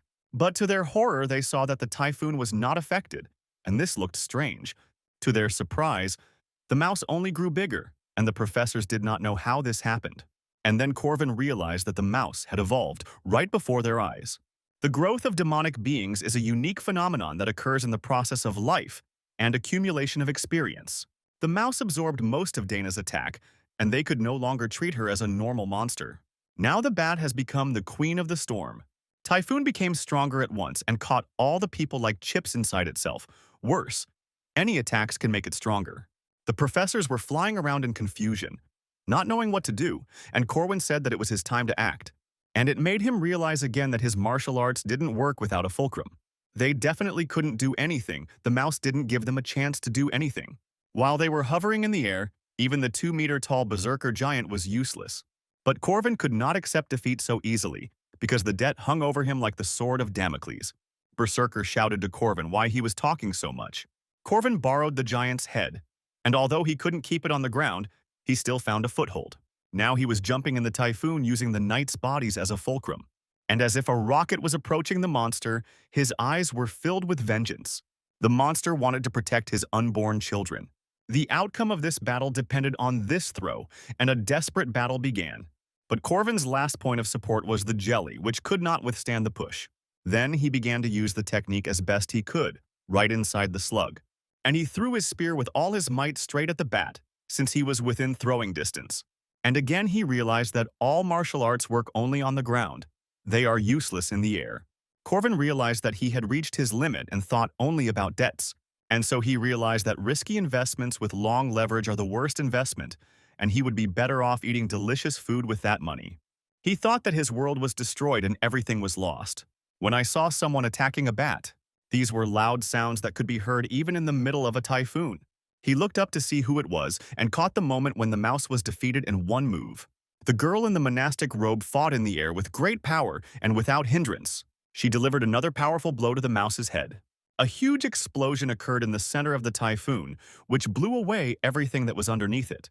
The slime that Corvin was in evaporated, and he covered his face from the bright flash. And when the typhoon ended, the knights flopped to the ground like frogs. They looked through the thick dust at the one who came and finished everything. Corvin whispered the words of prayer. God did exist after all. As Helen and Josephine approached Corvin, he prayed fervently. The turmoil with the typhoon hit the outskirts of the city but quickly died down, and the city was not damaged in any way. The academy existed on taxes from citizens, so it was important for the guards and its students to maintain the image of heroes and protectors. And volunteer work was part of this image. Marie handed out her favorite potatoes. But Helen was not so friendly, and when asked to give more, she replied, "Eat as much as they give you." Corvin noted that she had no shortage of humanity and asked if she knew how civilization began. But the girl brushed him off. Corvin explained that he himself learned about this from someone. The beginning of civilization can be considered the appearance of bones with traces of healing after a fracture. Typically, such a fracture would result in death in the wild, but the healed injury suggests that the wounded animal was cared for by its fellows and shared food. If someone is in trouble, they need help. And that is the basis of civilization, Corwin said. But for Helen, the answer was the same. It was all because of the weakness of people. It didn't matter to her because she didn't have anyone who could come and help her in difficult times. Corvin was determined to help her because it mattered. Helen sighed and told him not to say such things so easily, being a weakling. She is a living monster created using living people. Corvin didn't know her essence, didn't know who she was. Then he would have thought differently. If he knew about it, he would be able to show his back to her so easily. Fool, Helen thought, looking at the guy furtively. The ghosts of that body still haunted her, demanding that it be returned. Helen knew perfectly well that this body did not belong to her, but she would never give it up. And was it true that Corvin could help her? The city where the academy was located was considered safe, but this was hardly true in reality, because there was its own crime here, like this gang of black snakes that ruled the slums.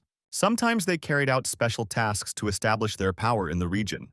For example, eliminating excessively noisy people in your establishments. Corvin demanded that they bring him even more strong tea, which disturbed all the visitors. Then, the dummies entered the hall, demanding to see the troublemaker, but the guy was waiting for them. This bar bought illegal tea from the gang, and also paid them money for protection. There was no more suitable place to catch the bandits. The impudent blockheads realized that he was a student at the academy, and told him that since he was a minor, he couldn't be there. The bandits were ready to let him go if he left immediately, but Corvin poured tea on the dummy's head. The rest of the gang members rushed towards them, but the leader stopped them. There were many guards like Corvin. All of them came here and rushed into battle relying on their pride. And only after the pompous speech did the leader tell his dogs to teach Corvin a lesson. He was sure that these formidable, fierce bandits would definitely punish the self-confident student. But naturally, the outcome was predictable. They all lay down on the floor. Corvin dealt with the dummies in the blink of an eye and put them to bed. He introduced himself as someone who catches mad dogs and grinned. That day, the entire gang ceased to exist. Corvin eliminated them because they were engaged in slave trading. In this world, demonic people were an object of rejection. Of course, they were not ordinary. That is why human society rejected them, succumbing to disgusting xenophobia. Corvin informed the prisoners after releasing them from their cages that a carriage sent by Marie's family was waiting for them outside. Because he freed them, the demon people trusted him more. And then he got down to the real purpose of this visit. He asked if Renee and Ron, brother and sister, were there. The girl with flowers in her hair pointed her finger at him, and Corvin saw two puppies of a demonic breed who were hissing and growling. In his past life, when he met them, they were 20 years old, of course. The beastmen's bodies grew faster, along with development. But in any case, he had no intention of leaving them in this place. The girl was protecting her brother. It was obviously Ren's older sister. These people awakened immediately after birth, so they were sold as children. The atmosphere was very different from what Corwin remembered. She was a powerful, pumped-up, and rude sister, and this was only in a year. In the past, they were villains, acting as minions of the church, and the churchmen wanted to use them to create political conflict. These two were no ordinary enemies, but Peter still killed them last time. Even though they were different from what Corvin remembered, he still invited the children to come with him. But Ren refused his help and threw his hand away. Corvin hugged them anyway and said that no one would hurt them or beat them again. Children who had never known love and affection and had been forced to build thorns around themselves for protection were now crying. Corvin asked their names, although he knew them well enough to be able to distinguish them without difficulty. He told them that he was a guardian and noticed that Ren had stopped being nervous. At first he had calmed them down, but now he really needed to make guards out of them. The bar employee only pretended to be a waitress, but in reality she was a valuable information gatherer and the leader of the guild. Corvin thought that these were not the beasts he knew. He was going to use them to keep his enemies in check. But now there was no question of that. He told the spy to take the children to his hotel and feed them. In the end, to save Helen, He would have to act on his own, Corwin realized. In the southeast of the city, there was a tall tower that served as a landing platform. And then a one-legged plane, white in color, landed. The dispatcher greeted the important guest and asked for her documents. A white-haired man in oriental clothes jumped from the bird. It was Professor Khan and his students from the Barama Academy. The eldest of them introduced himself. The guy's name was Jin, and the girl's name was Yuri. The dispatcher welcomed them to the kingdom and pointed to the exit where a carriage was waiting for them. They were greeted quite hospitably and boarded the magic tram. As soon as Jin sat down, Yuri put a sword to his throat because the impudent guy did it before the teacher. But Khan told them to sit down and stop arguing. These were empty words. Then Jin asked if the teacher was sure that the one they were looking for was in this place. Khan said that the director of the academy had definitely taken her, and the emperor had guaranteed it. He told them to hide their identity. Now it was necessary to forget about everything and do a great deed. These words caused the boy to be overwhelmed by a wave of flashbacks. How could he forget what he saw? Everything on fire and piles of bones. And that evil spirit he hated, he gritted his teeth in anger. A month had passed since the mouse incident, and the academy was bustling with activity due to the festival, although it was more like the Four Schools Cup. Jaeger and Lark were delighted, and were in a hurry to create a team. They thought about which competition to choose. They could only participate in two. Corvin told Alicia that they were going to the pairs competition together, and the girl hiccuped. The team competition was randomly assigned, so Corwin prayed to be in the same group as her. And although the paired fights were also determined randomly, Corvin knew that anyone of second rank and above was guaranteed to participate. Alicia was despondent. He would treat her like a slave again. It was a fun festival and the girl wanted fun. But Alicia was surprised that he didn't want to participate with Maria. But Corvin knew that she would want to fight in solo battles. She also really wanted to get a prize for winning. And then Alicia understood everything. A noise went through the hall and everyone turned to see what was going on. Everyone noticed the guests from the east who stood out with their clothes. Corvin was waiting for these characters and thought that they had finally arrived. Professor Khan, Fighter Jin, and Swordmaster Yuri all looked exotic, so they attracted a lot of attention. These were the main characters of the third arc in this long story. Professor Khan demanded to be allowed to transfer one student to his academy, but was refused, even though he claimed to be a relative. A year ago, they encountered a tragic incident, and the culprit was his niece. In the midst of the battle, taking advantage of the moment, they kidnapped the niece, Khan claimed.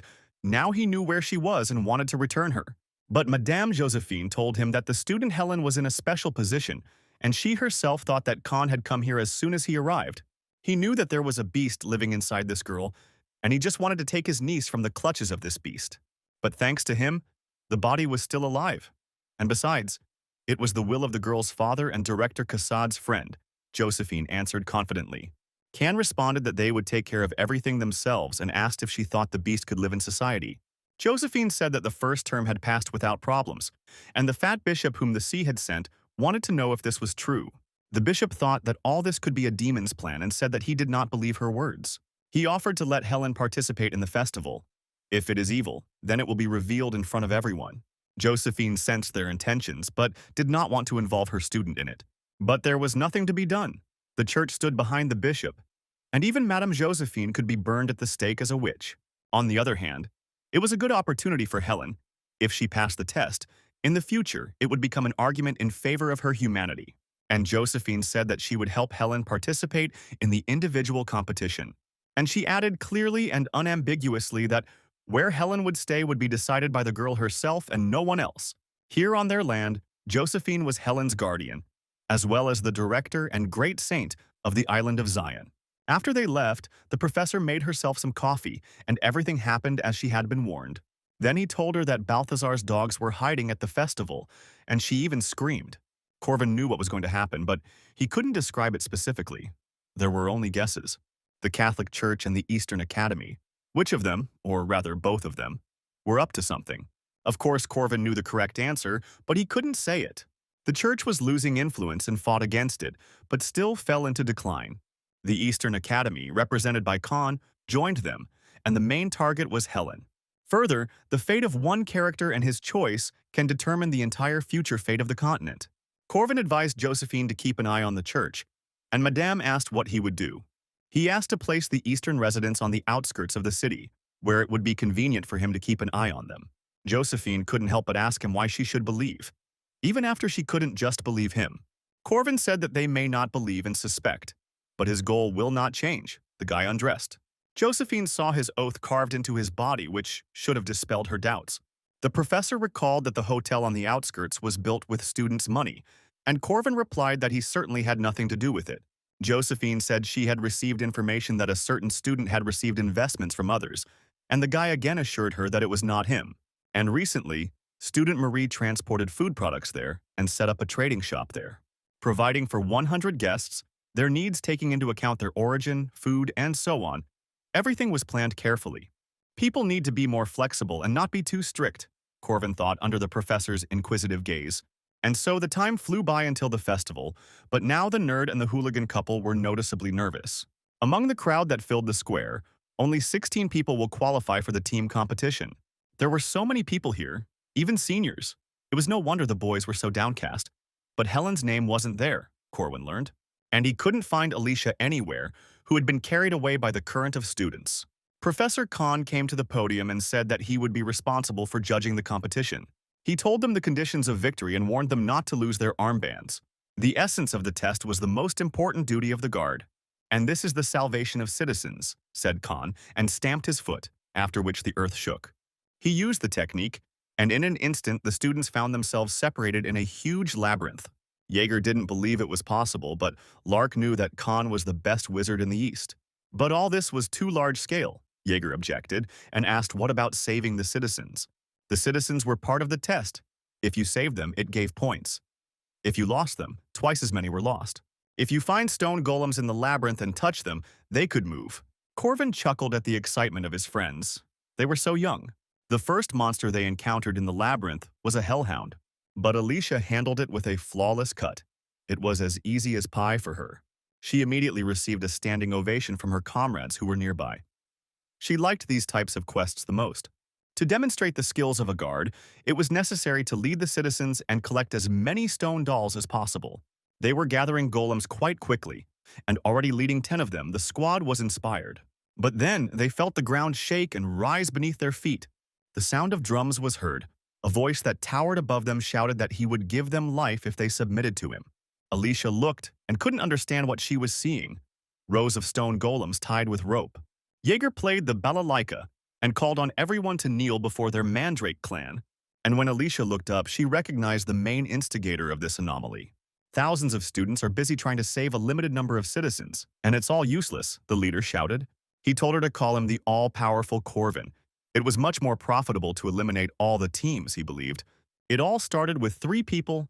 He joined students from other teams. The pretext was to unite and pass the qualifying round. Since only 16 participants would pass, they simply had to eliminate everyone else. That's why they didn't think about a safe zone. They just gathered the golems and combined them into a shield. Many wanted to destroy the citizens with magic, but this could not be done. No one could attack a king who rested on the backs of his subjects. The stone citizens were an excellent shield and means of transportation. Deliver a citizen to a safe zone and you get a point, but destroy him, and you'll be 2 points short. Many teams were crushed by this move and could do nothing. Since they couldn't use magic, they resorted to hand-to-hand combat. Then Lark stepped in. He had been holding himself back and now he could give it his all. Those sitting on the golem pyramid had no restrictions on using magic, and Lark fired a fireball at them. After all, even if citizens of other teams were hit, Corvin could take them after the battle and replenish points. This is the main difference between his plan and that of his rivals. They got a large number of citizens very quickly. The rest were in no hurry to unite and looked for a safe zone every time they found citizens. It wasn't even that their strategy was foolproof, it was a lot of fun, and Corvin was having a blast. And when they had already eliminated 30 people, Corvin met Alicia and invited her to join. To do this, she needed to bring the armbands of her comrades, and he promised her the position of his deputy. Corvin told her that he needed her, and they were actively increasing their numbers. While she was pondering his offer, he shouted to the others that he would take anyone who brought her headband onto the team, and the boys couldn't resist. She was betrayed faster than she realized it, but weaklings could be understood. They thought that it would be difficult to fight against a first rank and therefore easier to defeat her, causing the girl to burst into tears. Corvin grinned at the cruelty of society, which manifests itself in war as well as in competition. As soon as you feel vulnerable, you are like rats in a cage, devouring each other without hesitation. Alicia cast aside her hesitation, since they had done this. She didn't want to hold back either. The other participants also belatedly assembled their teams. Marie had a lot of influence and charisma for this. Her squad was a model of friendship and love, so working together they succeeded in saving the stone citizens. Marie was sure that they would overcome everything. That was the case before meeting the Almighty. Isabella quickly reassured her friend. Although there were few of them, their average rank as high school students was higher. But Corvin put on a sweet face and the girl was immediately knocked out. Isabel noticed her strange hesitation and did not understand what was happening because they had been friends for more than 2 years. But all this was nothing compared to the power of love, so Marie immediately switched over. And she attacked her own former comrades and friends. Isabella looked in despair at the demons dancing with joy. The girl laid down her entire team for Corvin the Almighty. He towered over everyone and his team shouted his name. Auto-hunting was an amazing feeling. A madman's smile blossomed on Corvin's face. Professor Khan and Madame Josephine watched his antics with alarm. Khan wanted to know who the all-powerful Corvin was. He was both disgusting and a brilliant strategist. Josephine replied evasively that she did not think there was such a student at their academy. This is how his team gained a nasty reputation but passed the test with an incredible result. At this time, twins were participating in the qualifying competition in pairs battles. They attacked Corvin with magical seals, which he easily dodged. He pointed his finger at Alicia and told her to jerk her body, but the girl did not understand what he wanted from her. But then it dawned on her why he brought her here. To exploit her as usual. In one fell swoop, the girl defeated two twins from the East single-handedly. Corvin was pleased that they easily won the pairs competition, although Alicia was the only one to win. The couple Jin and Yuri, on the other hand, were not impressed by Alicia's skills. Even though they had heard about her, it seemed like she was missing the basics, Yuri said. But she was more concerned about the strange spearman next to Alicia, who never entered the battle. They sensed something in him because recently he was a knight of the 5th rank. Before this, there were only 2 opponents worth thinking about. A berserker giant and a vampire, Marie, with a huge supply of mana. But Corvin with his Spider-Man reaction aroused suspicion. The twins were not that weak. In their homeland, they were the strongest. That's why Jim felt the strength of this spearman. In his breath, his looks, and his experience, he was the strongest first-year student of the 1st rank. Jim said it would be a shame to face him in a group competition, as that's where smart guys come out on top. Jim really hoped that Corwin wouldn't get in the way of their formation. Helen walked alone through the deserted streets, because now all people's attention was focused on the festival.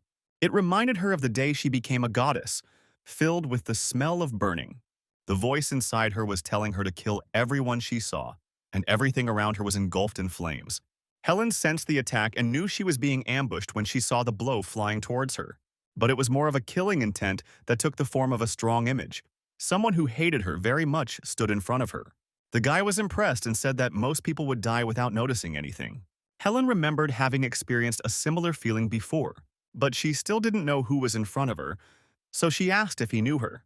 With undisguised malice, Jim replied that no, they had never met before, and added at the end, "Sister." Then Jim put on a mask of goodwill and said that he had made a mistake, and just wanted to joke. The guy's face seemed familiar to Helen, but she didn't know where from. But she thought that it didn't matter. Turning away, she told him to be careful, and he promised to attack only after he had a good look at his opponent. Yuri came up to him and told him that he shouldn't have given himself away so rashly, but Jim was sure that he had confirmed the effectiveness of his technique. The steel monster is a masterpiece of spiritual magicians. In order to seal this monster and save Ran, one must use the 8-gate techniques. Yuri reminded that in order to provoke Helen, one must wait for the right moment. Yuri believed that Ran needed to be pulled out of the monster first. Jim realized that after this, Yuri still wanted to use the monster, but he just wanted to kill him. Corvin sat in the restaurant and thought about his plans. It was unexpected to be so far from school. Professor Khan had changed the location of the team competition, Josephine informed him, leaving him dumbfounded. And all because the supplies brought from the East were stolen by bandits, and Josephine asked if it was his doing. Corvin denied everything and said that he had not stolen anything, and was a little embarrassed under her intense gaze.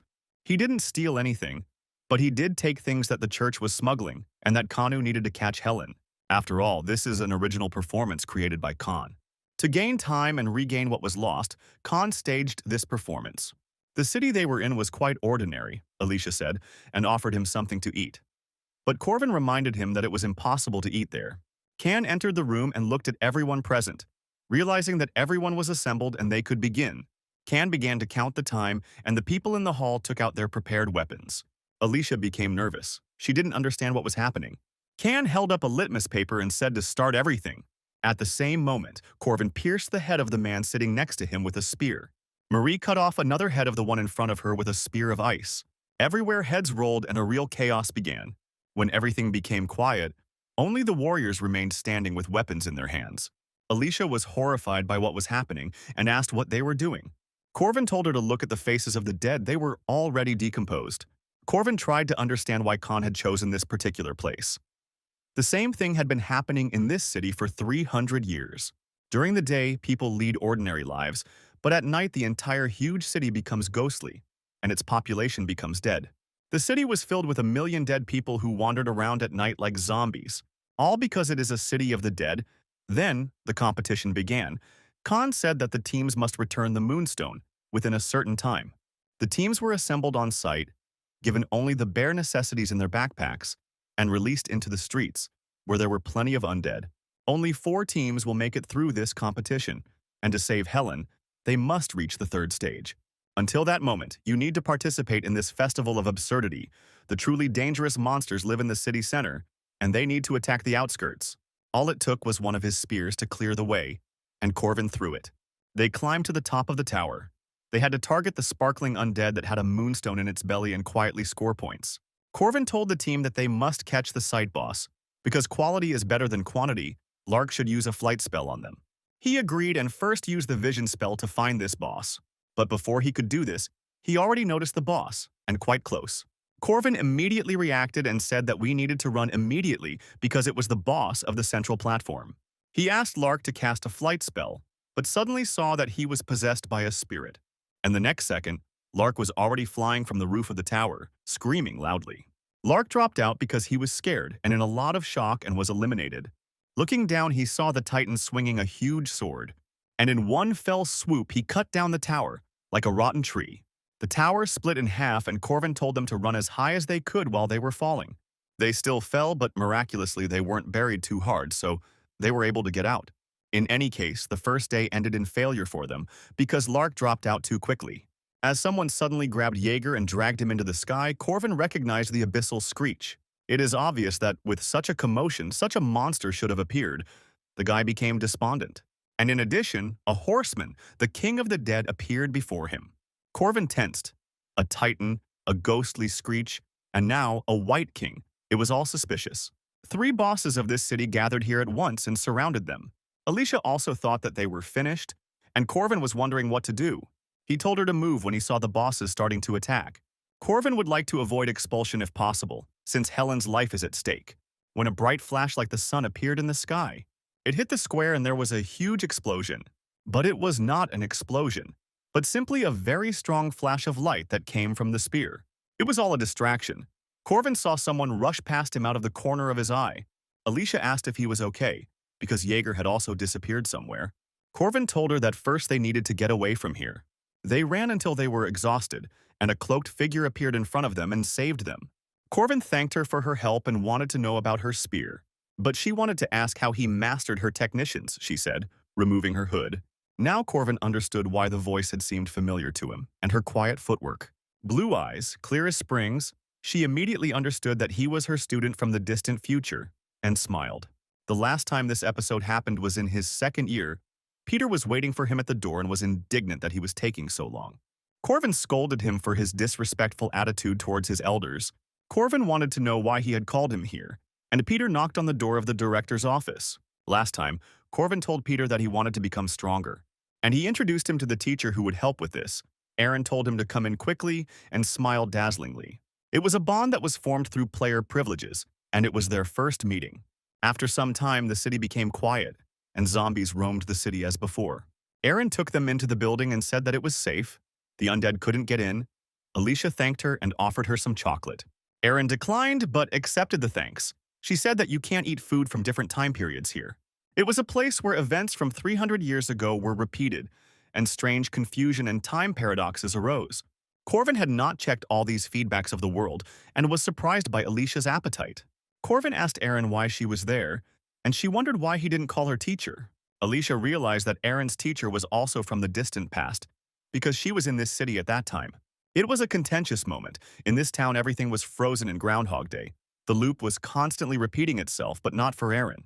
Corvin was surprised that the woman retained her sanity. Erin stood up and said that she had become friends with the Reaper. This city was a loneliness that gave birth to the undead, and it prevented the birth of the immortal king. He was supposed to appear in the city center soon. She stunned them. Hearing this, Corvin suggested going there immediately, but Erin said that it was her task. Then Corvin replied that she would definitely need helpers, and Erin thought about it. His reaction amused her. The guy could be called smart.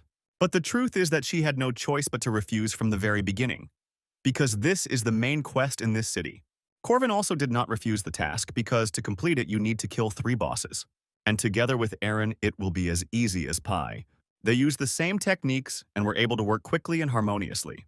Covering each other's blind spots, the spearmen conducted a circular defense. Corvin blocked the Titan's massive sword with his spear, and Erin was able to stab him in the chest while he was unarmed. The final blow was dealt by Alicia, who simply cut off the boss's head. The Titan's headless body fell shaking the ground. They did a great job working together.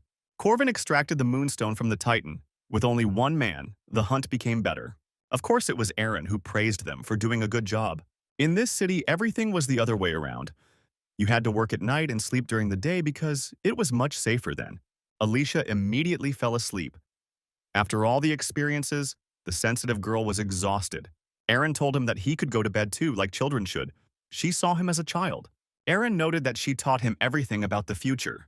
The art of the spear, battle runes, fist fighting, she taught him all of this. Erin was surprised that she chose someone as a successor, and a child like him. Of course the first was Balthazar, but she later regretted it.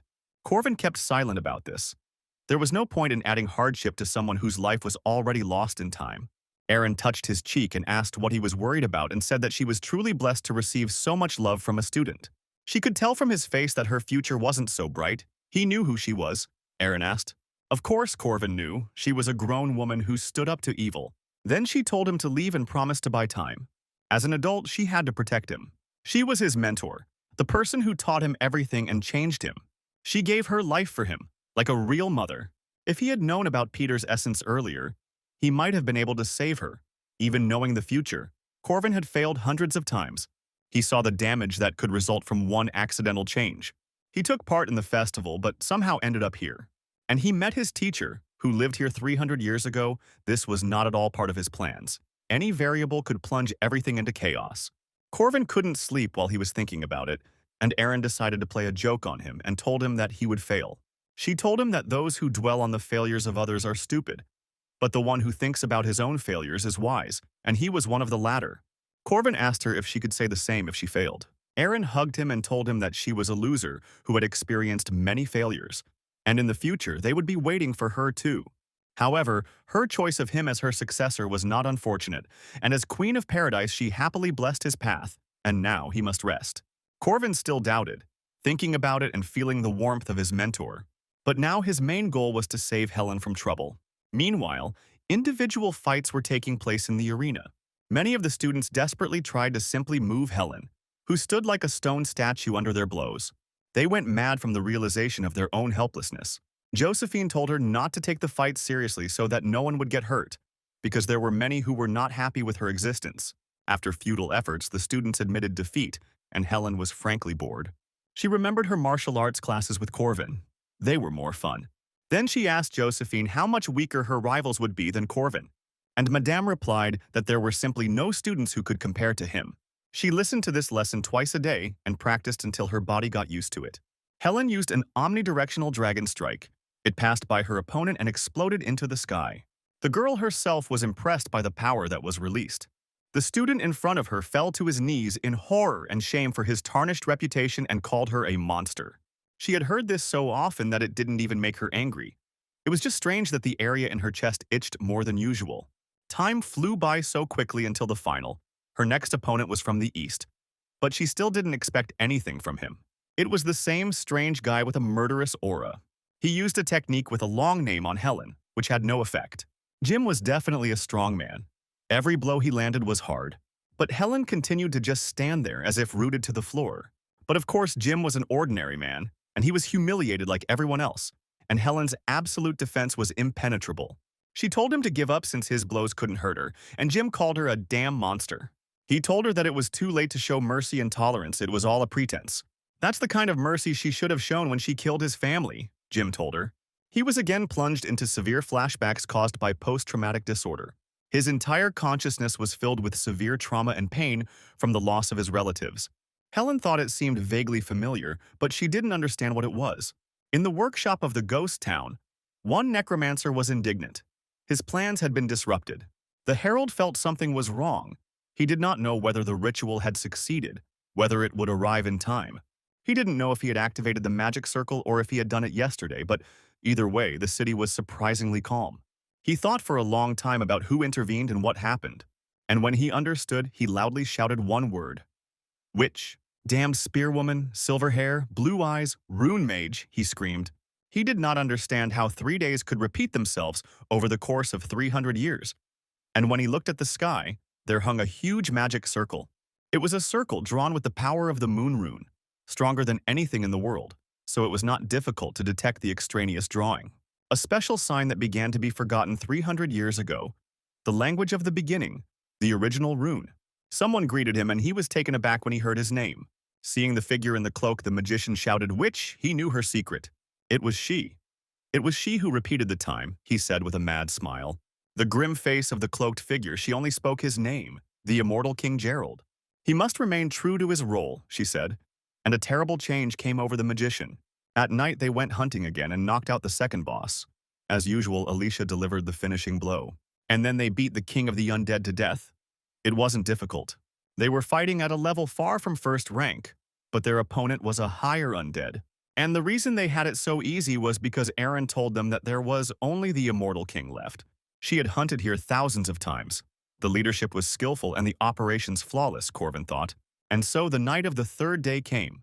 So they appeared before the herald. It was necessary to prevent the birth of the immortal, Aaron said.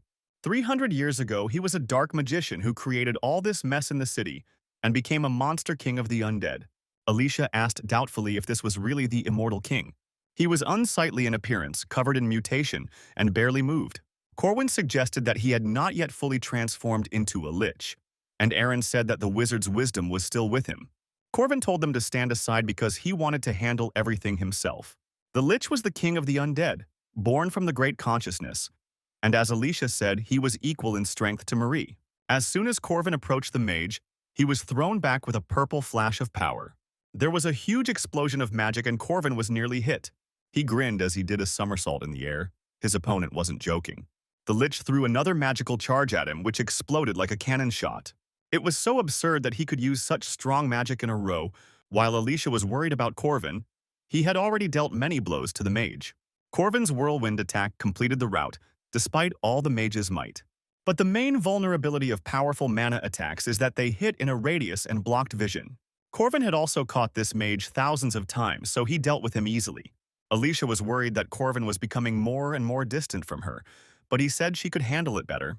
And then he asked her why she was alone, and Alicia turned around in surprise. Corwin said he would go to Aaron and asked Alicia to stop any undead that came near. The city was thoroughly destroyed by their battle. Everything was in ruins.